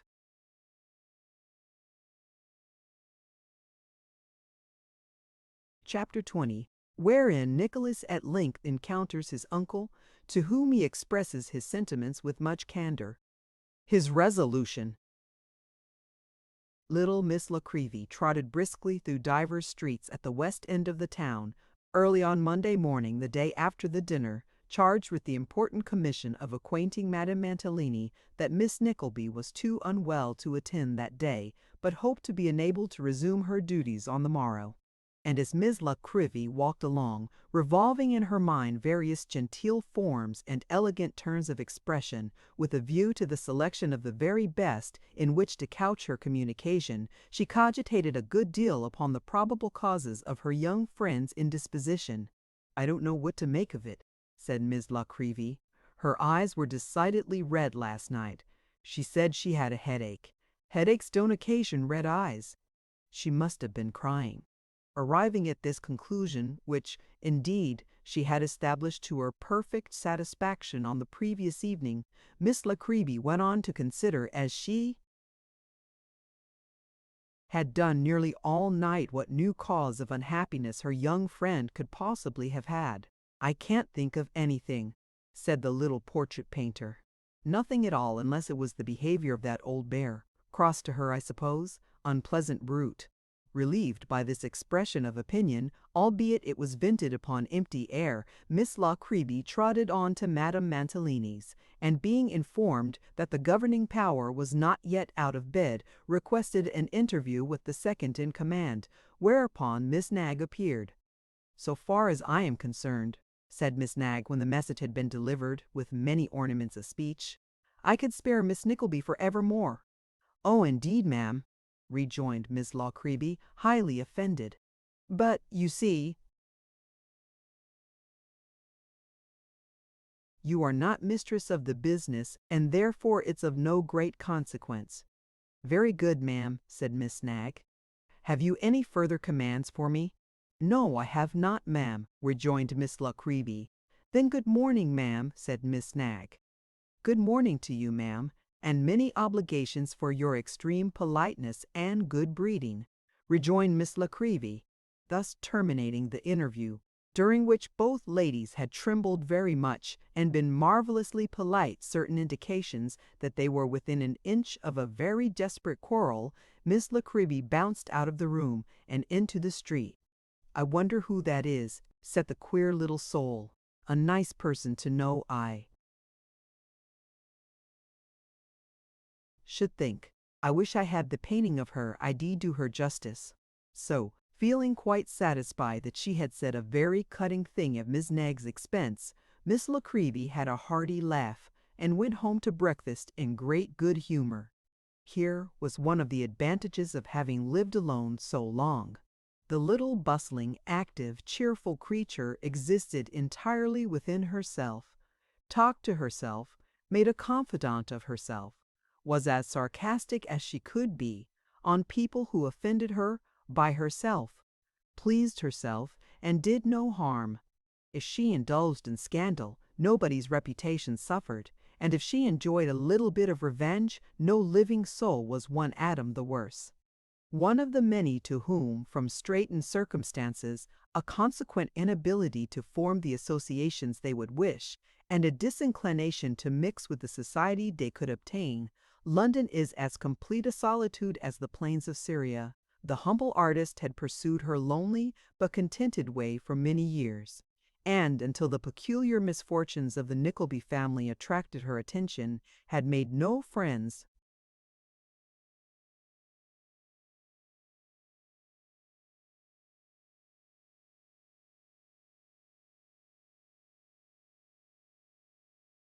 Though brimful of the friendliest feelings to all mankind, there are many warm hearts in the same solitary guise as poor little Miss La Creevy's. However, that's neither here nor there, just now. She went home to breakfast, and had scarcely caught the full flavor of her first sip of tea, when the servant announced a gentleman, whereat Miss La Creevy, at once imagining a new sitter transfixed by admiration at the street door-case, was in unspeakable consternation at the presence of the tea-things. "Here, take 'em away. Run with them into the bedroom. Anywhere," said Miss La Creevy. "Dear, dear," To think that I should be late on this particular morning, of all others, after being ready for 3 weeks by 8:30, and not a soul coming near the place." "Don't let me put you out of the way," said a voice Miss Nickleby knew. "I told the servant not to mention my name, because I wished to surprise you."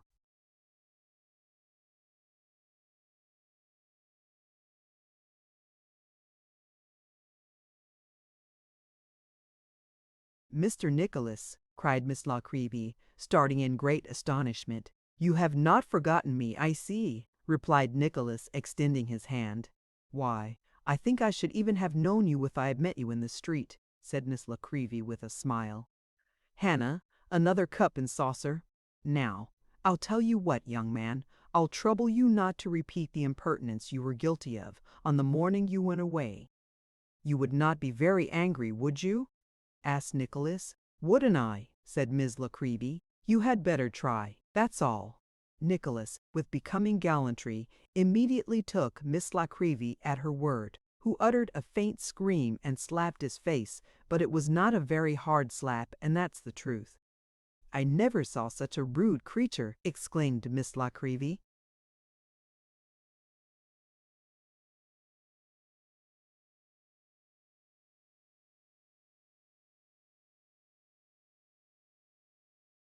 "You told me to try," said Nicholas. "Well, but I was speaking ironically," rejoined Miss Nickleby. "Oh, that's another thing," said Nicholas. "You should have told me that too." "I dare say you didn't know, indeed," retorted Miss Nickleby. "But now I look at you again, you seem thinner than when I saw you last, and your face is haggard and pale. And how come you to have left Yorkshire?" She stopped here, for there was so much heart in her altered tone and manner that Nicholas was quite moved. "I need look somewhat changed," he said, after a short silence, "for I have undergone some suffering, both of mind and body, since I left London. I have been very poor, too, and have even suffered from want."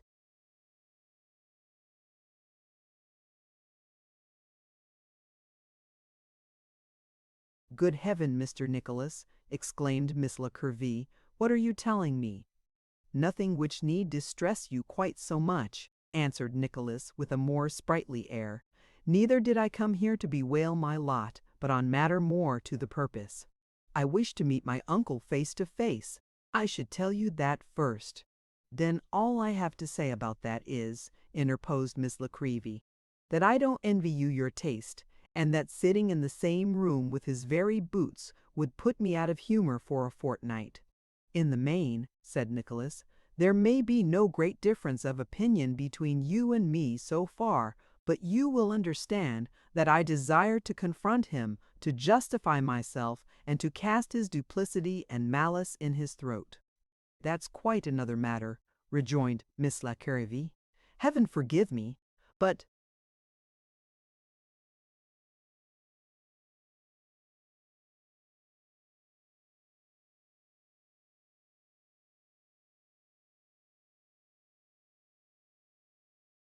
I shouldn't cry my eyes quite out of my head if they choked him." "Well, to this end I called upon him this morning," said Nicholas. "He only returned to town on Saturday, and I knew nothing of his arrival until late last night." "And did you see him?" asked Miss Nickleby. "No," replied Nicholas. "He had gone out." "Ha!" said Miss Nickleby. "On some kind charitable business, I dare say."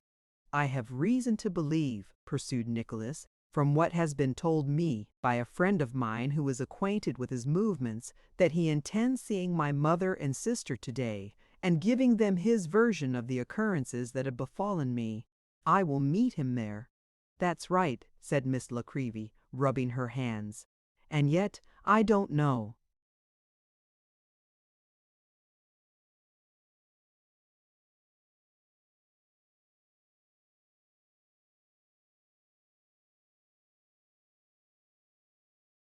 She added, "There is much to be thought of, others to be considered." "I have considered others," rejoined Nicholas, "but as honesty and honor are both at issue, nothing shall deter me." "You should know best," said Miss Nickleby. "In this case I hope so," answered Nicholas, "and all I want you to do for me is to prepare them for my coming." They think me a long way off, and if I went wholly unexpected, I should frighten them. If you can spare time to tell them that you have seen me, and that I shall be with them in a quarter of an hour afterwards, you will do me a great service." "I wish I could do you, or any of you, a greater," said Miss La Creevy, "but the power to serve is as seldom joined with the will, as the will is with the power, I think."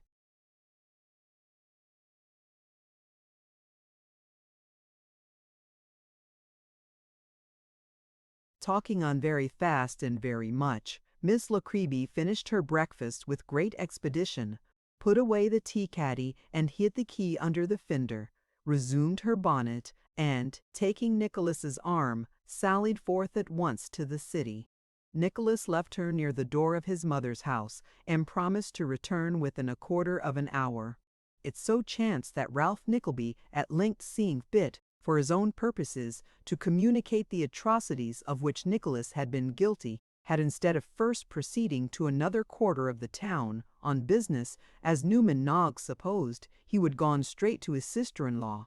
Hence, when Miss La Creevy, admitted by a girl who was cleaning the house, made her way to the sitting-room, she found Mrs. Nickleby and Kate in tears, and Ralph just concluding his statement of his nephew's misdemeanors. Kate beckoned her not to retire, and Miss La Creevy took a seat in silence.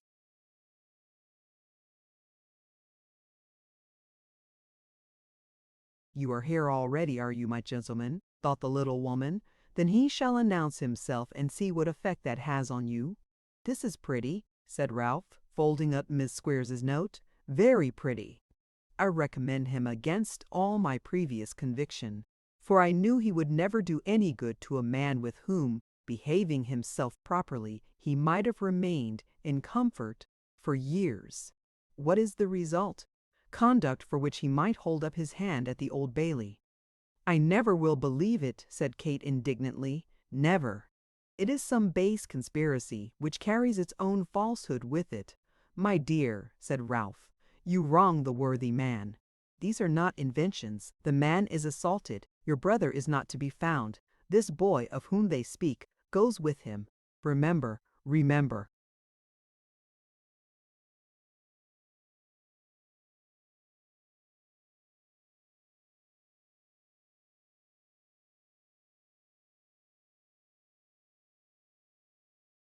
"It is impossible," said Kate. "Nicholas, and a thief too." "Mamma, how can you sit and hear such statements?" Poor Mrs. Nickleby, who had at no time been remarkable for the possession of a very clear understanding, and who had been reduced by the late changes in her affairs to a most complicated state of perplexity, made no other reply to this earnest remonstrance than exclaiming from behind a mass of pocket-handkerchief that she never could have believed it, thereby most ingeniously leaving her hearers to suppose that she did believe it, thereby most ingeniously leaving her hearers to suppose that she did believe it.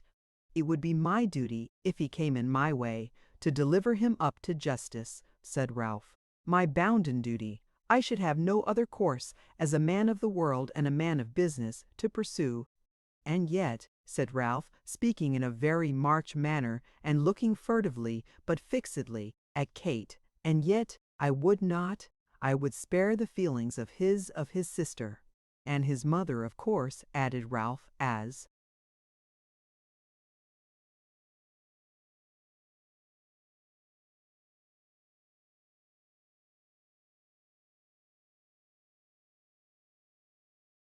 though by an afterthought and with far less emphasis.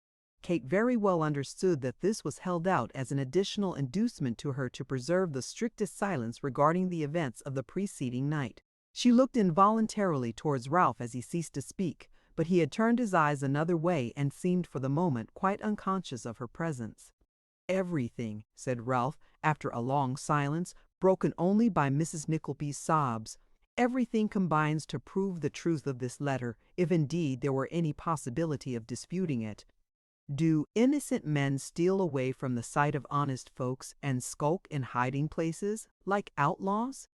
Do innocent men inveigle nameless vagabonds and prowl with them about the country as idle robbers do? Assault, riot, theft, what do you call these? A lie. cried a voice as the door was dashed open and Nicholas came into the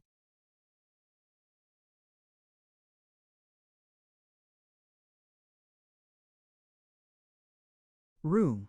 In the first moment of surprise and possibly of alarm, Ralph rose from his seat and fell back a few paces, quite taken off his guard by this unexpected apparition. In another moment he stood, fixed and immovable with folded arms, regarding his nephew with a scowl, while Kate and Miss Nickleby threw themselves between the two to prevent the personal violence which the fierce excitement of Nicholas appeared to threaten. "Dear Nicholas," cried his sister, clinging to him, "be calm. Consider, Kate," cried Nicholas, clasping her hand so tight in the tumult of his anger that she could scarcely bear the pain. "When I consider all and think of what has passed, I need be made of iron to stand before him." "Or bronze," said Ralph quietly. "There is not hardihood enough in flesh, and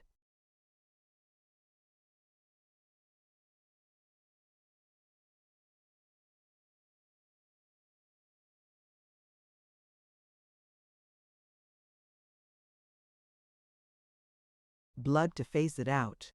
"Oh dear, dear," cried Mrs. Nickleby, "that things should have come to such a pass as this." "Who speaks in a tone as if I had done wrong and brought disgrace on them," said Nicholas, looking round. "Your mother, sir," replied Ralph, motioning towards her.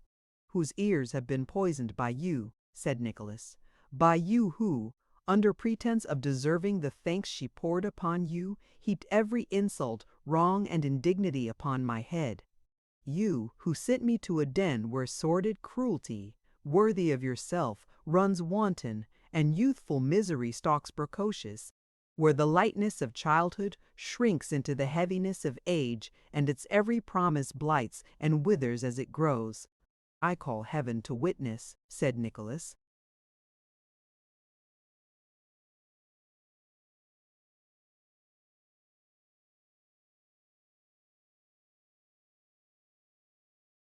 Looking eagerly round, "that I have seen all this, and that he knows it."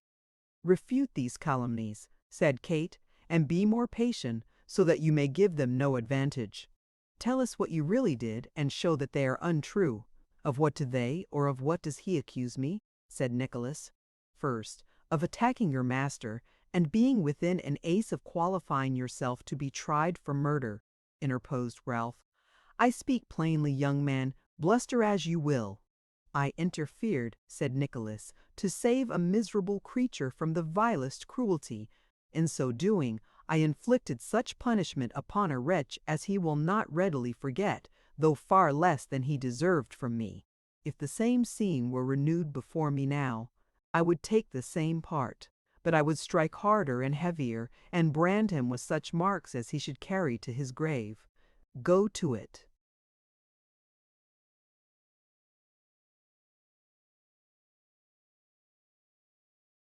When he would. "You hear?" said Ralph, turning to Mrs. Nickleby. "Penitence this!" "Oh dear me!" cried Mrs. Nickleby. "I don't know what to think. I really don't." "Do not speak just now, mamma, I entreat you," said Kate. "Dear Nicholas, I only tell you that you may know what wickedness can prompt, but they accuse you of a ring is missing, and they dare to say that the woman," said Nicholas haughtily, "the wife of the fellow from whom these charges come, dropped, as I suppose, a worthless ring among some clothes of mine early in the morning on which I left the house. At least, I know that she was in the bedroom where they lay, struggling with an unhappy child, and that I found it when I opened my bundle on the road. I returned it at once, by coach, and they have it now."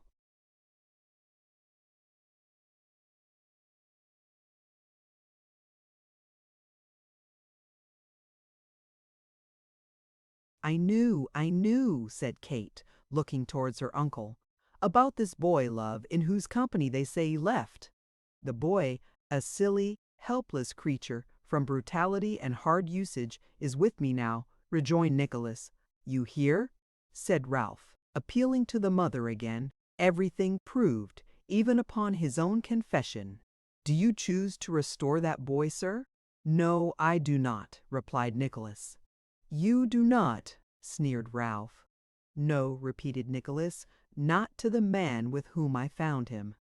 I would that I knew on whom he has the claim of birth.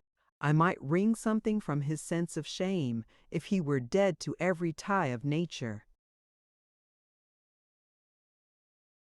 Indeed, said Ralph.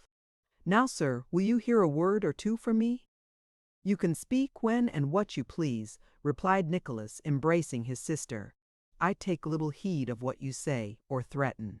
Mighty well, sir, retorted Ralph, but perhaps it may concern others, who may think it worth their while to listen and consider what I tell them. I will address your mother, sir, who knows the world. Ah, and I only too dearly wish I didn't, sobbed Mrs. Nickleby. There really was no necessity for the good lady to be much distressed upon this particular head, the extent of her worldly knowledge being, to say the least, very questionable. And so Ralph seemed to think, for he smiled as she spoke. He then glanced steadily at her and Nicholas by turns as he delivered himself in these words.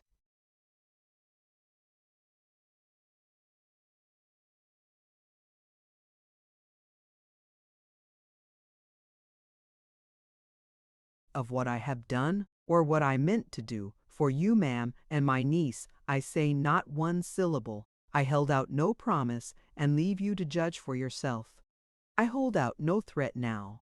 But I say that this boy, headstrong, wilful, and disorderly as he is, should not have one penny of my money, or one crust of my bread, or one grasp of my bread, or one grasp of my hand, to save him from the loftiest gallows in all Europe. I will not meet him, come where he comes, or hear his name. I will not help him, or those who help him. With a full knowledge of what he brought upon you by so doing, he has come back in his selfish sloth to be an aggravation of your wants and a burden upon his sister's scanty wages.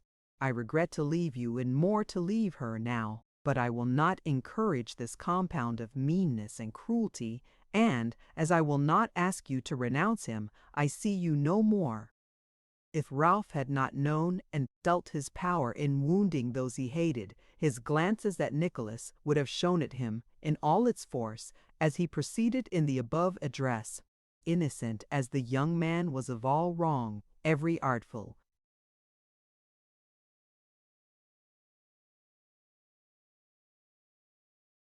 insinuation stung, every well-considered sarcasm cut him to the quick, and when Ralph noted his pale face and quivering lip, he hugged himself to mark how well he had chosen the taunts best calculated to strike deep into a young and ardent spirit. "I can't help it," cried Mrs. Nickleby. "I know you have been very good to us, and meant to do a good deal for my dear daughter. I am quite sure of that. I know you did, and it was very kind of you having her at your house and all, and of course it would have been a great thing for her, and for me too. But I can't, you know, brother-in-law, I can't renounce my own son, even if he has done all you say he has. It's not possible. I couldn't do it. So we must go to rack and ruin, Kate, my dear. I can bear it, I dare say." Pouring forth these and a perfectly wonderful train of other disjointed expressions of regret, which no mortal power but Mrs. Nickleby's could ever have strung together, that lady wrung her hands, and her tears fell faster.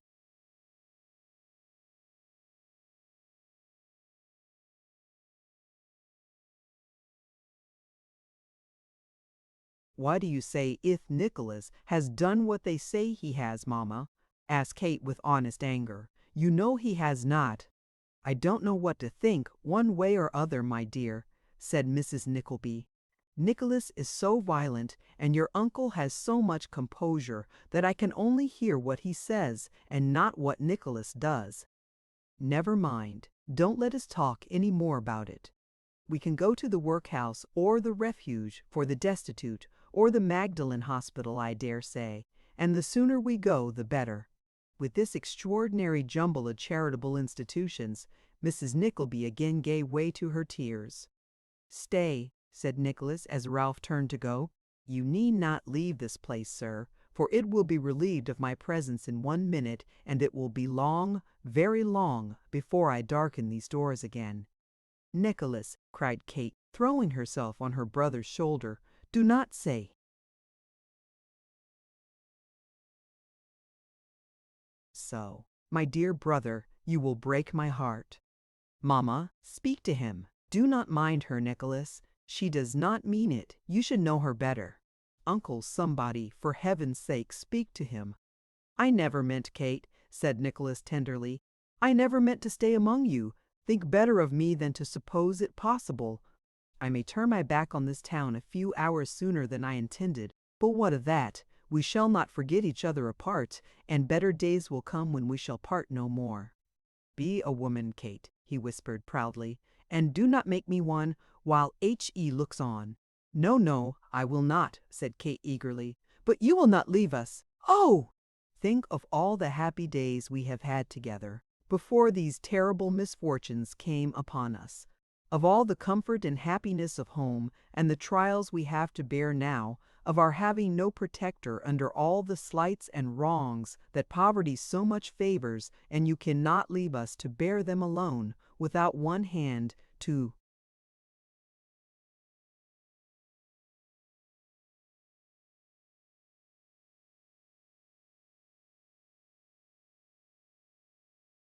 help us. You will be helped when I am away, replied Nicholas hurriedly. I am no help to you, no protector. I should bring you nothing but sorrow and want and suffering. My own mother sees it, and her fondness and fears for you point to the course that I should take. And so all good angels bless you, Kate, till I can carry you to some home of mine where we may revive the happiness denied to us now and talk of these trials as of things gone by. Do not keep me here, but let me go at once. There, dear girl, dear girl.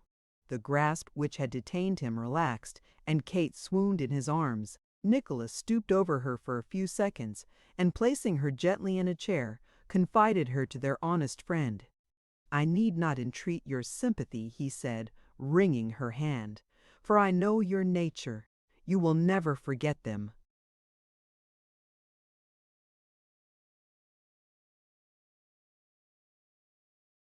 He stepped up to Ralph, who remained in the same attitude which he had preserved throughout the interview, and moved not a finger.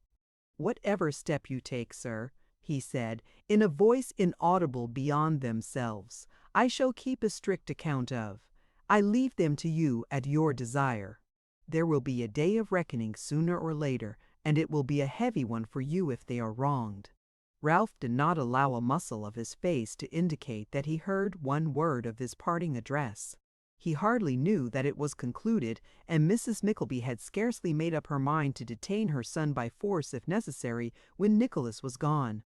As he hurried through the streets to his obscure lodging, seeking to keep pace, as it were, with the rapidity of the thoughts which crowded upon him, many doubts and hesitations arose in his mind and almost tempted him to return. But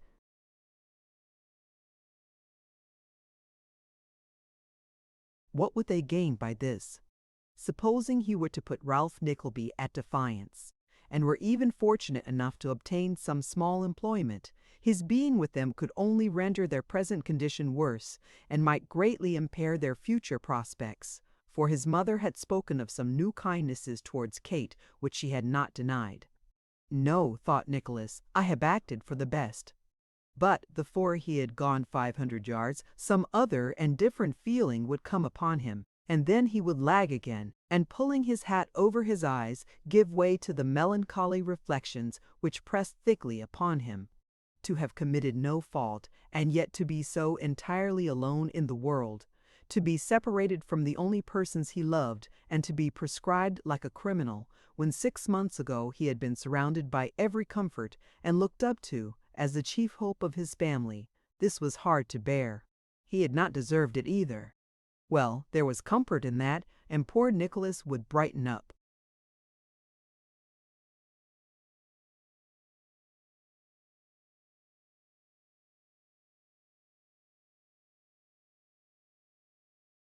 Again, to be again depressed as his quickly shifting thoughts presented every variety of light and shade before him, undergoing these alternations of hope and misgiving, which no one, placed in a situation of ordinary trial, can fail to have experienced. Nicholas at length reached his poor room, where, no longer borne up by the excitement which had hitherto sustained him, but depressed by the revulsion of feeling it left behind, he threw himself on the bed, and turning his face to the wall, gave free vent to the emotions he had so long stifled. He had not heard anybody enter, and was unconscious of the presence of Smike until, happening to raise his head, he saw him standing at the upper end of the room, looking wistfully towards him. He withdrew his eyes when he saw that he was observed, and affected to be busied with some scanty preparations for dinner.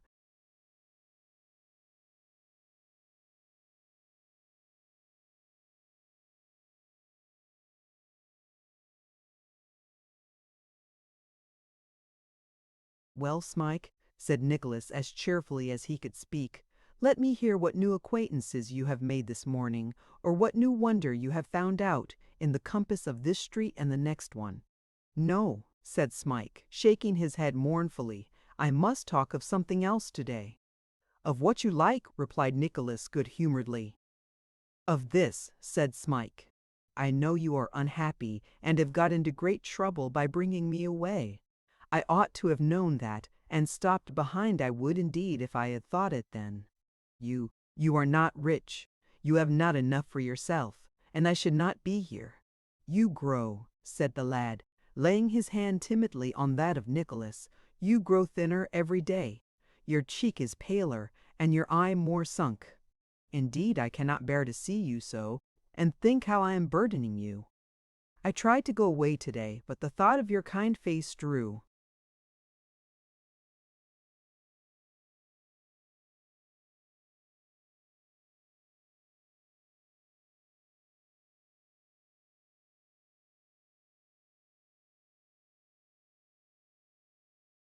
"Me back. I could not leave you without a word." The poor fellow could say no more, for his eyes filled with tears and his voice was gone. "The word which separates us," said Nicholas, grasping him heartily by the shoulder, "shall never be said by me, for you are my only comfort and stay. I would not lose you now, Smike, for all the world could give. The thought of you has upheld me through all I have endured today, and shall, through 50 times such trouble. Give me your hand. My heart is linked to yours. We will journey from this place together before the week is out. What if I am steeped in poverty? You lighten it, and we will be poor together."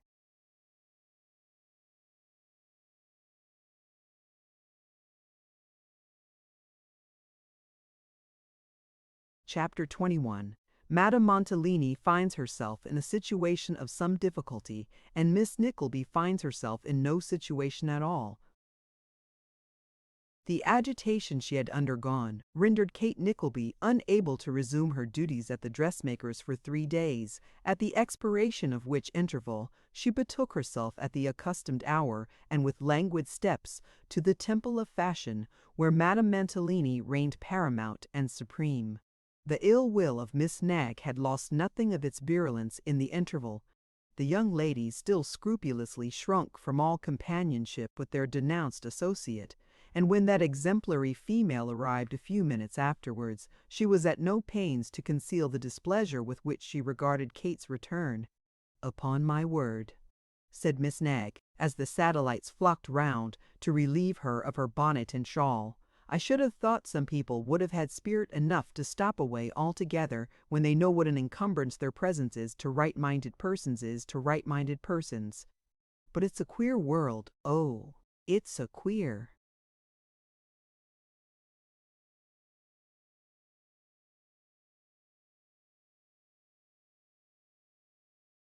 World. Miss Nagg, having passed this comment on the world, in the tone in which most people do pass comments on the world when they are out of temper, that is to say, as if they by no means belonged to it, concluded by heaving a sigh, wherewith she seemed meekly to compassionate the wickedness of mankind. The attendants were not slow to echo the sigh, and Miss Nagg was apparently on the eve of favouring them with some further moral reflections, when the voice of Madame Montellini conveyed through the speaking tube, ordered Miss Nickleby upstairs to assist in the arrangement of the showroom, a distinction which caused Miss Nagg to toss her head so much and bite her lips so hard that her powers of conversation were, for the time, annihilated. "Well, Miss Nickleby, child," said Madame Mantalini, when Kate presented herself, "are you quite well again?" "A great deal better, thank you," replied Kate. "I wish I could say the same," remarked Madame Mantalini, seating herself with an air of weariness. "Are you ill?" asked Kate. "I am very sorry for that." "Not exactly ill, but worried, child worried," rejoined Madame. "I am still more sorry to hear that," said Kate gently. "Bodily illness is more easy to bear than mental. Ah, and it's much easier to talk than to bear either," said Madame, rubbing her nose with much irritability of manner. "There, get to your work, child, and put the things in order, do." While Kate was wondering within herself what these symptoms of unusual vexation portended, Mr. Mantalini put the tips of his whiskers and, by degrees, his head through the half-opened door, and cried in a soft voice, "Is my life and soul there?" "No," replied his wife. "How can it say so when it is blooming in the front room like a little rose in a diminution flower-pot?" urged Mantalini. "May its poppet come in and talk?" "Certainly not," replied Madame. "You know I never allow you here. Go along." The poppet, however, encouraged perhaps by the relenting tone of this reply, ventured to rebel, and stealing into the room, made towards Madame Mantalini on tiptoe, blowing her a kiss as he came along. "Why will it vex itself, and twist its little face into bewitching nutcrackers?" said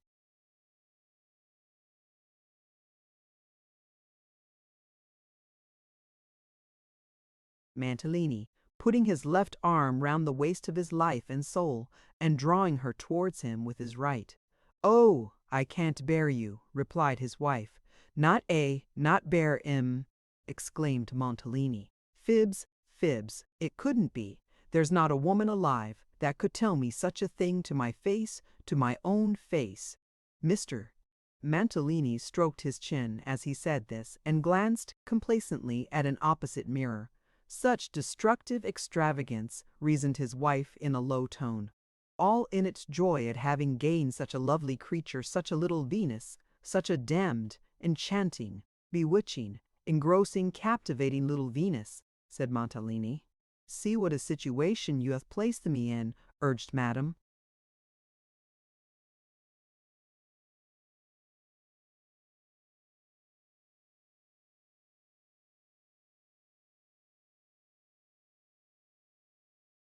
"No harm will come, no harm shall come to its own darling," rejoined Mr. Mantalini.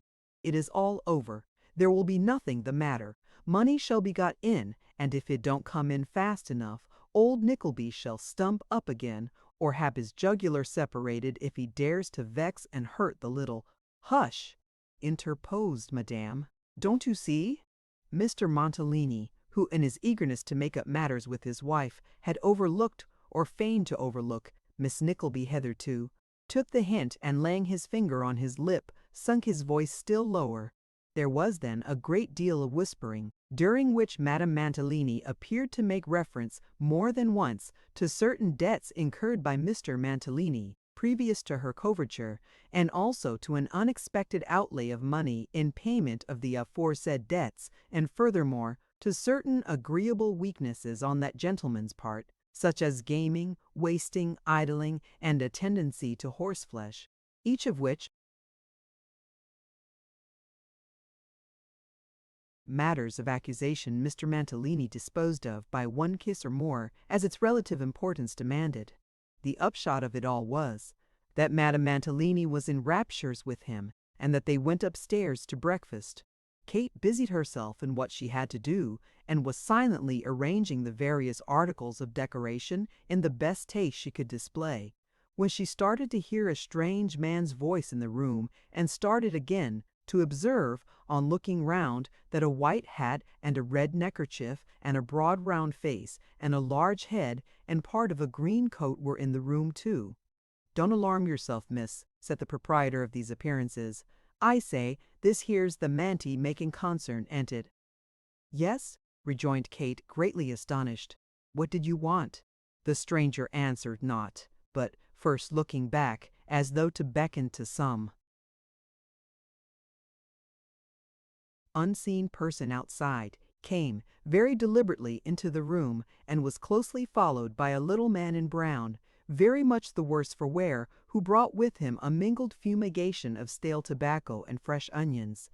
The clothes of this gentleman were much bespeckled with flue, and his shoes, stockings, and nether garments, from his heels to the waist buttons of his coat inclusive, were profusely embroidered with splashes of mud caught a fortnight previously before the setting in of the fine weather.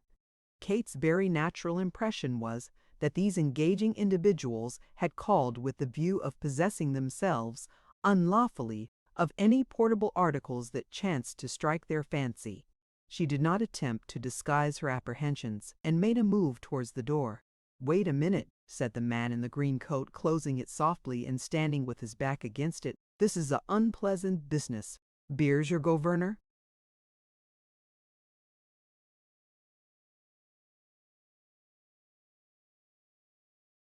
"My what did you say?" asked Kate, trembling, for she thought governor might be slang for watch or money. "Mr. Muntelheiny," said the man. "What's come on him? Is he at home?" "He is above stairs, I believe," replied Kate, a little reassured by this inquiry. "Do you want him?" "No," replied the visitor. "I don't exactly want him, if it's made a favor on. You can just give him that 'ere card and tell him if he wants to speak to M.E. and save trouble, here I am. That's all." With these words, the stranger put a thick square card into Kate's hand and, turning to his friend, remarked with an easy air that the room's was a good high pitch, to which the friend assented, adding, by way of illustration, that there was lots of room for a little boy to grow up a man, in either on 'em, vithout much.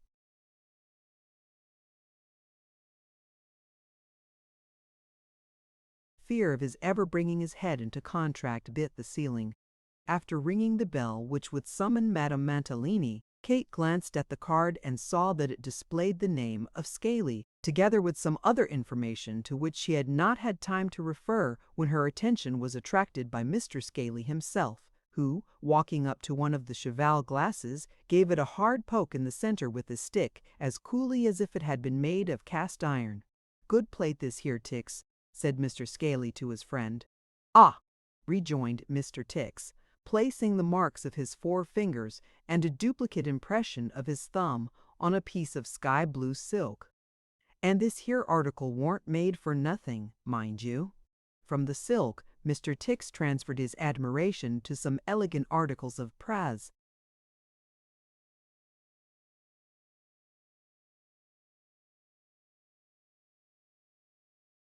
Wearing apparel while Mr. Scaly adjusted his neckcloth at leisure before the glass, and afterwards, aided by its reflection, proceeded to the minute consideration of a pimple on his chin, in which absorbing occupation he was yet engaged, when Madame Mantalini, entering the room, uttered an exclamation of surprise which roused him. "Oh, is this the missus?" inquired Scaly. "It is Madame Mantalini," said Kate. "Then," said Mr. Scaly, producing a small document from his pocket and unfolding it very slowly, "this is a writ of execution, and if it's not conwenient to settle, we'll go over the house at once, please, and take the inwentory."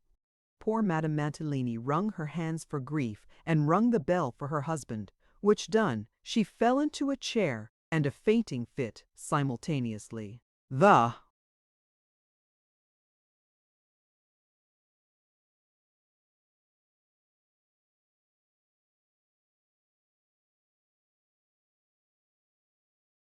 professional gentlemen, however, were not at all discomposed by this event, for Mr. Scaly, leaning upon a stand on which a handsome dress was displayed, so that his shoulders appeared above it, in nearly the same manner as the shoulders of the lady for whom it was designed would have done if she had had it on, pushed his hat on one side, and scratched his head with perfect unconcern, while his friend Mr. Tix, taking that opportunity for a general survey of the apartment preparatory to entering on business, stood with his inventory. Such was the posture of affairs when Mr. Mantalini hurried in, and as that distinguished specimen had had a pretty extensive intercourse with Mr. Scaley's fraternity in his bachelor days, and was, besides, very far from being taken by surprise on the present agitating occasion, he merely shrugged his shoulders, thrust his hands down to the bottom of his pockets, elevated his eyebrows,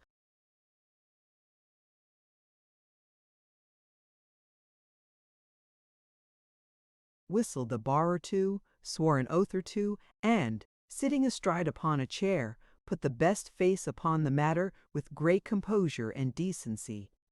"What's the dim total?" was the first question he asked. £1,527, 4 and 9 a penny, replied Mr. Scaley without moving a limb. "The halfpenny be demmed," said Mr. Mantalini impatiently. "By all means, if you wish it," retorted Mr. Scaley, "and the 9 pence. It don't matter to us if the £1,527 went along with it, that I know on," observed Mr. Tix. "Not a button," said Scaley. "Well," said the same gentleman after a pause, "what's to be done anything? Is it?"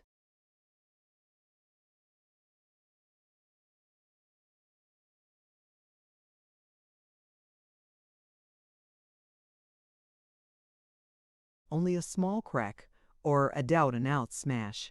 A break-up of the Constitution, is it? Wery good. Then Mr. Tom Tix, Esquire, you must inform your angel wife and lovely family as you won't sleep at home for 3 nights to come, along of being in possession here. What's the good of the lady a-fretting herself?" continued Mr. Scaley as Madame Mantalini sobbed. "A good half of what's here isn't paid for, I say, and what a consolation oughtn't that to be to her feelings?" With these remarks, combining great pleasantry with sound moral encouragement under difficulties, Mr. Scaley proceeded to take the inventory, in which delicate task he was materially assisted by the uncommon tact and experience of Mr. Tix, the broker. "My cup of happiness is sweetener," said Mantalini, approaching his wife with a penitent air. "Will you listen to me for 2 minutes?" "Oh!" "Don't speak to me," replied his wife, sobbing. "You have ruined me, and—"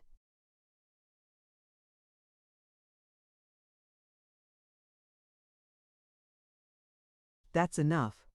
Mr. Mantalini, who doubtless well considered his part, no sooner heard these words pronounced in a tone of grief and severity, than he recoiled several paces, assumed an expression of consuming mental agony, rushed headlong from the room, and was, soon afterwards, heard to slam the door of an upstairs dressing-room with great violence. "Miss Nickleby," cried Madame Mantalini, when this sound met her ear, "make haste, for heaven's sake, he will destroy himself. I spoke unkindly to him, and he cannot bear it from me.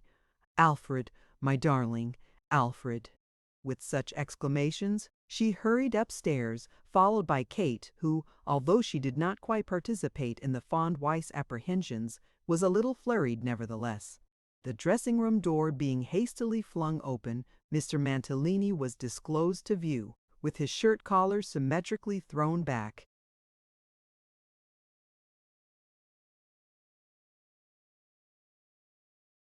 putting a fine edge to a breakfast-knife by means of his razor-strop. "Ah!" cried Mr. Mantalini, "interrupted!" and whisked with the breakfast-knife into Mr. Mantalini's dressing-gown pocket, while Mr. Mantalini's eyes rolled wildly, and his hair floating in wild disorder, mingled with his whiskers. "Alfred," cried his wife, flinging her arms about him, "I didn't mean to say it, I didn't mean to say it." "Ruined!" cried Mr. Mantalini. "Have I brought ruin upon the best and purest creature that ever blessed a demnition vagabond? Damn it, let me go!" At this crisis of his ravings, Mr. Mantalini made a pluck at the breakfast-knife, and being restrained by his wife's grasp, attempted to dash his head against the wall, taking very good care to be at least 6 feet from it. "Compose yourself, my own angel," said Madame. It was nobody's fault, it was.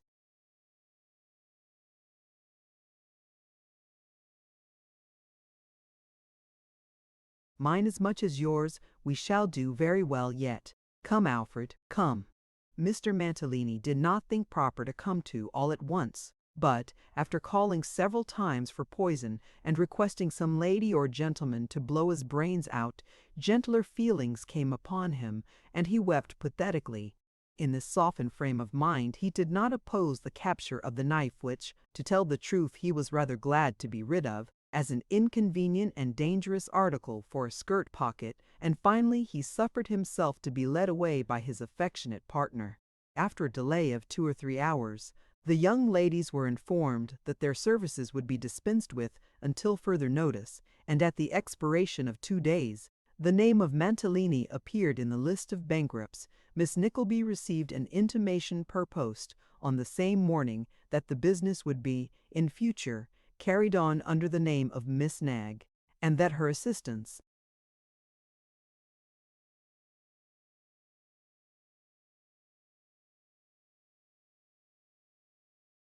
would no longer be required. A piece of intelligence with which Mrs. Nickleby was no sooner made acquainted than that good lady declared she had expected it all along, and cited divers unknown occasions on which she had prophesied to that precise effect. "And I say again," remarked Mrs. Nickleby, who, it is scarcely necessary to observe, had never said so before, "I say again, that a milliner's and dressmaker's is the very last description of business, Kate, that you should have thought of attaching yourself to. I don't make it a reproach to you, my love, but still I will say that if you had consulted your own mother—" "Well, well, mamma," said Kate mildly, "what would you recommend now?" "Recommend!" cried Mrs. Nickleby. "Isn't it obvious, my dear, that of all occupations in this world, for a young lady situated as you are, that of companion to some amiable lady is the very thing for which your education and manners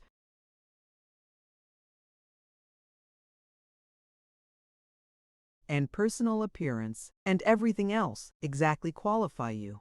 Did you never hear your poor dear papa speak of the young lady who was the daughter of the old lady who boarded in the same house that he boarded in once when he was a bachelor? What was her name again? I know it began with a B and ended with Gee, but whether it was Waters or no, it couldn't have been that either. But whatever her name was, don't you know that that young lady went as companion to a married lady who died soon afterwards, and that she married the husband and had one of the finest little boys that the medical man had ever seen, all within 18 months? Kate knew perfectly well that this torrent of favorable recollection was occasioned by some opening, real or imaginary, which her mother had discovered in the companionship walk of life. She therefore waited very patiently until all reminiscences and anecdotes, bearing or not bearing upon the subject, had been exhausted, and at last ventured to inquire what discovery had been made. The truth then came out. Mrs. Nickleby had, that morning, had a yesterday's newspaper of the very first respectability from the public house where the porter came from, and in this yesterday's newspaper was an advertisement, couched in the purest and most grammatical English, announcing that a married lady was in want of a genteel young person as companion, and that the married lady's name and address were to be known, on application at a certain library at the west end of the town, therein mentioned. "And I say," exclaimed Mrs. Nickleby, laying the paper down in triumph, "that if your uncle don't object, it's well worth the trial." Kate was too sick at heart, after the rough jostling she had already had with the world, and really cared too little at the moment what fate was reserved for her, to make any objection. Mr. Ralph Nickleby offered none, but, on the contrary, highly approved of the suggestion. Neither did he express any great surprise at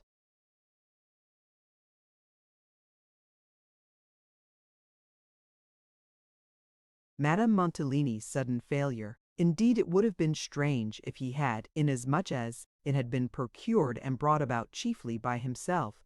So The name and address were obtained without loss of time, and Miss Nickleby and her mamma went off in quest of Mrs. Witherley of Cadogan Place, Sloane Street, that same forenoon. Cadogan Place is the one slight bond that joins two great extremes. It is the connecting link between the aristocratic pavements of Belgrave Square and the barbarism of Chelsea. It is in Sloane Street, but not of it. The people in Cadogan Place look down upon Sloane Street and think Brompton low. They affect fashion, too, and wonder where the new road is. Not that they claim to be on precisely the same footing as the high folks of Belgrave Square and Grosvenor Place, but that they stand, with reference to them, rather in the light of those illegitimate children of the great who are content to boast of their connections, although their connections disavow them, wearing as much as they can of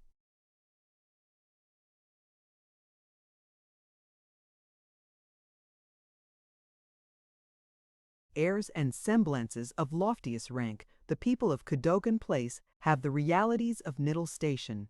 It is the conductor which communicates to the inhabitants of regions beyond its limit the shock of pride of birth and rank, which it has not within itself, but derives from a fountain-head beyond. Or, like the ligament which unites the Siamese twins, it contains something of the life and essence of two distinct bodies, and yet belongs to neither. Upon this doubtful ground lived Mrs. Witherley, and at Mrs. Witherley's door Kate Nickleby knocked with trembling hand. The door was opened by a big footman with his head floured or chalked or painted in some way it didn't look genuine powder, and the big footman, receiving the card of introduction, gave it to a little page. So little, indeed, that his body would not hold, in ordinary array, the number of small buttons which are indispensable to a page's costume, and they were consequently obliged to be stuck on 4 abreast. This young gentleman took the card upstairs on a salver, and pending his return, Caton.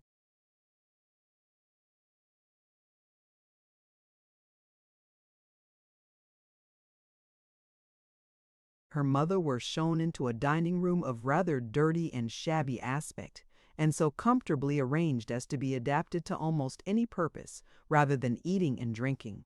Now, in the ordinary course of things, and according to all authentic descriptions of high life, as set forth in books, Mrs. Witherley was at that moment shaving himself in the Bow-Tory was at that moment shaving himself in the Bow-Tor or what not. Certain it is that Mrs. Witherley gave audience in the drawing-room, where was everything proper and necessary, including curtains and furniture coverings of a roseate hue, to shed a delicate bloom on Mrs. Witherley Trelease, at Yesquam topic olive.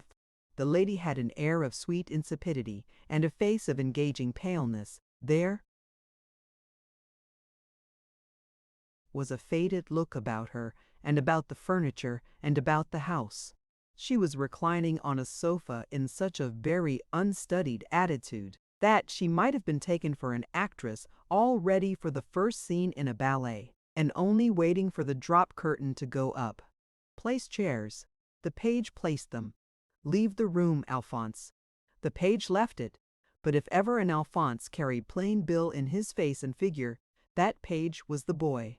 "I ventured to call, ma'am," said Kate after a few seconds of awkward silence, "from having seen your advertisement."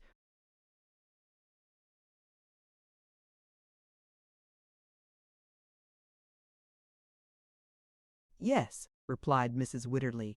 "One of my people put it in the paper. Yes."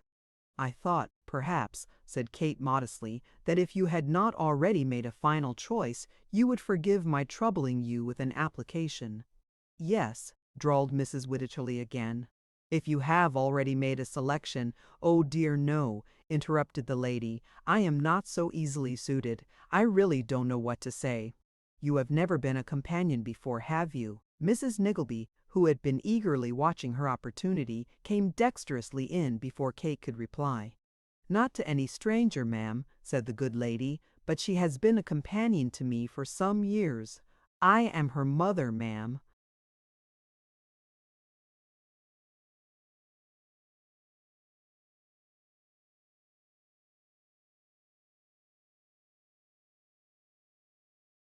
"Oh," said Mrs. Witherley, "I apprehend you.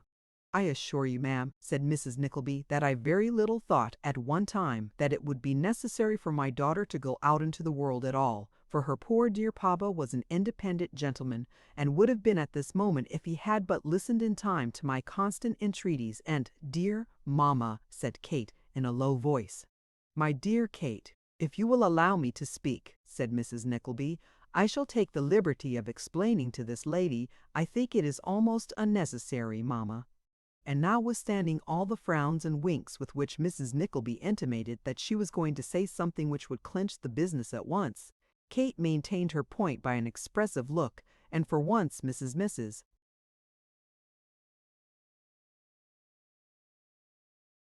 Nickleby was stopped upon the very brink of an oration. "What are your accomplishments?" asked Mrs. Wittaturley, with her eyes shut. Kate blushed as she mentioned her principal acquirements, and Mrs. Nickleby checked them all off one by one on her fingers, having calculated the number before she came out. Luckily the two calculations agreed, so Mrs. Nickleby had no excuse for talking. "You are a good temper?" asked Mrs. Wititterly, opening her eyes for an instant and shutting them again. "I hope so," rejoined Kate. "And have a highly respectable reference for everything, have you?" Kate replied that she had, and laid her uncle's card upon the table.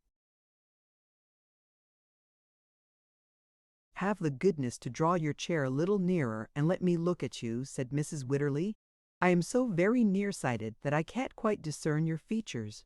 Kate complied, though not without some embarrassment, with this request, and Mrs. Wititterly took a languid survey of her countenance, which lasted some 2 or 3 minutes. "I like your appearance," said that lady, ringing a little bell. "Alphonse requests your master to come here." The page disappeared on this errand, and after a short interval during which not a word was spoken on either side, opened the door for an important gentleman of about 38, of rather plebeian countenance, and with a very light head of hair, who leant over Mrs. Wittaturley for a little time, and conversed with her in whispers. "Oh," he said, turning round, "yes, this is a most important matter. Mrs. Wittaturley is of a very excitable nature, very delicate, very fragile, a hothouse plant, an exotic." "Oh, Henry, my dear," interposed Mrs. Wititterly, "you are my love, you know you are." "One breath," said Mr. W., blowing an imaginary feather away. "Foh, you're gone." The lady sighed. "Your soul is too large for your body," said Mr. Wititterly. "Your intellect wears you out. All the medical men say so. You know that there is not a physician who is not proud of being called in to you. What is their unanimous declaration? 'My dear doctor,' said I to Sir Tumley Snuffim, in this very room, the very last time he came, 'my dear doctor, what is my wife's complaint? Tell me all. I can bear it.'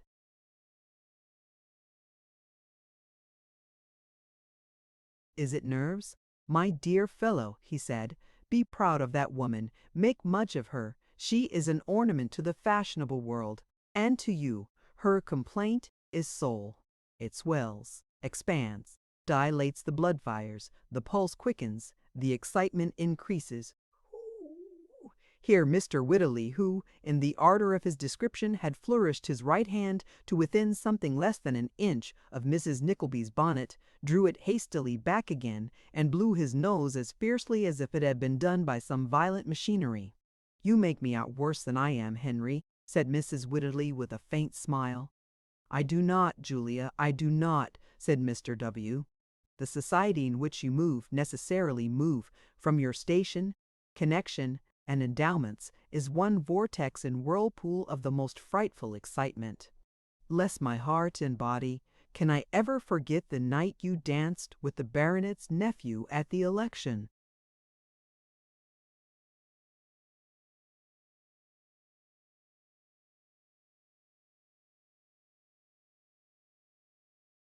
"Ball at Exeter. It was tremendous." "I always suffer for these triumphs afterwards," said Mrs. Wititterly. "And for that very reason," rejoined her husband, "you must have a companion, in whom there is great gentleness, great sweetness, excessive sympathy, and perfect repose." Here Both Mr. and Mrs. Witherley, who had talked rather at the Nicklebys than to each other, left off speaking and looked at their two hearers with an expression of countenance which seemed to say, "What do you think of all this?" "Mrs. Witherley," said her husband, addressing himself to Mrs. Nickleby, "is sought after and courted by glittering crowds and brilliant circles. She is excited by the opera, the drama, the fine arts, the nobility, my love," interposed Mrs. Witherley.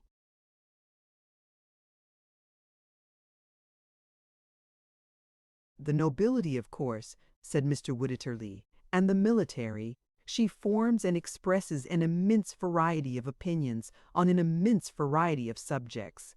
If some people in public life were acquainted with Mrs. Witherley's real opinion of them, they would not hold their heads, perhaps, quite as high as they do." "Hush, Henry," said the lady. "This is scarcely fair. I mention no names, Julia," replied Mr. Witherley, "and nobody is injured. I merely mention the circumstance to show that you are no ordinary person, that there is a constant friction perpetually going on between your mind and your body, and that you must be soothed and tended. Now let me hear, dispassionately and calmly, what are this young lady's qualifications for the office." In obedience to this request, the qualifications were all gone through again, with the addition of many interruptions and cross-questionings from Mr. Sable.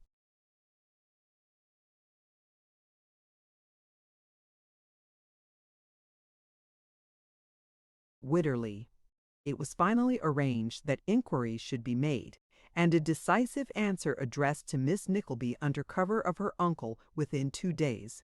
These conditions agreed upon, the page showed them down as far as the staircase window, and the big footman, relieving guard at that point, piloted them in perfect safety to the street door.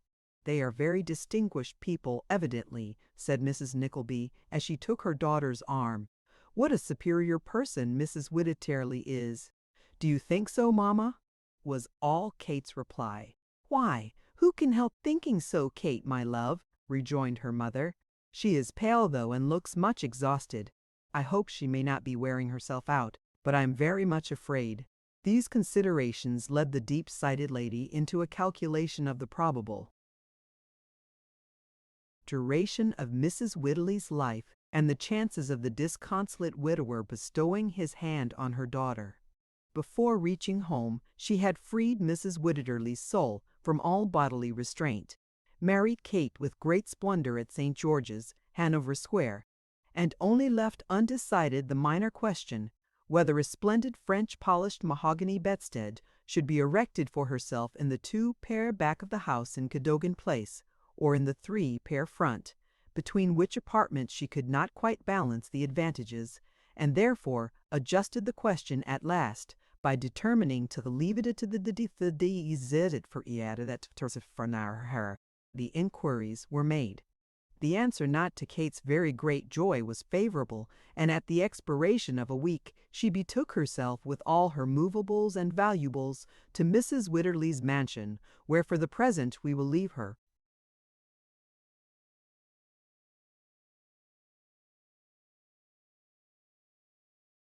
Chapter 22. Nicholas, accompanied by Smike, sallies forth to seek his fortune. He encounters Mr. Vincent Crummles, and who he was is herein made manifest.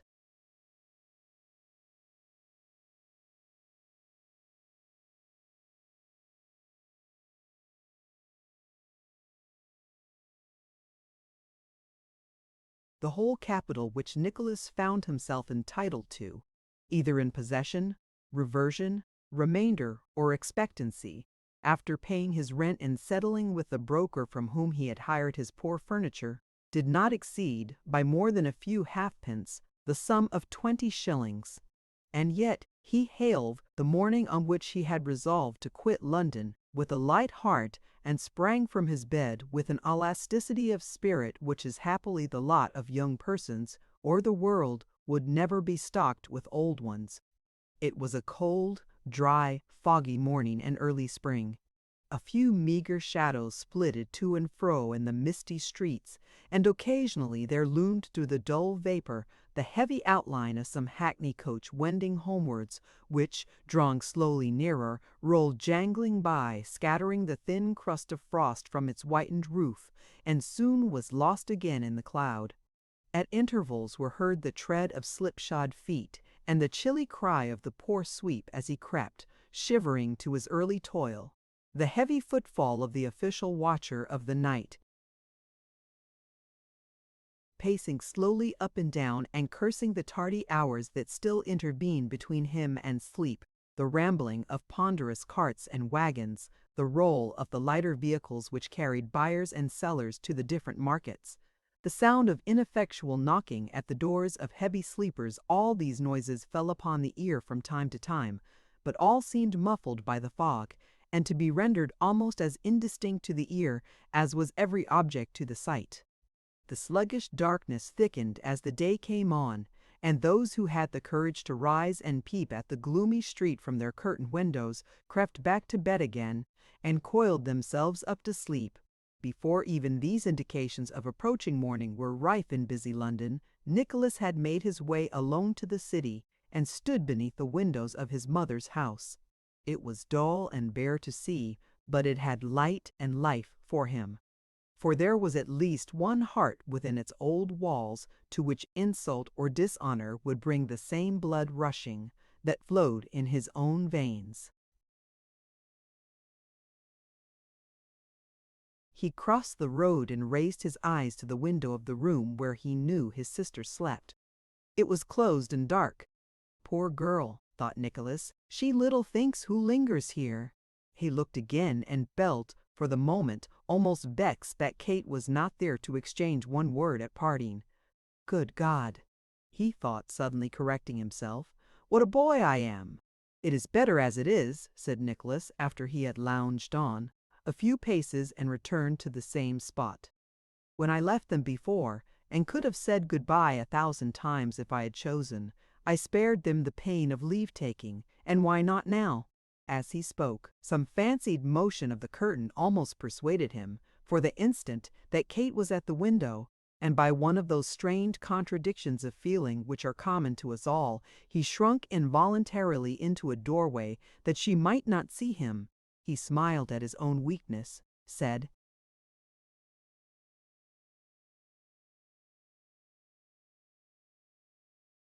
God bless them, and walked away with a lighter step. Smike was anxiously expecting him when he reached his old lodgings, and so was Newman, who had expended a day's income in a can of rum and milk to prepare them for the journey. They had tied up the luggage, Smike shouldered it, and away they went with Newman, Noggs and company, for he had insisted on walking as far as he could with them, overnight. Which way? asked Newman wistfully. To Kingston first, replied Nicholas. And where afterwards? asked Newman. Why won't you tell me?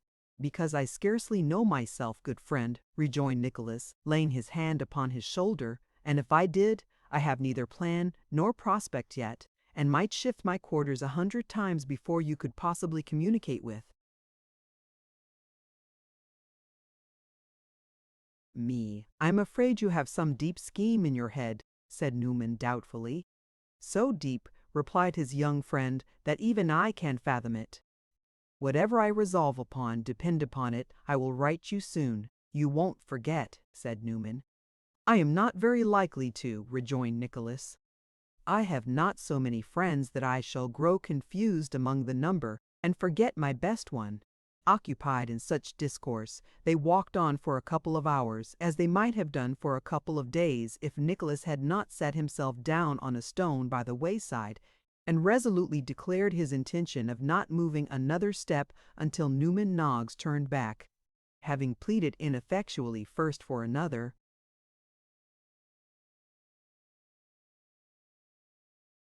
half-mile, and afterwards for another quarter. Newman was fain to comply, and to shape his course towards Golden Square, after interchanging many hearty and affectionate farewells, and many times turning back to wave his hat to the 2 wayfarers, when they had become mere specks in the distance. Now listen to me, Smike, said Nicholas as they trudged with stout hearts onwards. "We are bound for Portsmouth." Smike nodded his head and smiled, but expressed no other emotion, for whether they had been bound for Portsmouth or Port Royal would have been alike to him, so they had been bound together. "I don't know much of these matters," resumed Nicholas, "but Portsmouth is a seaport town, and if no other employment is to be obtained, I should think we might get on board some ship. I am young and active and could be useful in many ways. So could you." "I hope so," replied Smike. "When I was at that, you know where I mean." "Yes, I know," said Nicholas. "You needn't name the place."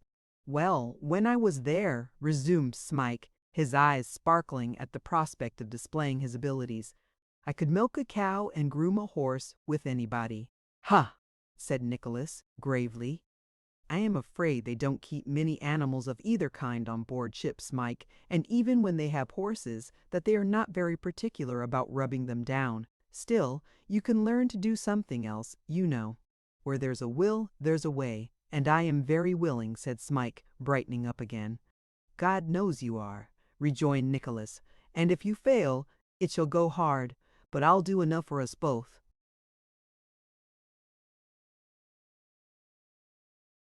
"Do we go all the way today?" asked Smike after a short silence. "That would be too severe a trial even for your willing legs," said Nicholas with a good-humored smile. "No.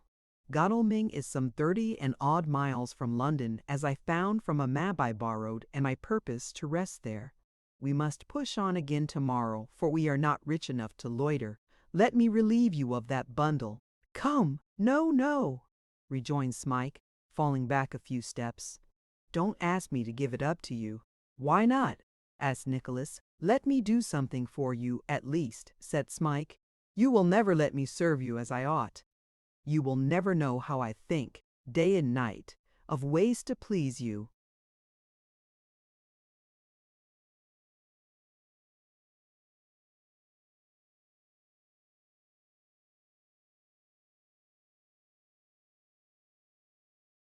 "You are a foolish fellow to say it, for I know it well and see it, or I should be a blind and senseless beast," rejoined Nicholas. "Let me ask you a question while I think of it, and there is no one by," he added, looking him steadily in the face. "Have you a good memory?" "I don't know," said Smike, shaking his head sorrowfully. "I think I had once, but it's all gone now, all gone." "Why do you think you had once?" asked Nicholas, turning quickly upon him as though the answer in some way helped out the purport of his question. "Because I could remember when I was a child," said Smike. "But that is very, very long ago, or at least it seems so. I was always confused and giddy at that place you took me from, and could never remember, and sometimes couldn't even understand, what they said to me. Let me see.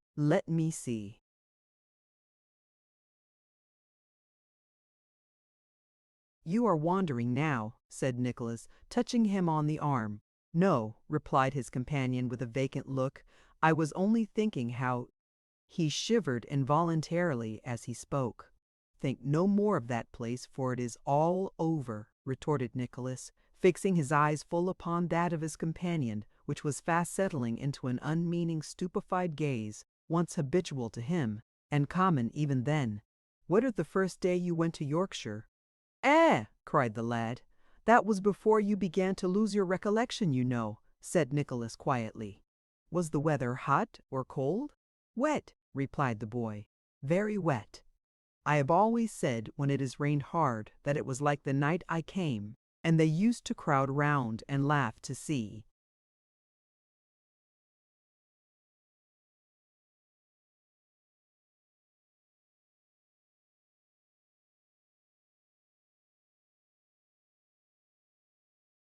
"Me cry when the rain fell heavily. It was like a child," they said, and that made me think of it more. I turned cold all over sometimes, for I could see myself as I was then, coming in at the very same door." "As you were then," repeated Nicholas with assumed carelessness.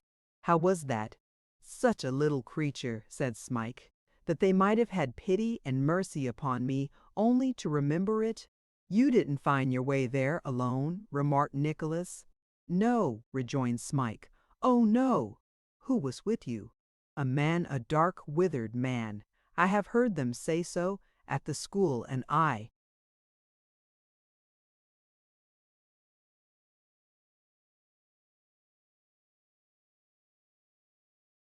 remembered that before. I was glad to leave him. I was afraid of him, but they made me more afraid of them, and used me harder too." "Look at me," said Nicholas, wishing to attract his full attention. "There, don't turn away. Do you remember no woman, no kind woman, who hung over you once and kissed your lips and called you her child?" "No," said the poor creature, shaking his head. "No, never." "Nor any house but that house in Yorkshire?" "No," rejoined the youth with a melancholy look. "A room I remember. I slept in a room, a large lonesome room at the top of a house, where there was a trap door in the ceiling. I have covered my head with the clothes often, not to see it, for it frightened me, a young child with no one near at night, and I used to wonder what was on the other side. There was a clock too, an old clock in one corner. I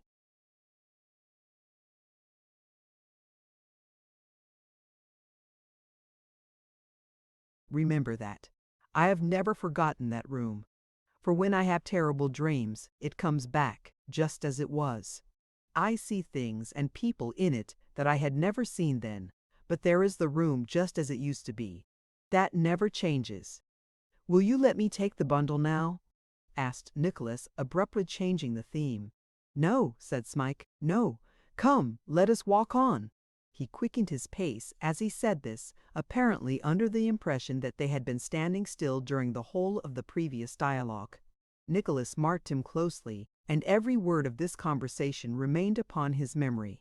It was, by this time, within an hour of noon, and although a dense vapor still enveloped the city they had left, as if the very breath of its busy people hung over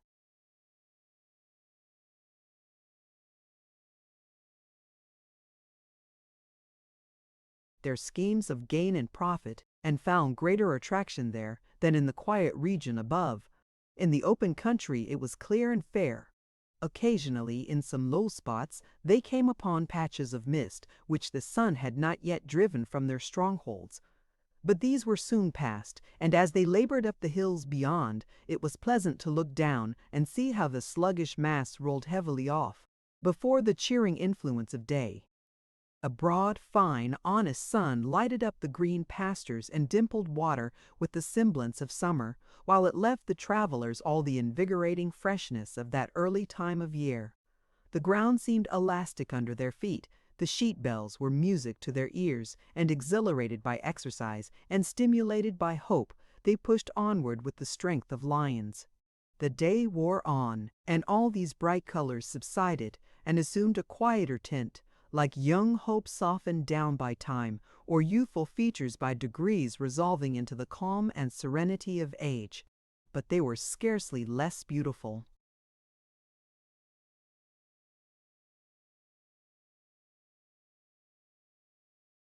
In their slow decline than they had been in their prime, for nature gives to every time and season some beauties of its own, and from morning to night, as from the cradle to the grave, is but a succession of changes so gentle and easy that we can scarcely mark their progress.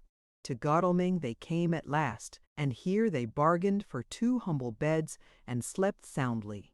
In the morning they were astir, though not quite so early as the sun, and again afoot, if not with all the freshness of yesterday, still with enough of hope and spirit to bear them cheerily on. It was a harder day's journey than yesterday's, for there were long and weary hills to climb, and in journeys, as in life, it is a great deal easier to go downhill than up. However, they kept on with unabated perseverance, and the hill has not yet lifted its face to heaven that perseverance will not gain the summit of at last. They walked upon the rim of the Devil's Punch Bowl, and Smike listened with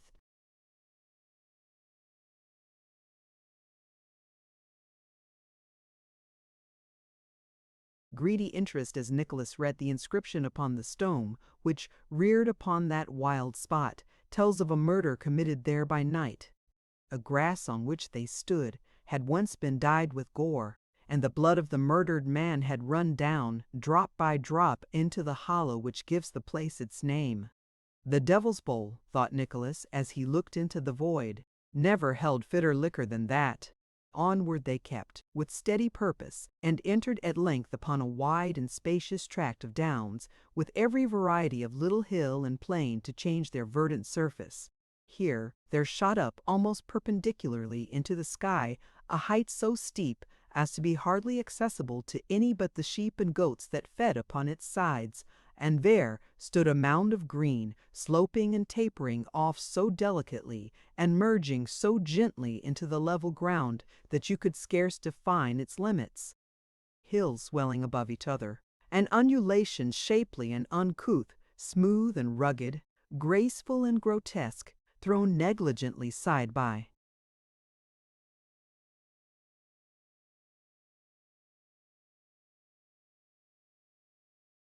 Side bounded the view in each direction, while frequently, with unexpected noise, there uprose from the ground a flight of crows, who, cawing and wheeling round the nearest hills, as if uncertain of their course, suddenly poised themselves upon the wing and skimmed down the long vista of some opening valley, with the speed of light itself.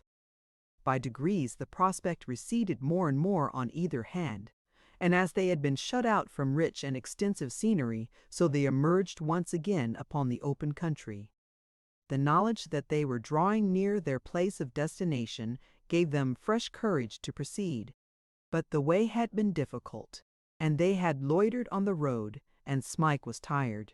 Thus twilight had already closed in when they turned off the path to the door of a roadside inn, yet 12 miles short of Portsmouth. 12 miles, said Nicholas, leaning with both hands on his stick and looking.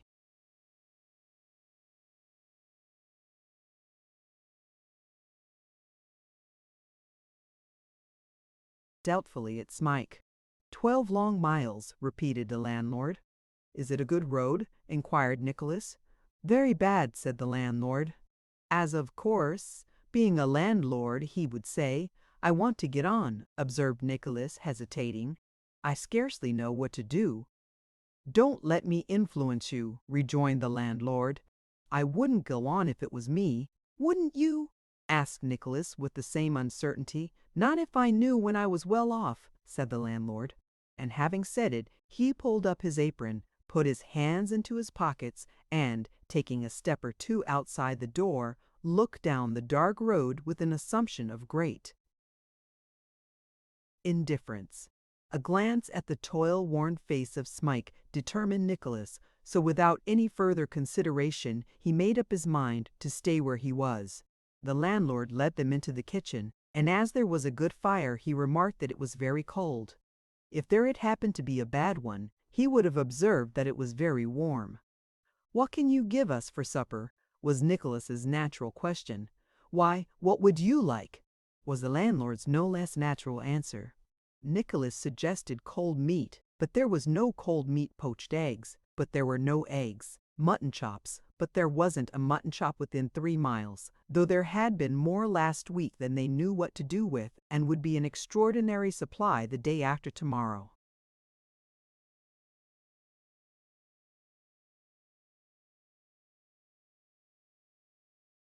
Then, said Nicholas, I must leave it entirely to you, as I would have done, at first, if you had allowed me. Why, then I'll tell you what, rejoined the landlord. There's a gentleman in the parlor that's ordered a hot beefsteak pudding and potatoes at 9. There's more of it than he can manage, and I have very little doubt that if I ask leave, you can sup with him. I'll do that in a minute. No, no, said Nicholas, detaining him. I would rather not. I at least, why cannot I speak out? Here, you see that I am traveling in a very humble manner, and have made my way hither on foot. It is more than probable, I think, that the gentleman may not relish my company, and although I am the dusty figure you see, I am too proud to thrust myself into his. Lord love you, said the landlord, it's only Mr. Crummles. He isn't particular.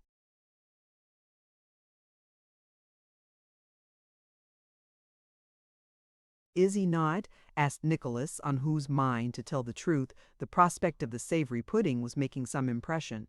"Not he," replied the landlord. "He'll like your way of talking, I know, but we'll soon see all about that. Just wait a minute." The landlord hurried into the parlor without staying for further permission, nor did Nicholas strive to prevent him, wisely considering that supper, under the circumstances, was too serious a matter to be trifled with. It was not long before the host returned, in a condition of much excitement. "All right," he said in a low voice. "I knew he would. You'll see something rather worth seeing in there. Ecod, how they are a-going of it." There was no time to inquire to what this exclamation, which was delivered in a very rapturous tone, referred, for he had already thrown open the door of the room, into which Nicholas, followed by Smike with the bundle on his shoulder, he carried it about with him as vigilantly as if it had been a sack of gold, straightway repaired. Nicholas was prepared for something odd, but not for something quite so odd as the sight he encountered. At the upper end of the room were a couple of boys, one of them very tall and the other very short, both dressed as sailors, or at least as theatrical sailors, with belts, buckles, pigtails, and pistols, complete, fighting what is called in playbills a terrific combat with two of those short broad swords with basket hilts, which are commonly used at our minor theaters. The short boy had gained a great advantage over the tall boy, who was reduced to mortal strait, and both were overlooked by a large, heavy man, perched against the corner of a table, who emphatically adjured them to strike a little more fire out of the swords, and they couldn't fail to bring the house down on the very first night. "Mr. Vincent Crummles," said the landlord with an air of great deference, "this is the young gentleman." Mr. Vincent Crummles received Nicholas with an inclination of the head, something between the courtesy of a Roman emperor and the nod of a pot companion, and bade the landlord shut the door and begone. "There's a picture," said Mr. Crummles, motioning Nicholas not to advance and spoil it. "The little Un has him. If the big Un doesn't knock under, in 3 seconds he's a dead man. Do that again, boys." The two combatants went to work afresh, and chopped away until the swords emitted a shower of sparks, to the great satisfaction of Mr. Crummles, who appeared to consider this a very great point indeed. The engagement commenced with about 200 chops administered by the short sailor and the tall sailor alternately, without producing any particular result, until the short sailor was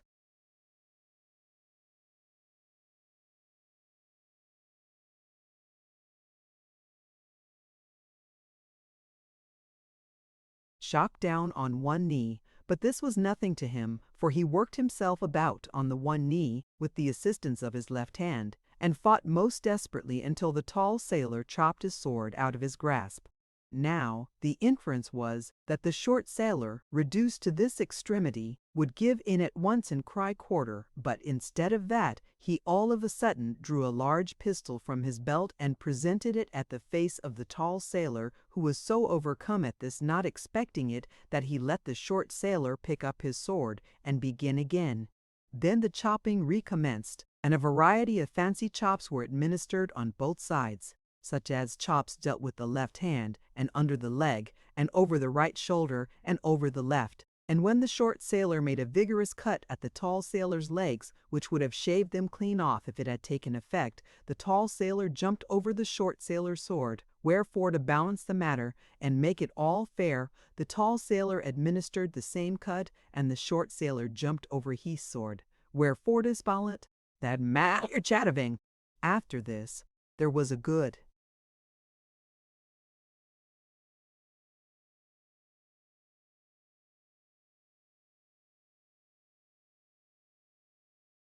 deal of dodging about and hitching up of the inexpressibles in the absence of braces, and then the short sailor, who was the moral character evidently, for he always had the best of it, made a violent demonstration, and closed with the tall sailor, who after a few unavailing struggles went down and expired in great torture, as the short sailor put his thrust and bored a hole in him through and through. "That'll be a double encore if you take care, boys," said Mr. Crummles. "You had better get your wind now and change your clothes."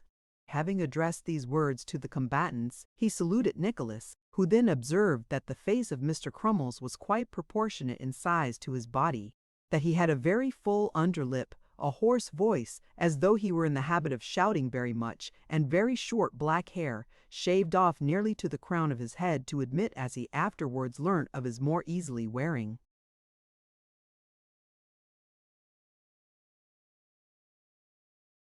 Character wigs of any shape or pattern. "What did you think of that, sir?" inquired Mr. Crummles. "Very good, indeed, capital," answered Nicholas. "You won't see such boys as those very often, I think," said Mr. Crummles. Nicholas assented, observing that if they were a little better match, cried Mr. Crummles. "I mean, if they were a little more of a size," said Nicholas, explaining himself.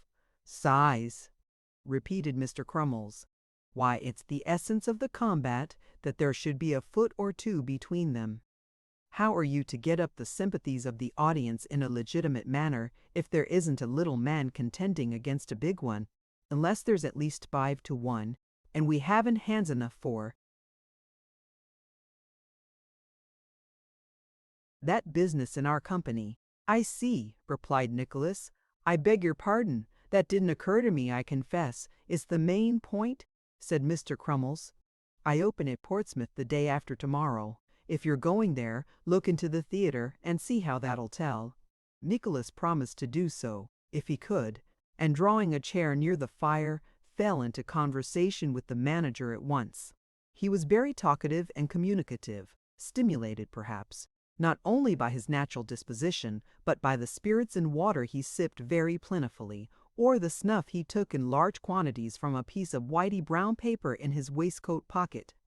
He laid open his affairs without the smallest reserve, and descanted at some length upon the merits of his company and the acquirements of his family, of both of which the 2 broadsword boys formed an honourable portion.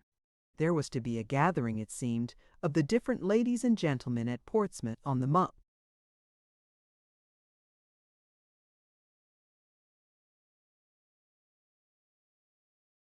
morrow, whither the father and sons were proceeding not for the regular season, but in the course of a wandering speculation, after fulfilling an engagement at Guildford with the greatest applause. "You are going that way?" asked the manager. Yes," said Nicholas. "Yes, I am. Do you know the town at all?" inquired the manager, who seemed to consider himself entitled to the same degree of confidence as he had himself exhibited. "No," replied Nicholas. "Never there?" "Never." Mr. Vincent Crummles gave a short dry cough, as much as to say, "If you won't."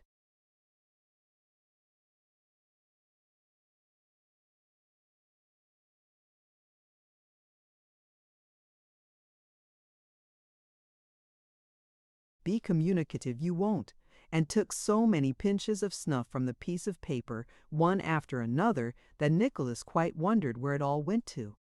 While he was thus engaged, Mr. Crummles looked, from time to time, with great interest at Smike, with whom he had appeared considerably struck from the first. He had now fallen asleep, and was nodding in his chair. "Excuse my saying so," said the manager, leaning over to Nicholas and sinking his voice, "but what a capital countenance your friend has got. Poor fellow!" Said Nicholas, with a half smile, "I wish it were a little more plump, and less haggard." "Plump!" exclaimed the manager, quite horrified. "You'd spoil it for ever." "Do you think so?"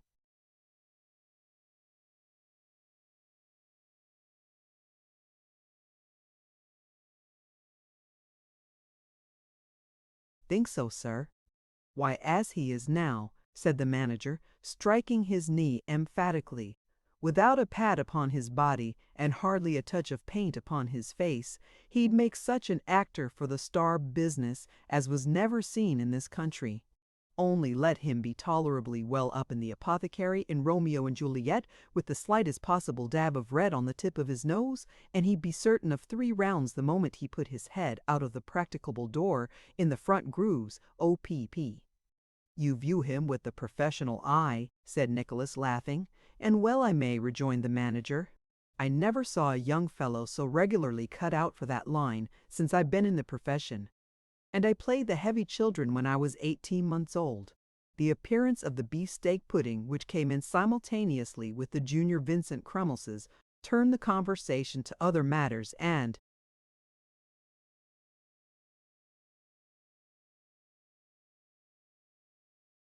indeed, for a time, stopped it altogether.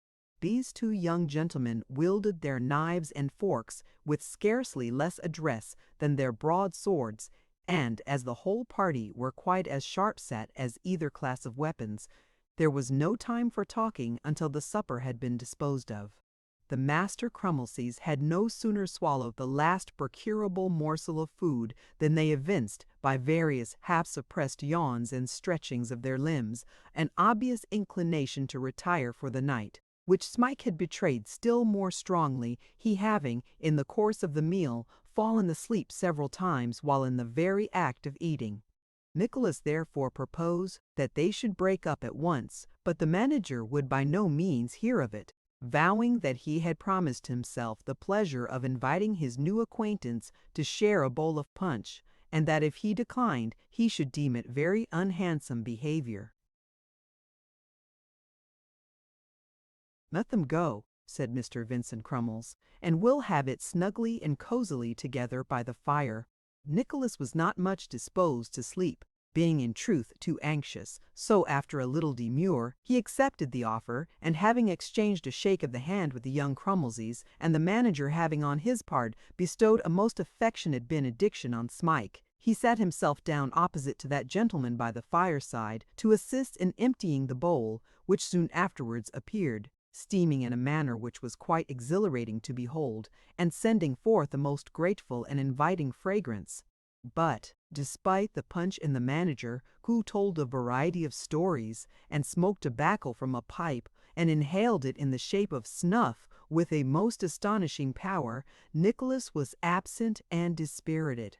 His thoughts were in his old home, and when they reverted to his present condition, the uncertainty of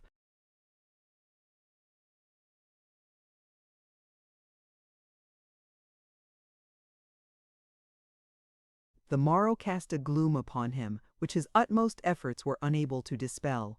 His attention wandered. Although he heard the manager's voice, he was deaf to what he said, and when Mr. Vincent Crummles concluded the history of some long adventure with a loud laugh, and an inquiry what Nicholas would have done under the same circumstances, he was obliged to make the best apology in his power, and to confess his entire ignorance of all he had been talking about.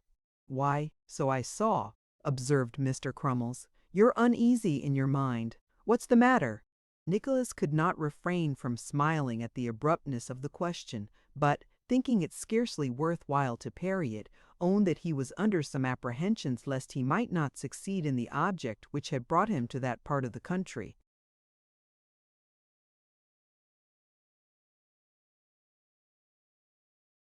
"And what's that?" asked the manager. "Getting something to do which will keep me and my poor fellow traveler in the common necessaries of life," said Nicholas. "That's the truth. You guessed it long ago, I dare say, so I may as well have the credit of telling it you with a good grace." "What's to be got to do at Portsmouth more than anywhere else?" asked Mr. Vincent Crummles, melting the sealing wax on the stem of his pipe in the candle and rolling it out afresh with his little finger. "There are many vessels leaving the port, I suppose," replied Nicholas. "I shall try for a berth in some ship or other. There is meat and drink there, at all events. Salt meat and new rum. Peas pudding and chaff biscuits," said the manager, taking a whiff at his pipe to keep it alight, and returning to his work of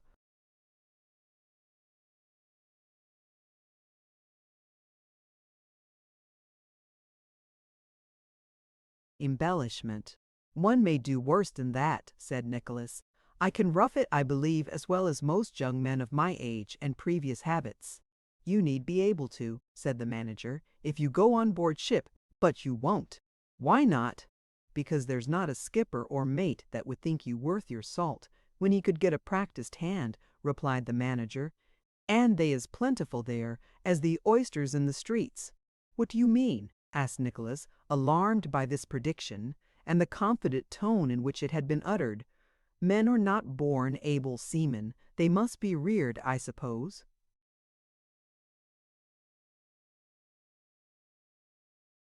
Mr. Vincent Crummles nodded his head. They must, but not at your age, or from young gentlemen like you. There was a pause. The countenance of Nicholas fell, and he gazed ruefully at the fire. Does no other profession occur to you which a young man of your figure and address could take up easily and see the world to advantage in? Asked the manager. No, said Nicholas, shaking his head. Why then, I'll tell you one, said Mr. Crummles, throwing his pipe into the fire and raising his voice. The stage, cried Nicholas in a voice almost as loud. The theatrical profession, said Mr. Vincent Crummles. I am in the theatrical profession myself. My wife is in the theatrical profession. My children are in the theatrical profession. I had a dog that lived and died in it from a puppy, and my chaise pony goes on into Timur the Tartar. I'll bring you out, and your friend too. Say the word, I want a novelty. I don't know anything about it, rejoined Nicholas, whose breath had been almost taken away by this sudden proposal. I never acted a part in my life, except at school. There's genteel comedy in your walk and manner, juvenile tragedy in your eye, and touch-and-go farce in your laugh, said Mr. Vincent Crummles. You'll do as well as if you had thought of nothing else but the lamps, from your birth downwards. Nicholas thought of the small amount of small change that would remain in his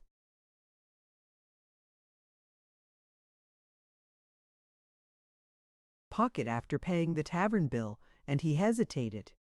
You can be useful to us in 100 ways, said Mr. Crummles. Think what capital bills a man of your education could write for the shop windows. Well, I think I could manage that department, said Nicholas. To be sure you could, replied Mr. Crummles. For further particulars, see small handbills. We might have half a volume in every one of 'em. Pieces too. Why, you could write us a piece to bring out the whole strength of the company whenever we wanted one. I am not quite so confident about that, replied Nicholas. But I dare say I could scribble something now and then that would suit you. We'll have a new showpiece out directly, said the manager. Let me see peculiar resources of this establishment, new and splendid scenery you.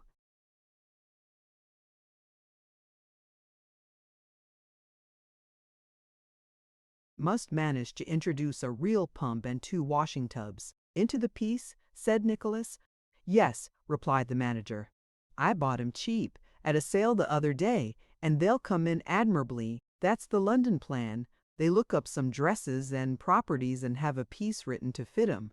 Most of the theaters keep an author on purpose.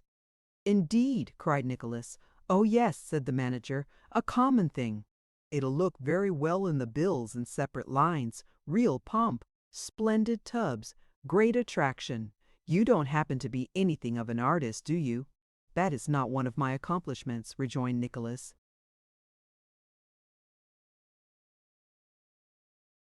Ah, then it can't be helped, said the manager. If you had been, we might have had a large woodcut of the last scene for the posters, showing the whole depth of the stage, with the pump and tubs in the middle. But, however, if you're not, it can't be helped. What should I get for all this? Inquired Nicholas after a few moments' reflection. Could I live by it? Live by it, said the manager, like a prince. With your own salary and your friends and your writings, you'd make £1 a week. You don't say so. I do indeed. And if we had a run of good houses, nearly double the money. Nicholas shrugged his shoulders. But sheer destitution was before him, and if he could summon fortitude to undergo the extremes of want and hardship, for what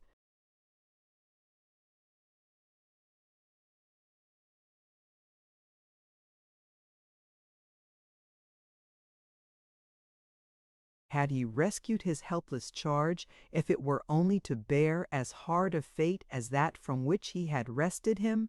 It was easy to think of 70 miles as nothing when he was in the same town with the man who had treated him so ill and roused his bitterest thoughts, but now it seemed far enough.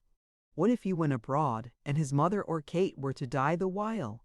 Without more deliberation, he hastily declared that it was a bargain and gave Mr. Vincent Crummles his hand upon it.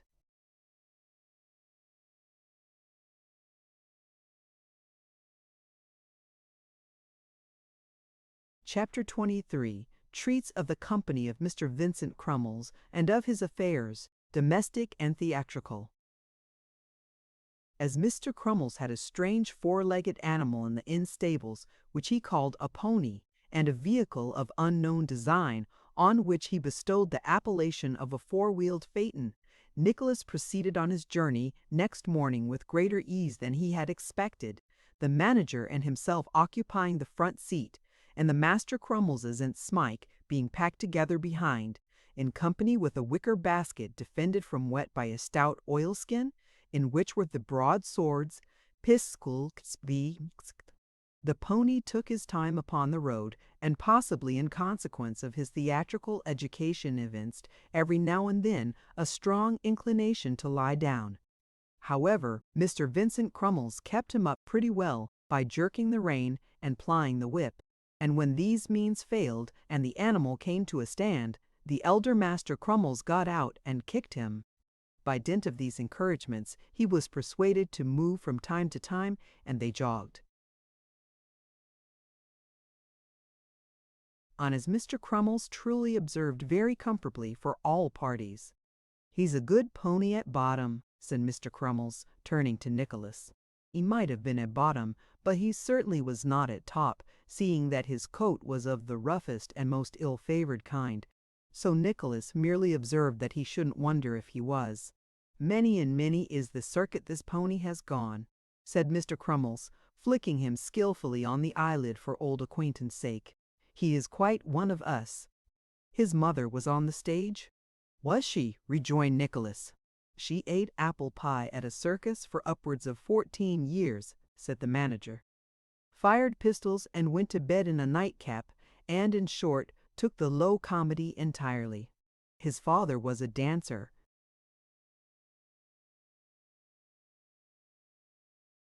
"Was he at all distinguished?" "Not very," said the manager. "He was rather a low sort of pony. The fact is, he had been originally jobbed out by the day, and he never quite got over his old habits. He was clever in melodrama too, but too broad, too broad. When the mother died, he took the port wine business." "The port wine business!" cried Nicholas. "Drinking port wine with the clown," said the manager. "But he was greedy, and one night bit off the bowl of the glass and choked himself, so his vulgarity was the death of him at last." The descendant of this ill-starred animal, requiring increased attention from Mr. Crummles as he progressed in his day's work, that gentleman had very little time for conversation. Nicholas was thus left at leisure to entertain himself with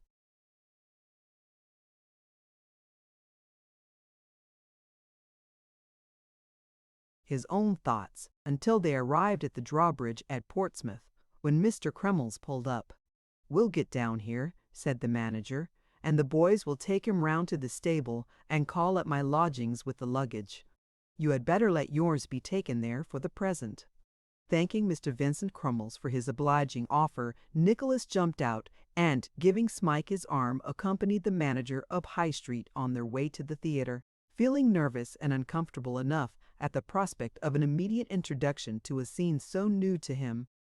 They passed a great many bills, pasted against the walls and displayed in windows, wherein the names of Mr. Vincent Crummles, Mrs. Vincent Crummles, Master Crummles, Master Crummles, Master Prummles, and Miss Crummles were printed in very large letters, and everything else in very small ones, and, turning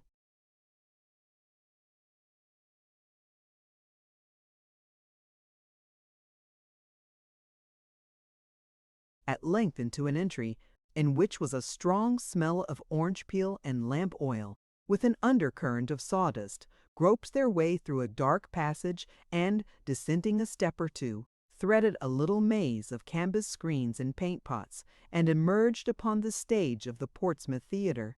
"Here we are," said Mr. Crummles. It was not very light, but Nicholas found himself close to the first entrance on the prompt side, among bare walls, dusty scenes, mildewed clouds, heavily daubed draperies, and dirty floors. He looked about him. Ceiling, pit, boxes, gallery, orchestra, fittings, and decorations of every kind, all looked coarse, cold, gloomy, and wretched. "Is this a theatre?" whispered Smike in amazement. "I thought it was a blaze of light and finery."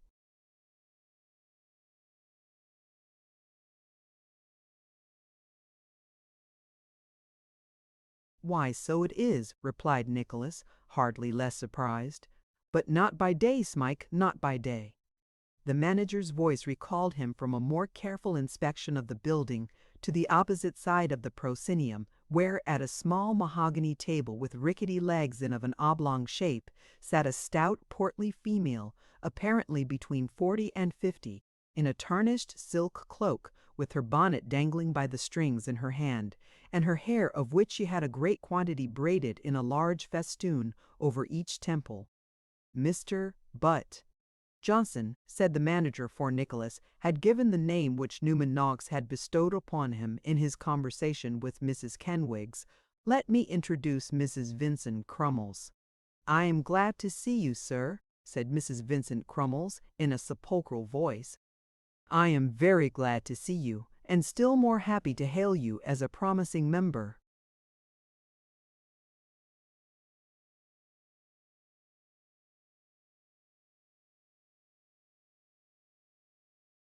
of our corps." The lady shook Nicholas by the hand as she addressed him in these terms. He saw it was a large one, but had not expected quite such an iron grip as that with which she honored him. "And this," said the lady, crossing to Smike, as tragic actresses cross when they obey a stage direction, "and this is the other. You, too, are welcome, sir." "He'll do, I think, my dear," said the manager, taking a pinch of snuff. "He is admirable," replied the lady. "An acquisition indeed." As Mrs. Vincent Crummles recrossed back to the table, there bounded on to the stage from some mysterious inlet a little girl in a dirty white frock with tucks up to the knees, short trousers, sandaled shoes, white spencer, pink gauze bonnet, green veil, and curl papers, who turned a pirouette, cut twice in the air, turned,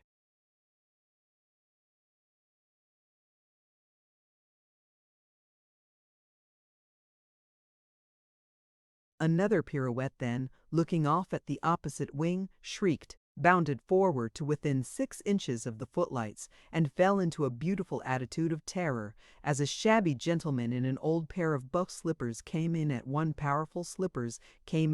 powerful slide, and chattering his teeth, fiercely brandished a walking stick.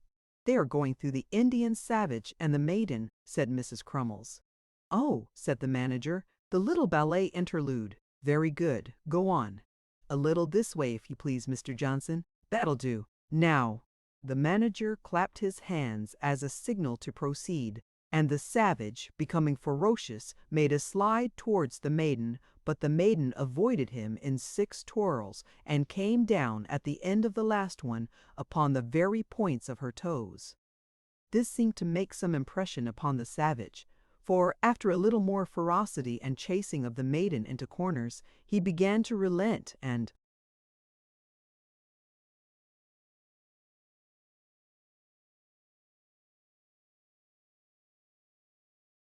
stroked his face several times with his right thumb and 4 fingers, thereby intimating that he was struck with admiration of the maiden's beauty. Acting upon the impulse of this passion, he, the savage, began to hit himself severe thumps in the chest, and to exhibit other indications of being desperately in love, which, being rather a prosy proceeding, was very likely the cause of the maiden's falling asleep. Whether it was or no, asleep she did fall, sound as a church, on a sloping bank, and the savage, perceiving it, leant his left ear on his left hand, and nodded sideways, to intimate to all whom it might concern that she was asleep, and no shamming. Being left to himself, the savage had a dance all alone. Just as he left off, the maiden woke up, rubbed her eyes, got off the bank, and had a dance, all alone too. Such a dance that the savage looked on in ecstasy all the while, and when it was done, plucked from a neighboring tree some botanical curiosity, resembling a small pickled cabbage, and offered it to the maiden, who at first wouldn't have it. But on the savage shedding tears relented. "Den the file?"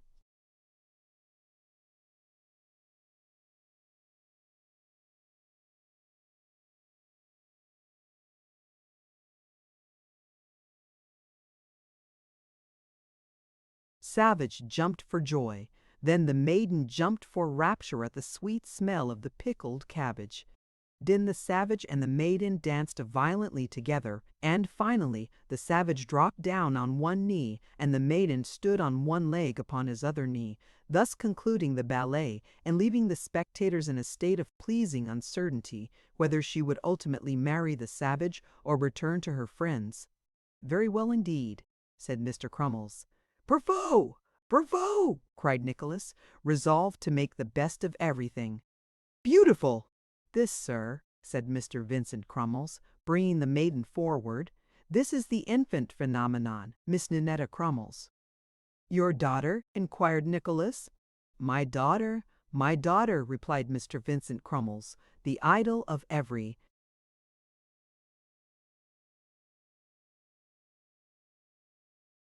place we go into, sir. We have had complimentary letters about this girl, sir, from the nobility and gentry of almost every town in England." "I am not surprised at that," said Nicholas.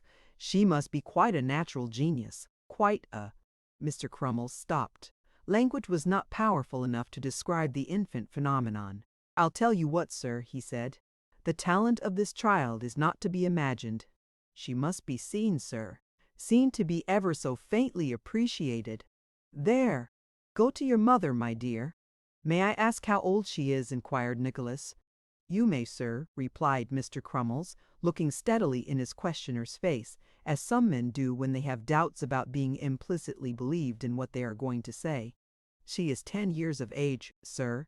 Not more."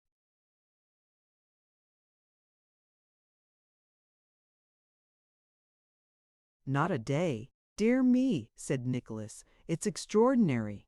It was, for the infant phenomenon, though of short stature, had a comparatively aged countenance, and had moreover been precisely the same age, not perhaps to the full extent of the memory of the oldest inhabitant, but certainly for 5 good years. But she had been kept up late every night, and put upon an unlimited allowance of gin and water from infancy, to prevent her growing tall, and perhaps this system of training had produced in the infant phenomenon these additional phenomena.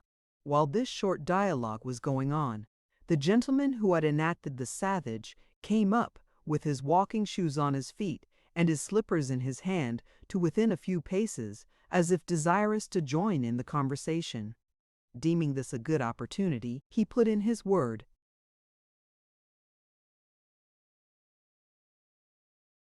"Talent there, sir," said the savage, nodding towards Miss Crummles. Nicholas assented. "Ah," said the actor, setting his teeth together and drawing in his breath with a hissing sound. "She oughtn't to be in the provinces. She oughtn't." "What do you mean?" asked the manager. "I mean to say," replied the other warmly, "that she is too good for country boards, and that she ought to be in one of the large houses in London or nowhere, and I tell you more, without mincing the matter, that if it wasn't for envy and jealousy in some quarter that you know of, she would be. Perhaps you'll introduce me here, Mr. Crummles." "Mr. Folair," said the manager, presenting him to Nicholas.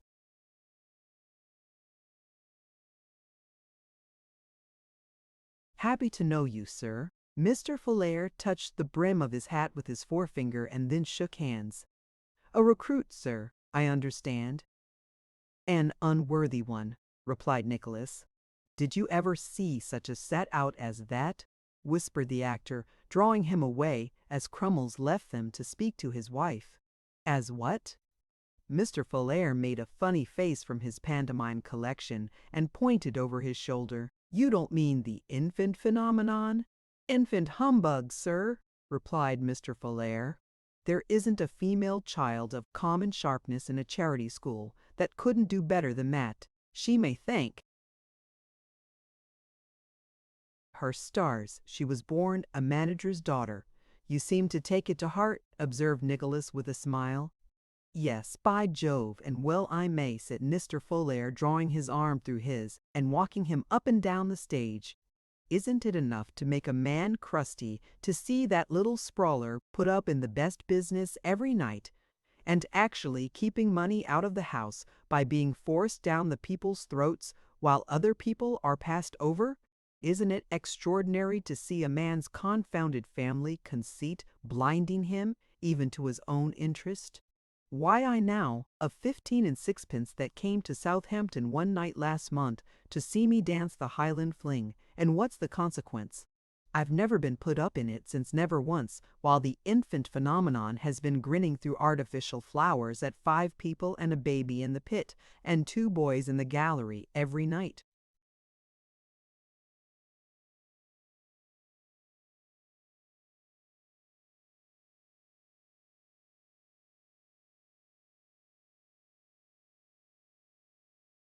If I may judge from what I have seen of you, said Nicholas, you must be a valuable member of the company. Oh, replied Mr. Folair, beating his slippers together to knock the dust out.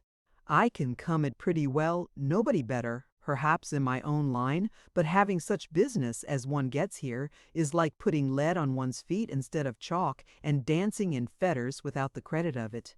Halloa, old fellow, how are you? The gentleman addressed in these latter words was a dark-complexioned man, inclining indeed to sallow, with long, thick black hair, and very evident inclinations, although he was close-shaved, of a stiff beard, and whiskers of the same deep shade.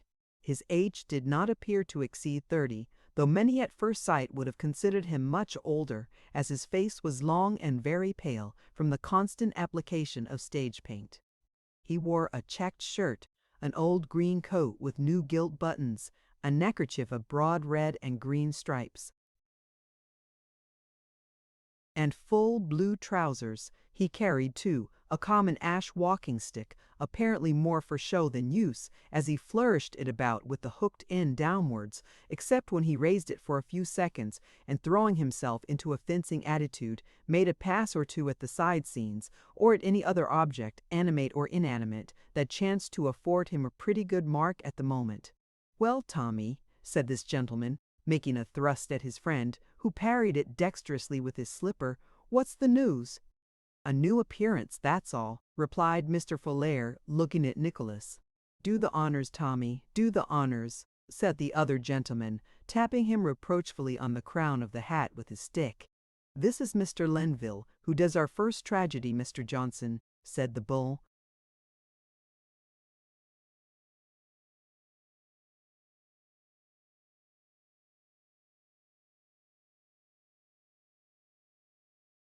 Pantomimist. Except when old Bricks and Mortar takes it into his head to do it himself. You should add, Tommy, remarked Mr. Lenville.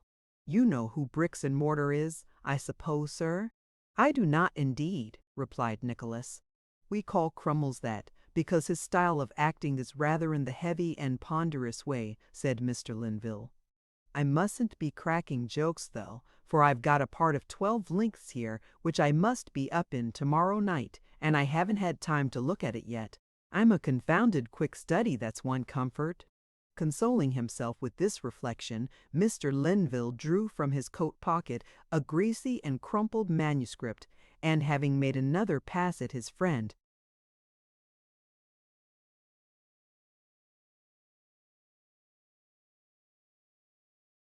proceeded to walk to and fro, conning it to himself and indulging occasionally in such appropriate action as his imagination and the text suggested.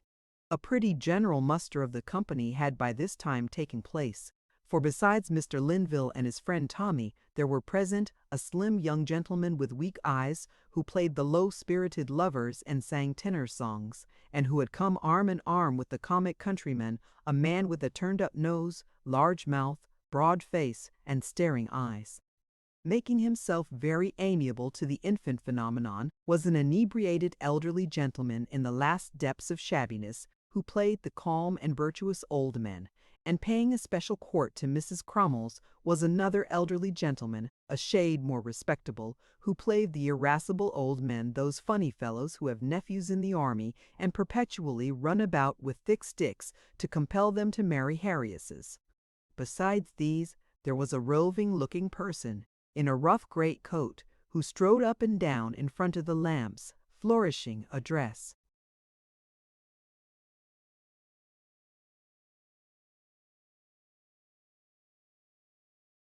Cane, and rattling away in an undertone with great vivacity for the amusement of an ideal audience. He was not quite so young as he had been, and his figure was rather running to seed, but there was an air of exaggerated gentility about him, which bespoke the hero of swaggering comedy.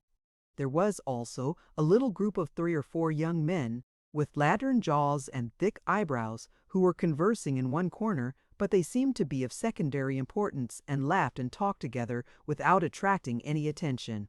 The ladies were gathered in the little knot by themselves round the rickety table before mentioned. There was Miss Nickleby, who could do anything, from a medley dance to Lady Macbeth, and also always played some part in blue silk knee-smalls at her benefit glancing, from the depths of her coal-scuttle straw bonnet at Nicholas, and affecting to be absorbed in the recital of a diverting story to her friend Miss Ladrook, who had brought her work, and was making up a ruff in the most natural manner possible. There was Miss Belvani, who,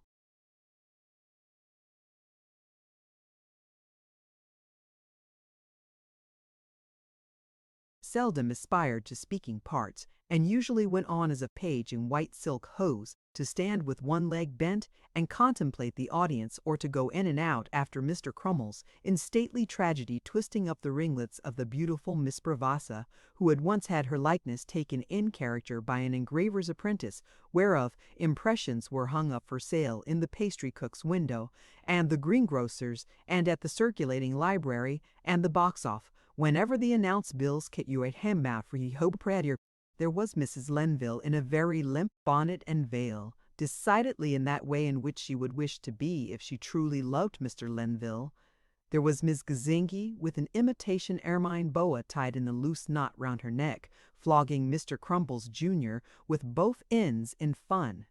Lastly, there was Mrs. Grudden, in a brown cloth pelisse and a beaver bonnet, who assisted Mrs. Crummles in her domestic affairs, and took money at the doors, and dressed the ladies, and swept the house, and held the prompt book when everybody else was on for the last.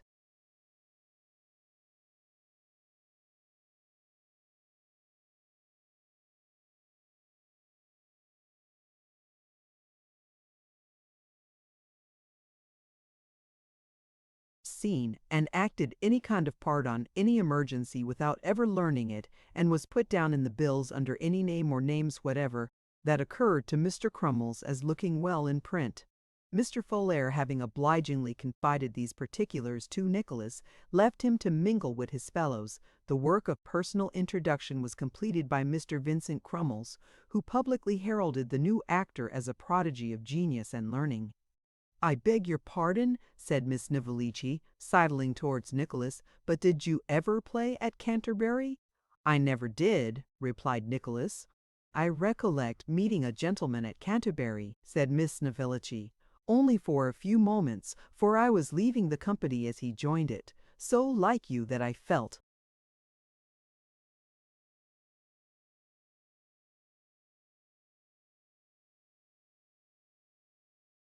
almost certain it was the same."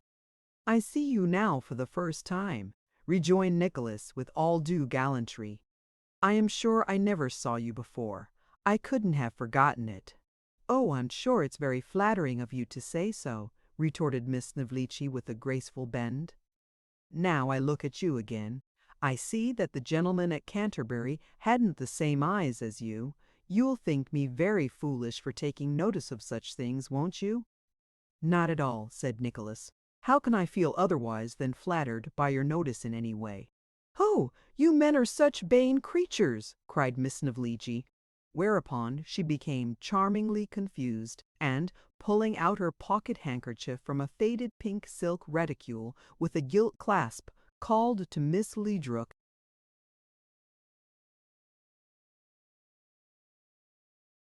"Lead, my dear," said Miss Snevellicci. "Well, what is the matter?" said Miss Ledrook. "It's not the same." "Not the same, what?" "Canterbury, you know what I mean." "Come here!" "I want to speak to you."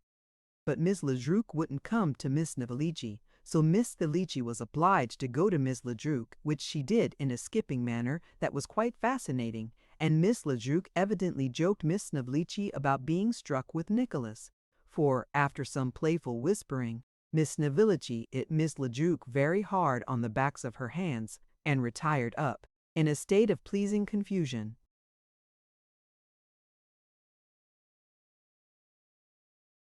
"Ladies and gentlemen," said Mr. Vincent Crummles, who had been writing on a piece of paper, "we'll call the mortal struggle tomorrow at 10. Everybody for the procession. Intrigue and ways and means you're all up in, so we shall only want one rehearsal. Everybody at 10, if you please." "Everybody at 10, if you please. Everybody at 10," repeated Mrs. Grudden, looking about her. "On Monday morning we shall read a new piece," said Mr. Crummles. "The name's not known yet, but everybody will have a good part. Mr. Johnson will take care of that." "Hello," said Nicholas, starting.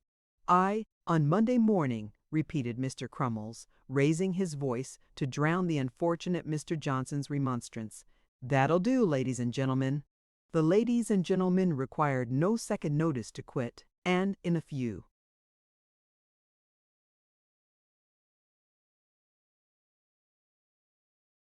minutes the theater was deserted, save by the Crummles family, Nicholas, and Smike. "Upon my word," said Nicholas, taking the manager aside, "I don't think I can be ready by Monday." "Pooh-pooh," replied Mr. Crummles. "But really I can't," returned Nicholas. "My invention is not accustomed to these demands, or possibly I might produce invention. What the devil's that got to do with it?" cried the manager hastily. "Everything, my dear sir." "Nothing, my dear sir?" retorted the manager, with evident impatience. "Do you understand French?"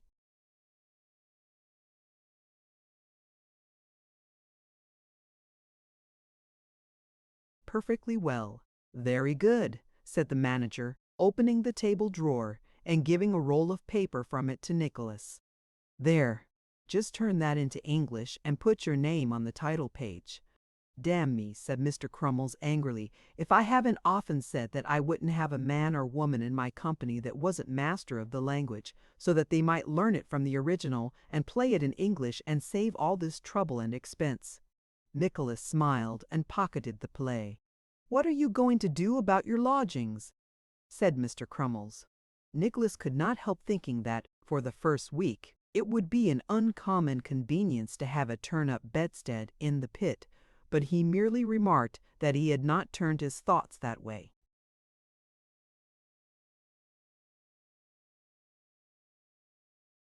"Come home with me then," said Mr. Crummles, "and my boy shall go with you after dinner and show you the most likely place." The offer was not to be refused. Nicholas and Mr. Crummles gave Mrs. Crummles an arm each, and walked up the street in stately array.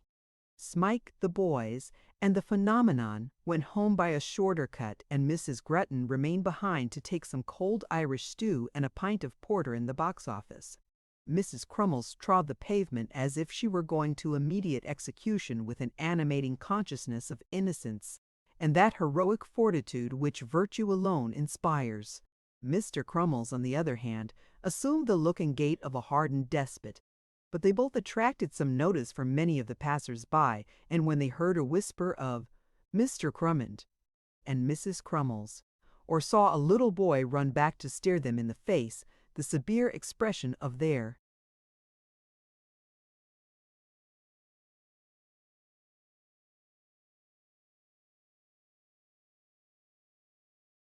countenances relaxed, for they felt it was popularity. Mr. Crummles lived in St. Thomas's Street at the house of one Bulph, a pilot, who sported a boat green door, with window frames of the same color, and had the little finger of a drowned man on his parlor mantel-shelf, with other maritime and natural curiosities. He displayed also a brass knocker, a brass plate, and a brass bell handle, all very bright and shining, and had a mast with a vane on the top of it in his backyard. "You are welcome," said Mrs. Crummles, turning round to Nicholas when they reached the bow-windowed front room on the first floor. Nicholas bowed his acknowledgments and was unfeignedly glad to see the cloth laid. "We have but a shoulder of mutton with onion sauce," said Mrs. Crummles in the same charnel house voice. "But such as our dinner is, we beg you to partake of it." "You are very good," replied Nicholas. "I shall do it ample justice." "Vincent," said Mrs. Crummles, "what is the hour?" "5 minutes past dinner time," said Mr. Crummles. Mrs. Crummles rang the bell. "Let the mutton and onion sauce appear." The slave who attended upon Mr. Bulph's lodgers disappeared, and after a short interval reappeared with the festive banquet. Nicholas and the infant phenomenon opposed each other at the Pembroke table, and Smike and the Master Crummleses dined on the sofa bedstead. "Are they very theatrical people here?" asked Nicholas.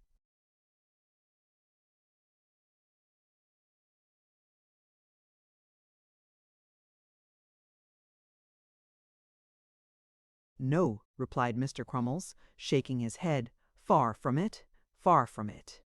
"I pity them," observed Mrs. Crummles. "So do I," said Nicholas, "if they have no relish for theatrical entertainments properly conducted." "Then they have none, sir," rejoined Mr. Crummles. To the infant's benefit, last year, on which occasion she repeated 3 of her most popular characters, and also appeared in the Fairy Porcupine, as originally performed by her, there was a house of no more than £4.12. "Is it possible?" cried Nicholas. "And £2 of that was trust, pa," said the phenomenon. "And £2 of that was trust," repeated Mr. Crummles. Mrs. Crummles herself has played to mere handfuls. "But they are always a taking audience, Vincent," said the manager's wife. "Most audiences are, when they have good acting, real good acting the regular thing," replied Mr. Crummles forcibly. "Do you give lessons, ma'am?" inquired Nicholas. "I do," said Mrs. Crummles. "There is no teaching here, I suppose?" "There has been," said Mrs. Crummles. "I have received pupils here. I imparted tuition to the daughter of a dealer in ship's provision, but it afterwards appeared that she was insane when she first came to me. It was very extraordinary that she should come under such circumstances."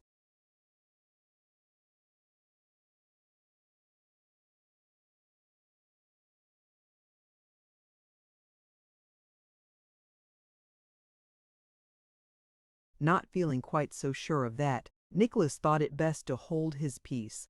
"Let me see," said the manager, cogitating after dinner. "Would you like some nice little part with the infant?" "You are very good," replied Nicholas hastily. "But I think perhaps it would be better if I had somebody of my own size at first, in case I should turn out awkward. I should feel more at home, perhaps."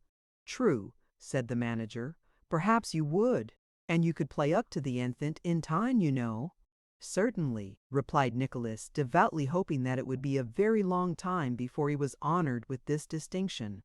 "Then I'll tell you what we'll do," said Mr. Crummles. "You shall study Romeo when you've done that piece. Don't forget to throw the pump in tubs in by the D."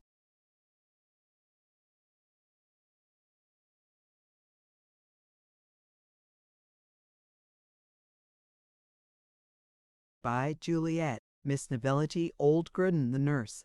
"Yes, that'll do very well. Rover, too. You might get up Rover while you are about it. And Cassio and Jeremy Diddler. You can easily knock them off. One part helps the other so much. Here they are, cues and all." With these hasty general directions, Mr. Crummles thrust a number of little books into the faltering hands of Nicholas, and bidding his eldest son go with him and show where lodgings were to be had, shook him by the hand and wished him good night. There is no lack of comfortable furnished apartments in Portsmouth, and no difficulty in finding some that are proportionate to very slender finances, but the former were too good and the latter too bad, and they went into so many houses and came out unsuited that Nicholas seriously began to think he should be obliged to ask permission to spend the night in the theater, after all.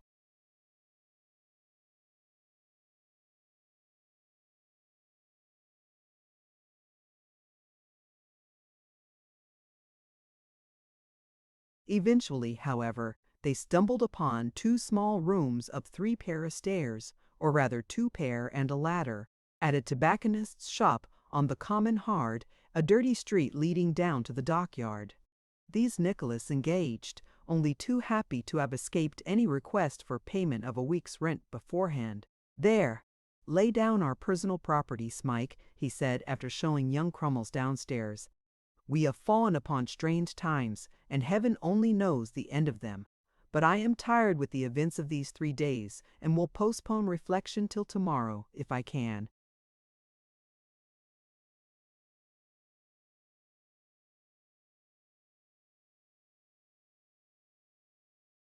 Chapter 24 of The Great Bespeak for Miss Snovleshy, and the first appearance of Nicholas upon any stage.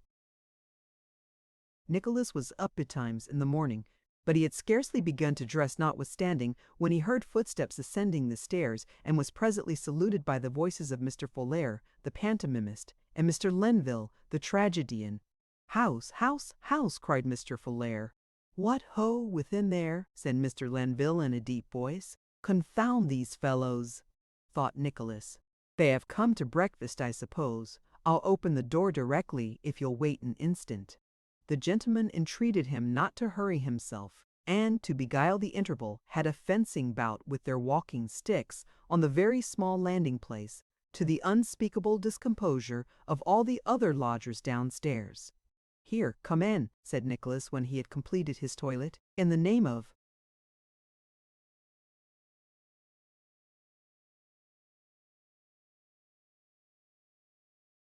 "All that's horrible. Don't make that noise outside." "An uncommon snug little box this," said Mr. Lenville, stepping into the front room and taking his hat off before he could get in at all. "Pernicious snug. For a man at all particular in such matters, it might be a trifle too snug," said Nicholas. "For, although it is, undoubtedly, a great convenience to be able to reach anything you want from the ceiling or the floor, or either side of the room without having to move from your chair, still these advantages can only be had in an apartment of the most limited size." "It isn't a bit too confined for a single man," returned Mr. Lenville. "That reminds me, my wife, Mr. Johnson, I hope she'll have some good part in this piece of yours." "I glanced at the French copy last night," said Nicholas. "It looks very good. I think. What do you mean to do for me, old fellow?" asked Mr. Lenville, poking the struggling fire with his walking stick, and afterwards wiping it on the skirt of his coat. "Anything in the gruff and grumble way? You turn your wife and child out of doors," said Nicholas, "and, in a fit of rage and jealousy, stab your eldest son in the library."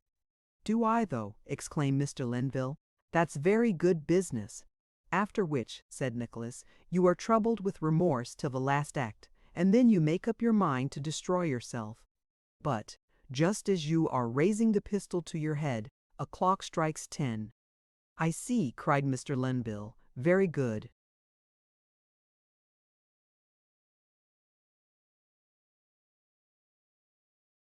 "You pause," said Nicholas. "You recollect to have heard a clock strike 10 in your infancy. The pistol falls from your hand. You are overcome. You burst into tears, and become a virtuous and exemplary character for ever afterwards." "Capital," said Mr. Lenville. "That's a sure card. A sure card. Get the curtain down, with a touch of nature like that, and it'll be a triumphant success." "Is there anything good for me?" inquired Mr. Folair anxiously. "Let me see," said Nicholas. "You play the faithful and attached servant. You are turned out of doors with the wife and child." "Always coupled with that infernal phenomenon," sighed Mr. Folair. "And we go into poor lodgings, where I won't take any wages, and talk sentiment, I suppose?" "Why, yes," replied Nicholas. "That is the course of the piece." "I must have a dance of some kind, you know," said Mr. Folair. You'll have to introduce one for the phenomenon, so you'd better make a pas douce and save time." "There's nothing easier than that," said Mr. Lenville, observing the disturbed looks of the young dramatist. "Upon my word, I don't see how it's to be done," rejoined Nicholas. "Why, isn't it obvious?" reasoned Mr. Lenville. "Gadzooks, who can help seeing the way to do it? You astonish me. You get the distressed lady, and the little child, and the attached servant into the poor lodgings, don't you? Well, look here." The distressed lady sinks into a chair and buries her face in her pocket handkerchief. "What makes you weep, mamma?" says the child. "Don't weep, mamma, or you'll make me weep too." "And me," says the favorite servant, rubbing his eyes with his arm. "What can we do to raise your spirits, dear?"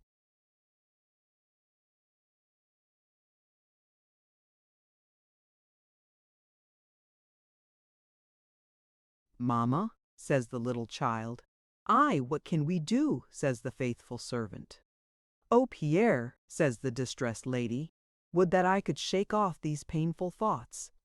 "Try, ma'am, try," says the faithful servant. "Rouse yourself, ma'am. Be amused." "I will," says the lady. "I will learn to suffer with fortitude." "Do you remember that dance, my honest friend, which in happier days you practiced with this sweet angel? It never failed to calm my spirits then. Oh, let me see it once again before I die. There it is. Cue for the band, 'Before I Die,' and off they go. That's the regular thing, isn't it, Tommy?" "That's it," replied Mr. Fuller. The distressed lady, overpowered by old recollections, faints at the end of the dance, and you close in with a picture. Profiting by these and other lessons, which were the result of the personal experience of the two actors, Nicholas willingly gave them the best breakfast he could, and, when he at length got rid of them, applied himself to his task by no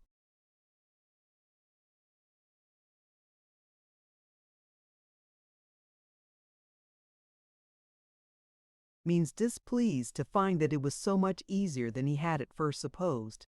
He worked very hard all day, and did not leave his room until the evening, when he went down to the theatre, whither Smike had repaired before him to go on with another gentleman as a general rebellion.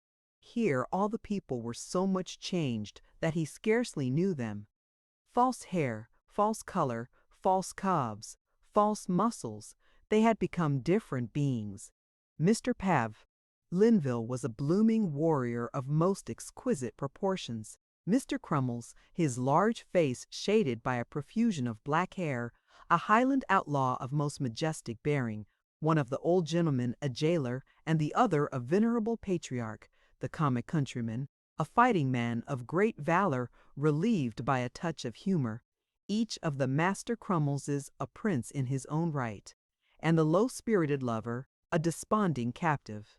There was a gorgeous banquet ready spread for the third act, consisting of 2 pasteboard vases, 1 plate of biscuits, a black bottle, and a vinegar crute, and, in short,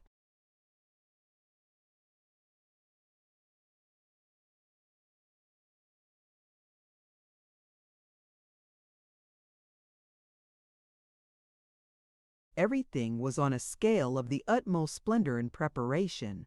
Nicholas was standing with his back to the curtain, now contemplating the first scene, which was a Gothic archway, about 2 feet shorter than Mr. Crummles, through which that gentleman was to make his first entrance, and now listening to a couple of people who were cracking nuts in the gallery, wondering whether they made the whole audience, when the manager himself walked familiarly up and accosted him.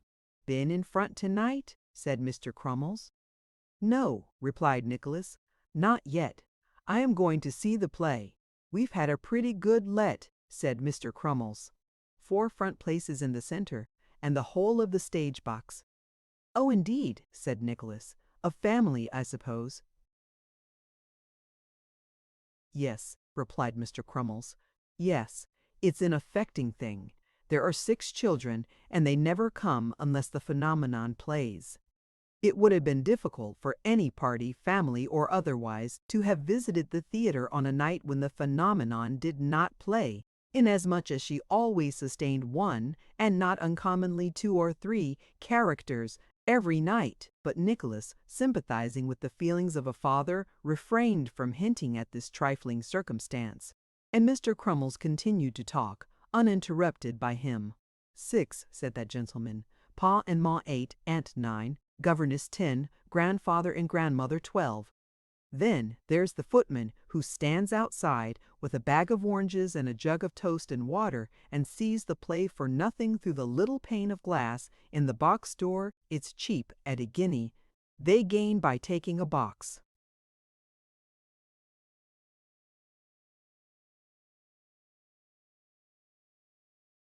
I wonder you allow so many, observed Nicholas. There's no help for it, replied Mr. Crummles. It's always expected in the country. If there are 6 children, 6 people come to hold them in their laps. A family box carries double always. Ring in the orchestra Grudden. That useful lady did as she was requested, and shortly afterwards the tuning of 3 fiddles was heard, which process having been protracted as long as it was supposed that the patience of the audience could possibly bear it, was put a stop to by another jerk of the bell, which, being the signal to begin in earnest, set the orchestra playing a variety of popular airs, with involuntary variations. If Nicholas had been astonished at the alteration for the better which the gentleman displayed, the transformation of the ladies was still more extraordinary. When, from a snug corner of the manager's box, he beheld Miss Snevellicci in all the glories of white muslin, with the golden hem, and Mrs. Zurray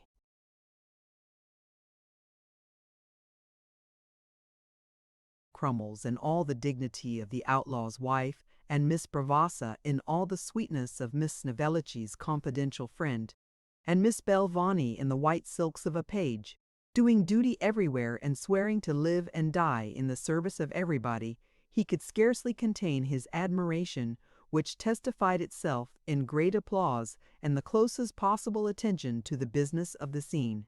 The plot was most interesting.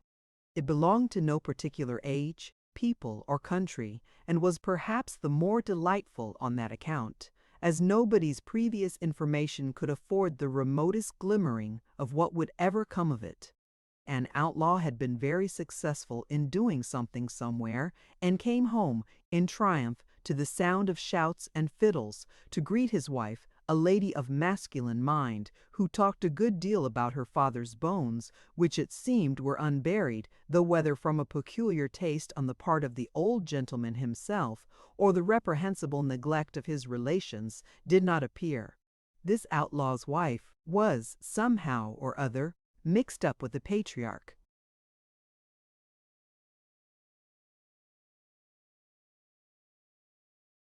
Living in a castle a long way off, and this patriarch was the father of several of the characters, but he didn't exactly know which, and was uncertain whether he had brought up the right ones in his castle or the wrong ones. He rather inclined to the latter opinion, and, being uneasy, relieved his mind with a banquet, during which solemnity somebody in a cloak said, "Beware," which somebody was known by nobody except the audience to be the outlaw himself, who had come there for reasons unexplained, but possibly with an eye to the spoons. There was an agreeable little surprise in the way of certain love passages between the desponding captive and Miss Snevellicci, and the comic fighting man and Miss Bravassa, besides which Mr. Lenville had several very tragic scenes in the dark while on throat-cutting expeditions, which were all baffled by the skill and bravery of the comic fighting man, who overheard whatever was said all through the peace and pourpoint and perfidy of Miss Snevellicci, who adopted tights, and therein repaired to the prison of her captive,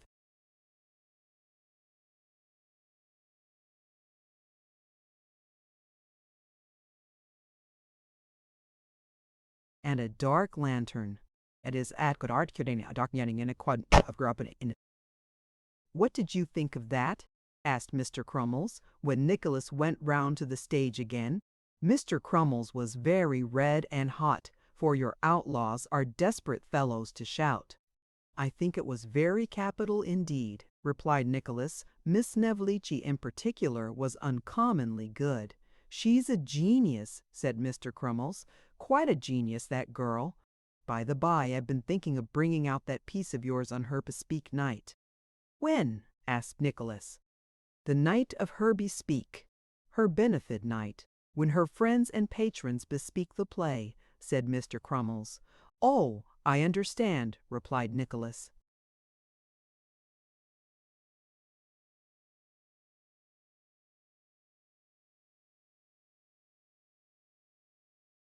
"You see," said Mr. Crummles, "it's sure to go on such an occasion.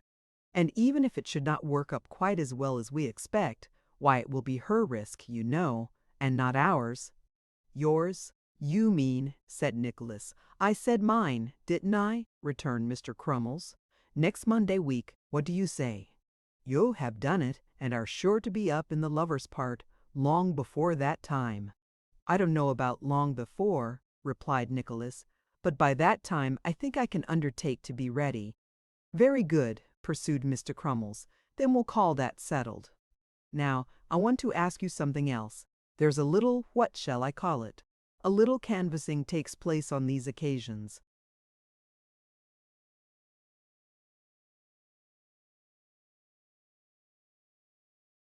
"Among the patrons, I suppose?" said Nicholas. "Among the patrons, and the fact is that Snevelky has had so many bespeaks in this place that she wants an attraction. She had a bespeak when her mother-in-law died, and a bespeak when her uncle died, and Mrs. Crummles and myself have had bespeaks on the anniversary of the phenomenon's birthday, and our wedding day, and occasions of that description, so that, in fact, there's some difficulty in getting a good one. Now, won't you help this poor girl, Mr. Johnson?" said Crummles, sitting himself down on a drum and taking a great pinch of snuff as he looked him steadily in the face. "How do you mean?" rejoined Nicholas. "Don't you think you could spare half an hour tomorrow morning to call with her at the houses of one or two of the principal people?" murmured the manager in a persuasive tone.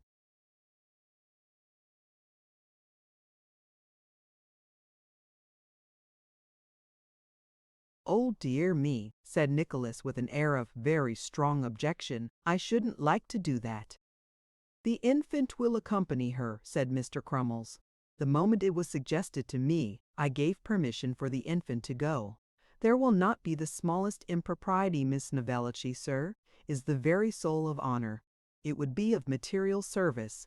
The gentleman from London, author of the new piece, actor in the new piece, first appearance on any boards, it would lead to a great bespeak, Mr. Johnson. I am very sorry to throw a damp upon the prospects of anybody, and more especially a lady," replied Nicholas, "but really I must decidedly object to making one of the canvassing party."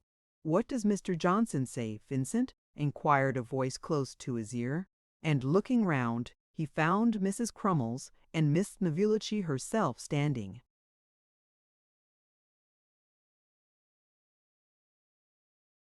Behind him. "He has some objection, my dear," replied Mr. Crummles, looking at Nicholas.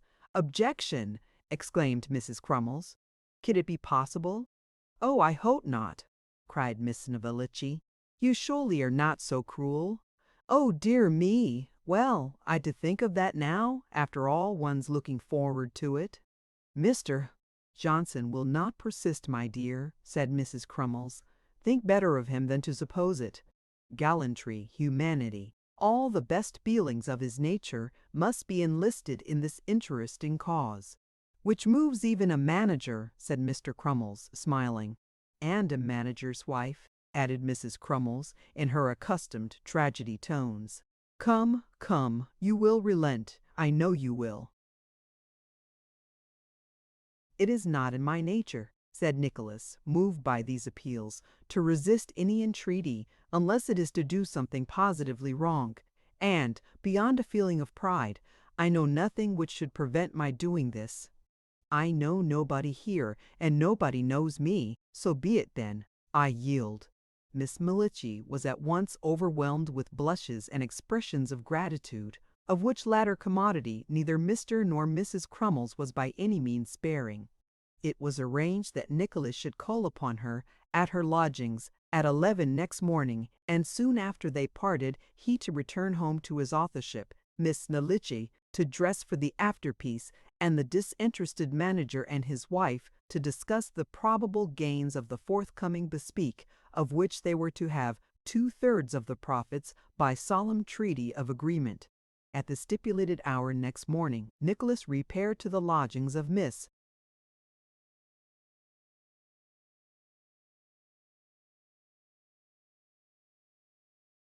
Snovellicci, which were in a place called Lombard Street, at the house of a tailor. A strong smell of ironing pervaded the little passage, and the tailor's daughter, who opened the door, appeared in that flutter of spirits which is so often attendant upon the periodical getting up of a family's linen. "Miss Snovellicci lives here, I believe?" said Nicholas when the door was opened. The tailor's daughter replied in the affirmative. "Will you have the goodness to let her know that Mr. Johnson is here?" said Nicholas. "Oh, if you please, you are to come upstairs," replied the tailor's daughter with a smile. Nicholas followed the young lady and was shown into a small apartment on the first floor, communicating with a back room, in which, as he judged from a certain half-subdued clinking sound, as of cups and saucers, Miss Snovellicci was then taking her breakfast in bed. "You're to wait, if you please," said the tailor's daughter, after a short period of absence, during which the clinking in the back room had ceased, and been succeeded by whispering. "She won't be long." As she spoke, she pulled up the window blind, and having by this means, as she thought, diverted Mr. Johnson's attention from the room to the street, caught up some articles which were airing on the fender, and had very much the appearance of stockings, and darted off. As there were not many objects of interest outside the window, Nicholas looked about the room with more curiosity than he might otherwise have bestowed upon it. On the sofa lay an old guitar, several thumbed pieces of music, and a scattered litter of curl papers, together with a confused heap of playbills and a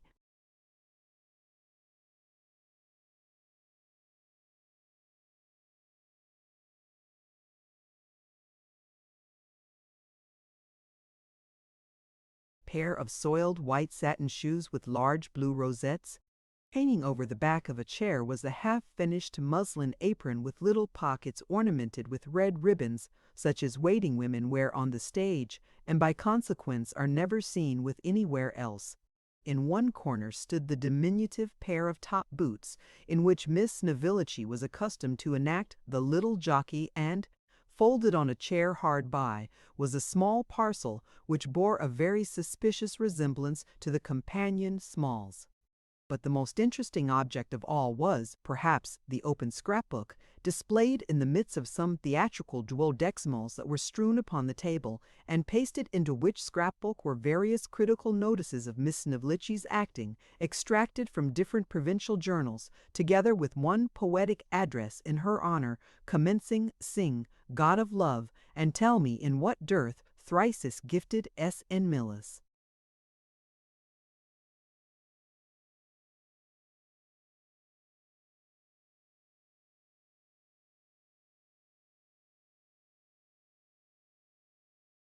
Came on earth to thrill us with her smile, her tear, her eye. Sing, God of love, and tell me quickly why.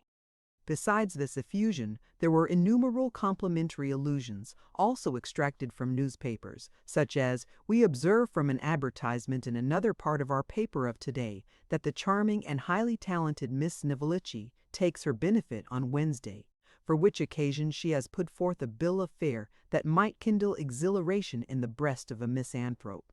In the confidence that our fellow townsmen have not lost that high appreciation of public utility and private worth for which they have long been so preeminently distinguished, we predict that this charming actress will be greeted with a bumper. To correspondence, J.S. is misinformed when he supposes that the highly gifted and beautiful Miss Snovellicci, nightly captivating all hearts at our pretty and commodious little theatre, is not the same lady to whom the young gentleman of immense fortune, residing within 100 miles of the good city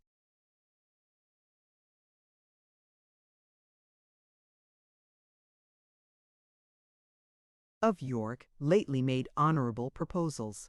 We have reason to know that Miss Snovellicci is the lady who was implicated in that mysterious and romantic affair, and whose conduct on that occasion did no less honor to her head and heart than do her histrionic triumphs to her brilliant genius. a copious assortment of such paragraphs as these, with long bills of benefits all ending with "Come early" in large capitals, formed the principal contents of Miss Snevilligy's scrapbook.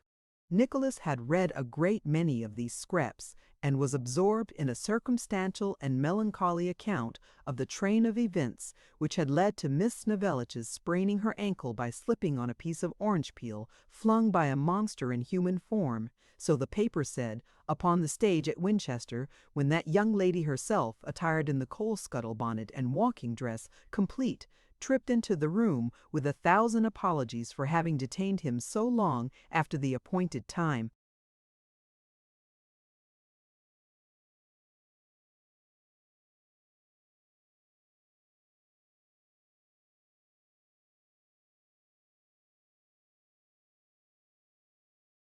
"But really," said Miss Snevilligy, "my darling Led, who lives with me here, was taken so very ill in the night that I thought she would have expired in my arms."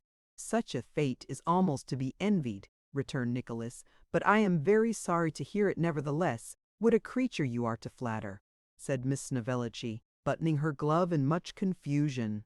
"If it be flattery to admire your charms and accomplishments," rejoined Nicholas, laying his hand upon the scrapbook, "you have better specimens of it here.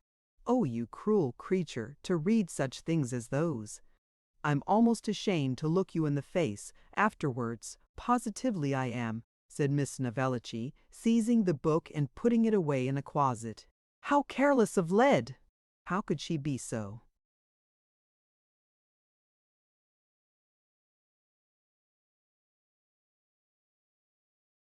"Naughty! I thought you had kindly left it here on purpose for me to read," said Nicholas, "and really it did seem possible. I wouldn't have had you see it for the world," rejoined Miss Snevilligy. "I never was so vexed, never, but she is such a careless thing, there's no trusting her." The conversation was here interrupted by the entrance of the phenomenon, who had discreetly remained in the bedroom up to this moment, and now presented herself, with much grace and lightness, bearing in her hand a very little green parasol, with a broad fringe border and no handle. After a few words, of course, they sallied into the street. The phenomenon was rather a troublesome companion, for first the right sandal came down, and then the left, and these mischances being repaired, one leg.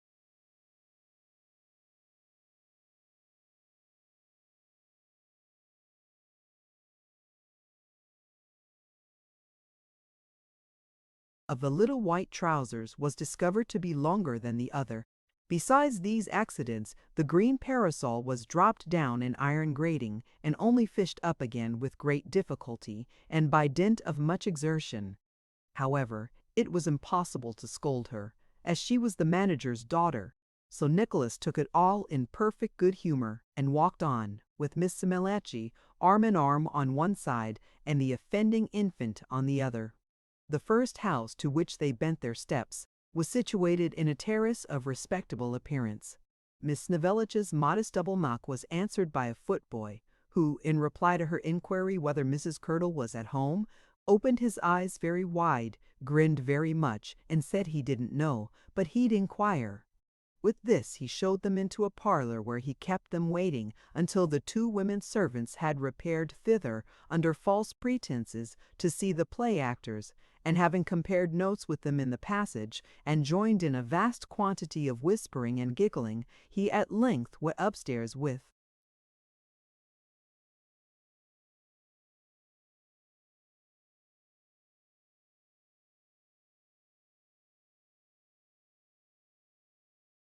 Miss Snevilligy's name. Now, Mrs. Curdle was supposed, by those who were best informed on such points, to possess quite the London taste in matters relating to literature and the drama, and as to Mr. Curdle, he had written a pamphlet of 64 pages, post octavo, on the character of the nurse's deceased husband in Romeo and Juliet, with an inquiry whether he really had been a merry man in his lifetime, or whether it was merely his widow's affectionate partiality induced her so to report him. He had likewise proved that by altering the received mode of punctuation, any one of Shakespeare's plays could be made quite different, and the sense completely changed. It is needless to say, therefore, that he was a great critic and a very profound and most original thinker. "Well, Miss Snoblety," said Mrs. Curdle, entering the parlor, "and how do you do?"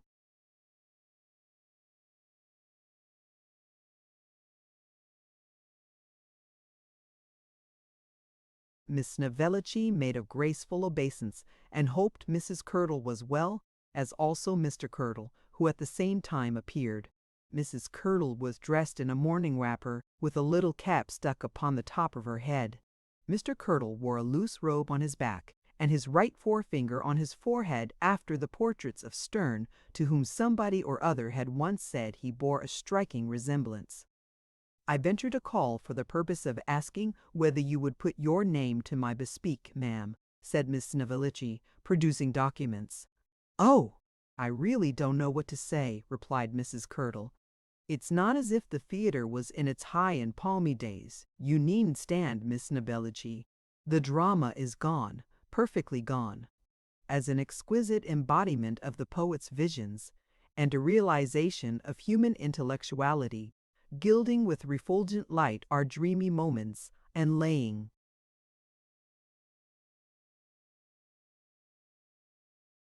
open a new and magic world before the mental eye. The drama is gone, perfectly gone," said Mr. Curdle. "What man is there, now living, who can present before us all those changing and prismatic colors with which the character of Hamlet is invested?" exclaimed Mrs. Curdle. "What man indeed upon the stage?" said Mr. Curdle, with a small reservation in favor of himself. "Hamlet! Pooh! Ridiculous! Hamlet is gone, perfectly gone." Quite overcome by these dismal reflections, Mr. and Mrs. Curdle sighed, and sat for some short time without speaking. At length the lady, turning to Miss Snovellicci, inquired what play she proposed to have. "Quite a new one," said Miss Snovellicci, "of which this gentleman is the author, and in which he plays, being his first appearance on any stage. Mr. Johnson is the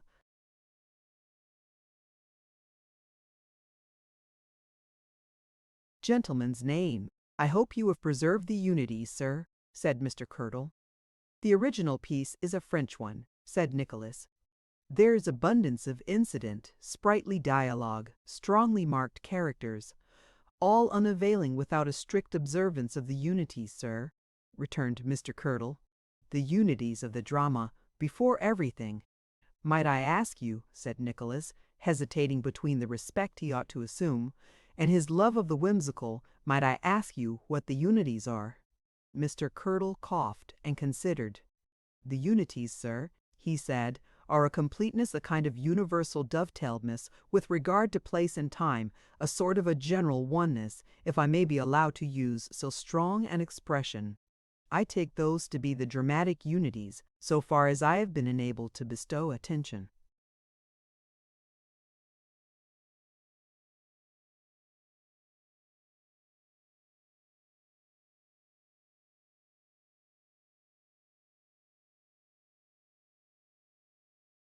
"Upon them, and I have read much upon the subject, and thought much.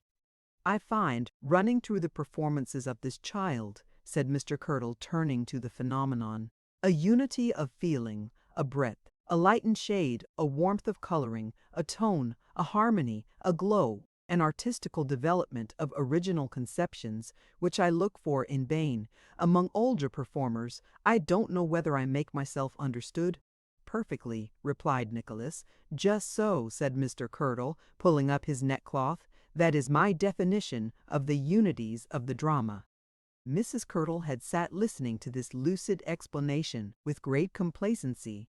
It being finished, she inquired what Mr. Curdle thought about putting down their names.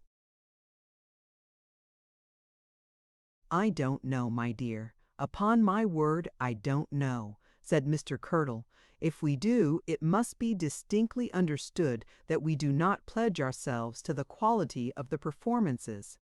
Let it go forth to the world that we do not give them the sanction of our names, but that we confer the distinction merely upon Miss Snovellicci. That being clearly stated, I take it to be, as it were, a duty that we should extend our patronage to a degraded stage, even for the sake of the associations with which it is entwined. Have you got 2 and 6pence for half a crown, Miss Snivellicci? Said Mr. Curdle, turning over 4 of those pieces of money. Miss Snivellicci felt in all the corners of the pink reticule, but there was nothing in any of them.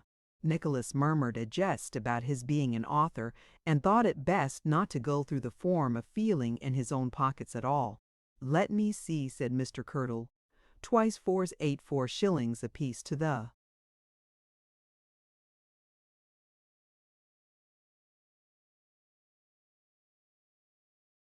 boxes, Miss Snivellicci, is exceedingly dear in the present state of the drama.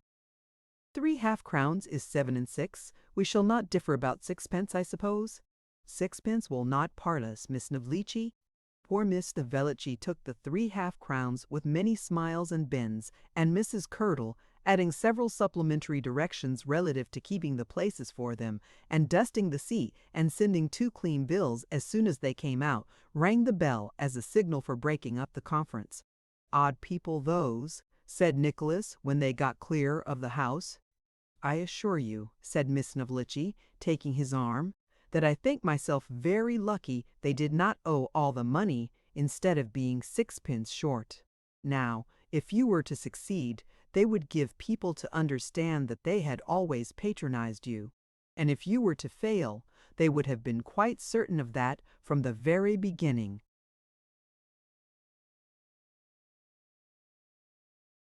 At the next house they visited, they were in great glory, for there resided the 6 children who were so enraptured with the public actions of the phenomenon, and who, being called down from the nursery to be treated with a private view of that young lady, proceeded to poke their fingers into her eyes, and tread upon her toes, and show her many other little attentions peculiar to their time of life. "I shall certainly persuade Mr. Borum to take a private box," said the lady of the house, after a most gracious reception. "I shall only take 2 of the children, and will make up the rest of the party of gentlemen, your admirers, Miss Snivellicci. Augustus, you naughty boy, leave the little girl alone." This was addressed to a young gentleman who was pinching the phenomenon the hand, apparently with a view of ascertaining whether she was real. "I am sure you must be very tired," said the mamma, turning to Miss Snivellicci. "I cannot think of allowing you to go without first taking a glass of wine. Fee."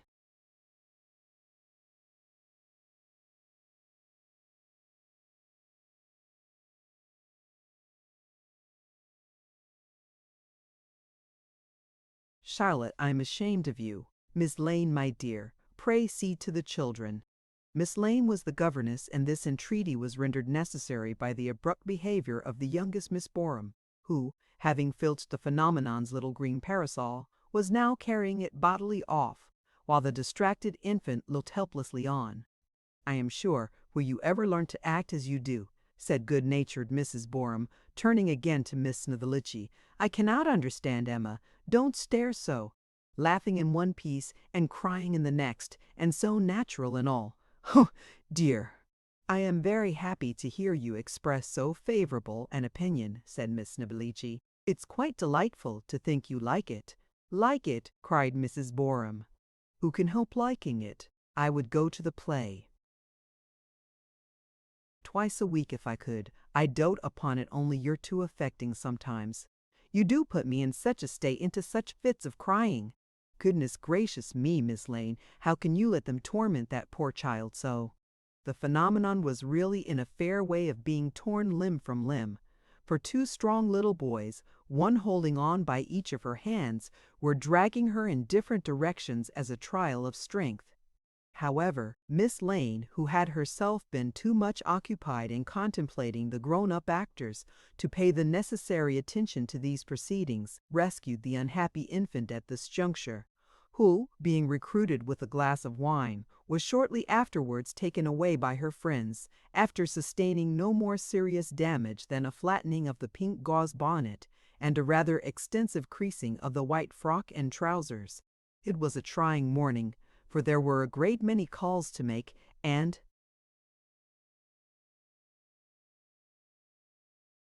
Everybody wanted a different thing. Some wanted tragedies and others comedies.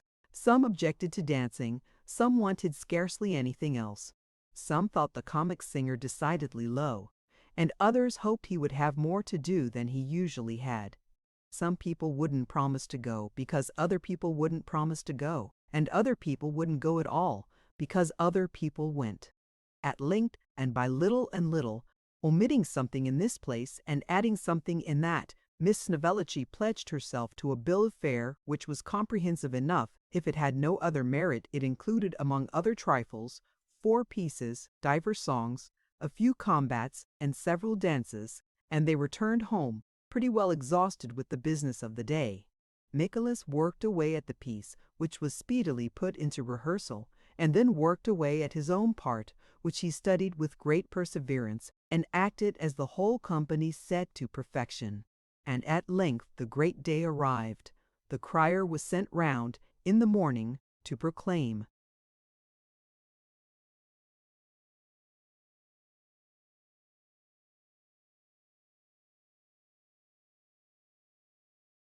Entertainments with the sound of bell in all the thoroughfares, and extra bills of 3 feet long by 9 inches wide, were dispersed in all directions, flung down all the areas, thrust under all the knockers, and developed in all the shops.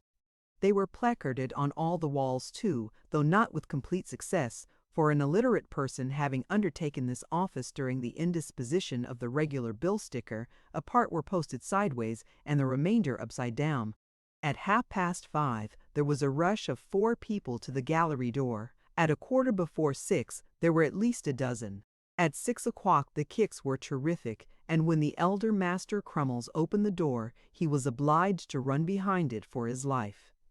15 shillings were taken by Mrs. Grudden in the first 10 minutes. Behind the scenes the same unwonted excitement prevailed. Miss Snevellicci was in such a perspiration that the paint would scarcely stay on her face. Mrs. Costernens.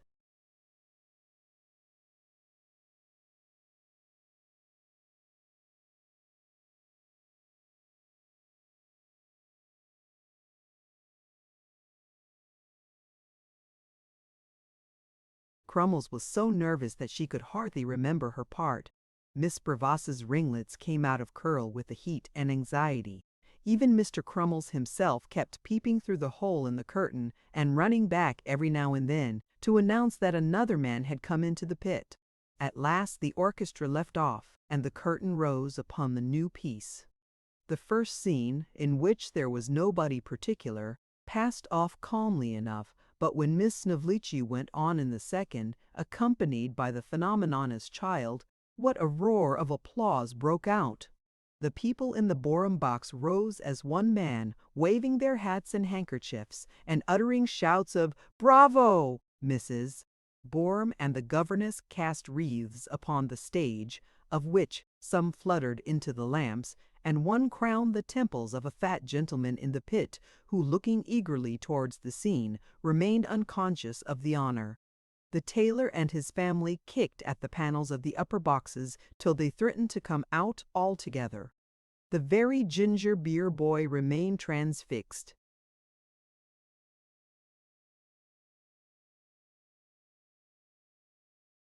In the center of the house, a young officer, supposed to entertain a passion for Miss Snevellicci, stuck his glass in his eye as though to hide a tear.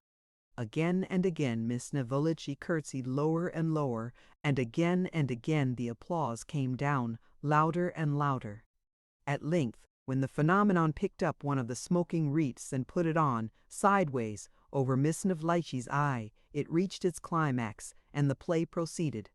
But when Nicholas came on for his crack scene with Mrs. Crummles, what a clapping of hands there was! When Mrs. Crummles, who was his unworthy mother, sneered and called him presumptuous boy, and he defied her, what a tumult of applause came on! When he quarrelled with the other gentleman about the young lady, and producing a case of pistols said that if he was a gentleman he would fight him in that drawing-room until the furniture was sprinkled with the blood of one, if not of two, how boxes, pit, and gallery joined in one most vigorous cheer. When he called his mother names because she wouldn't give up.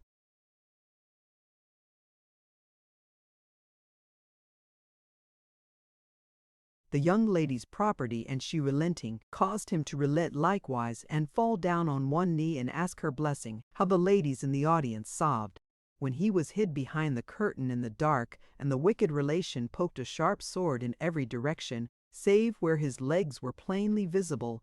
What a thrill of anxious fear ran through the house! His air, his figure, his walk, his look, everything he said or did was the subject of commendation. There was a round of applause every time he spoke. And when, at last, in the pump and tub scene, Mrs. Grudden lighted the blue fire, and all the unemployed members of the company came in, and tumbled down in various directions, not because that had anything to do with the plot, but in order to finish off with a tableau, the audience, who had by this time increased considerably, gave vent to such a shout of enthusiasm as had not been heard in those walls for many and day. In short, the success both of new piece and new actor was complete, and when Miss Snevellicci was called for at the end of the play, Nicholas led her on and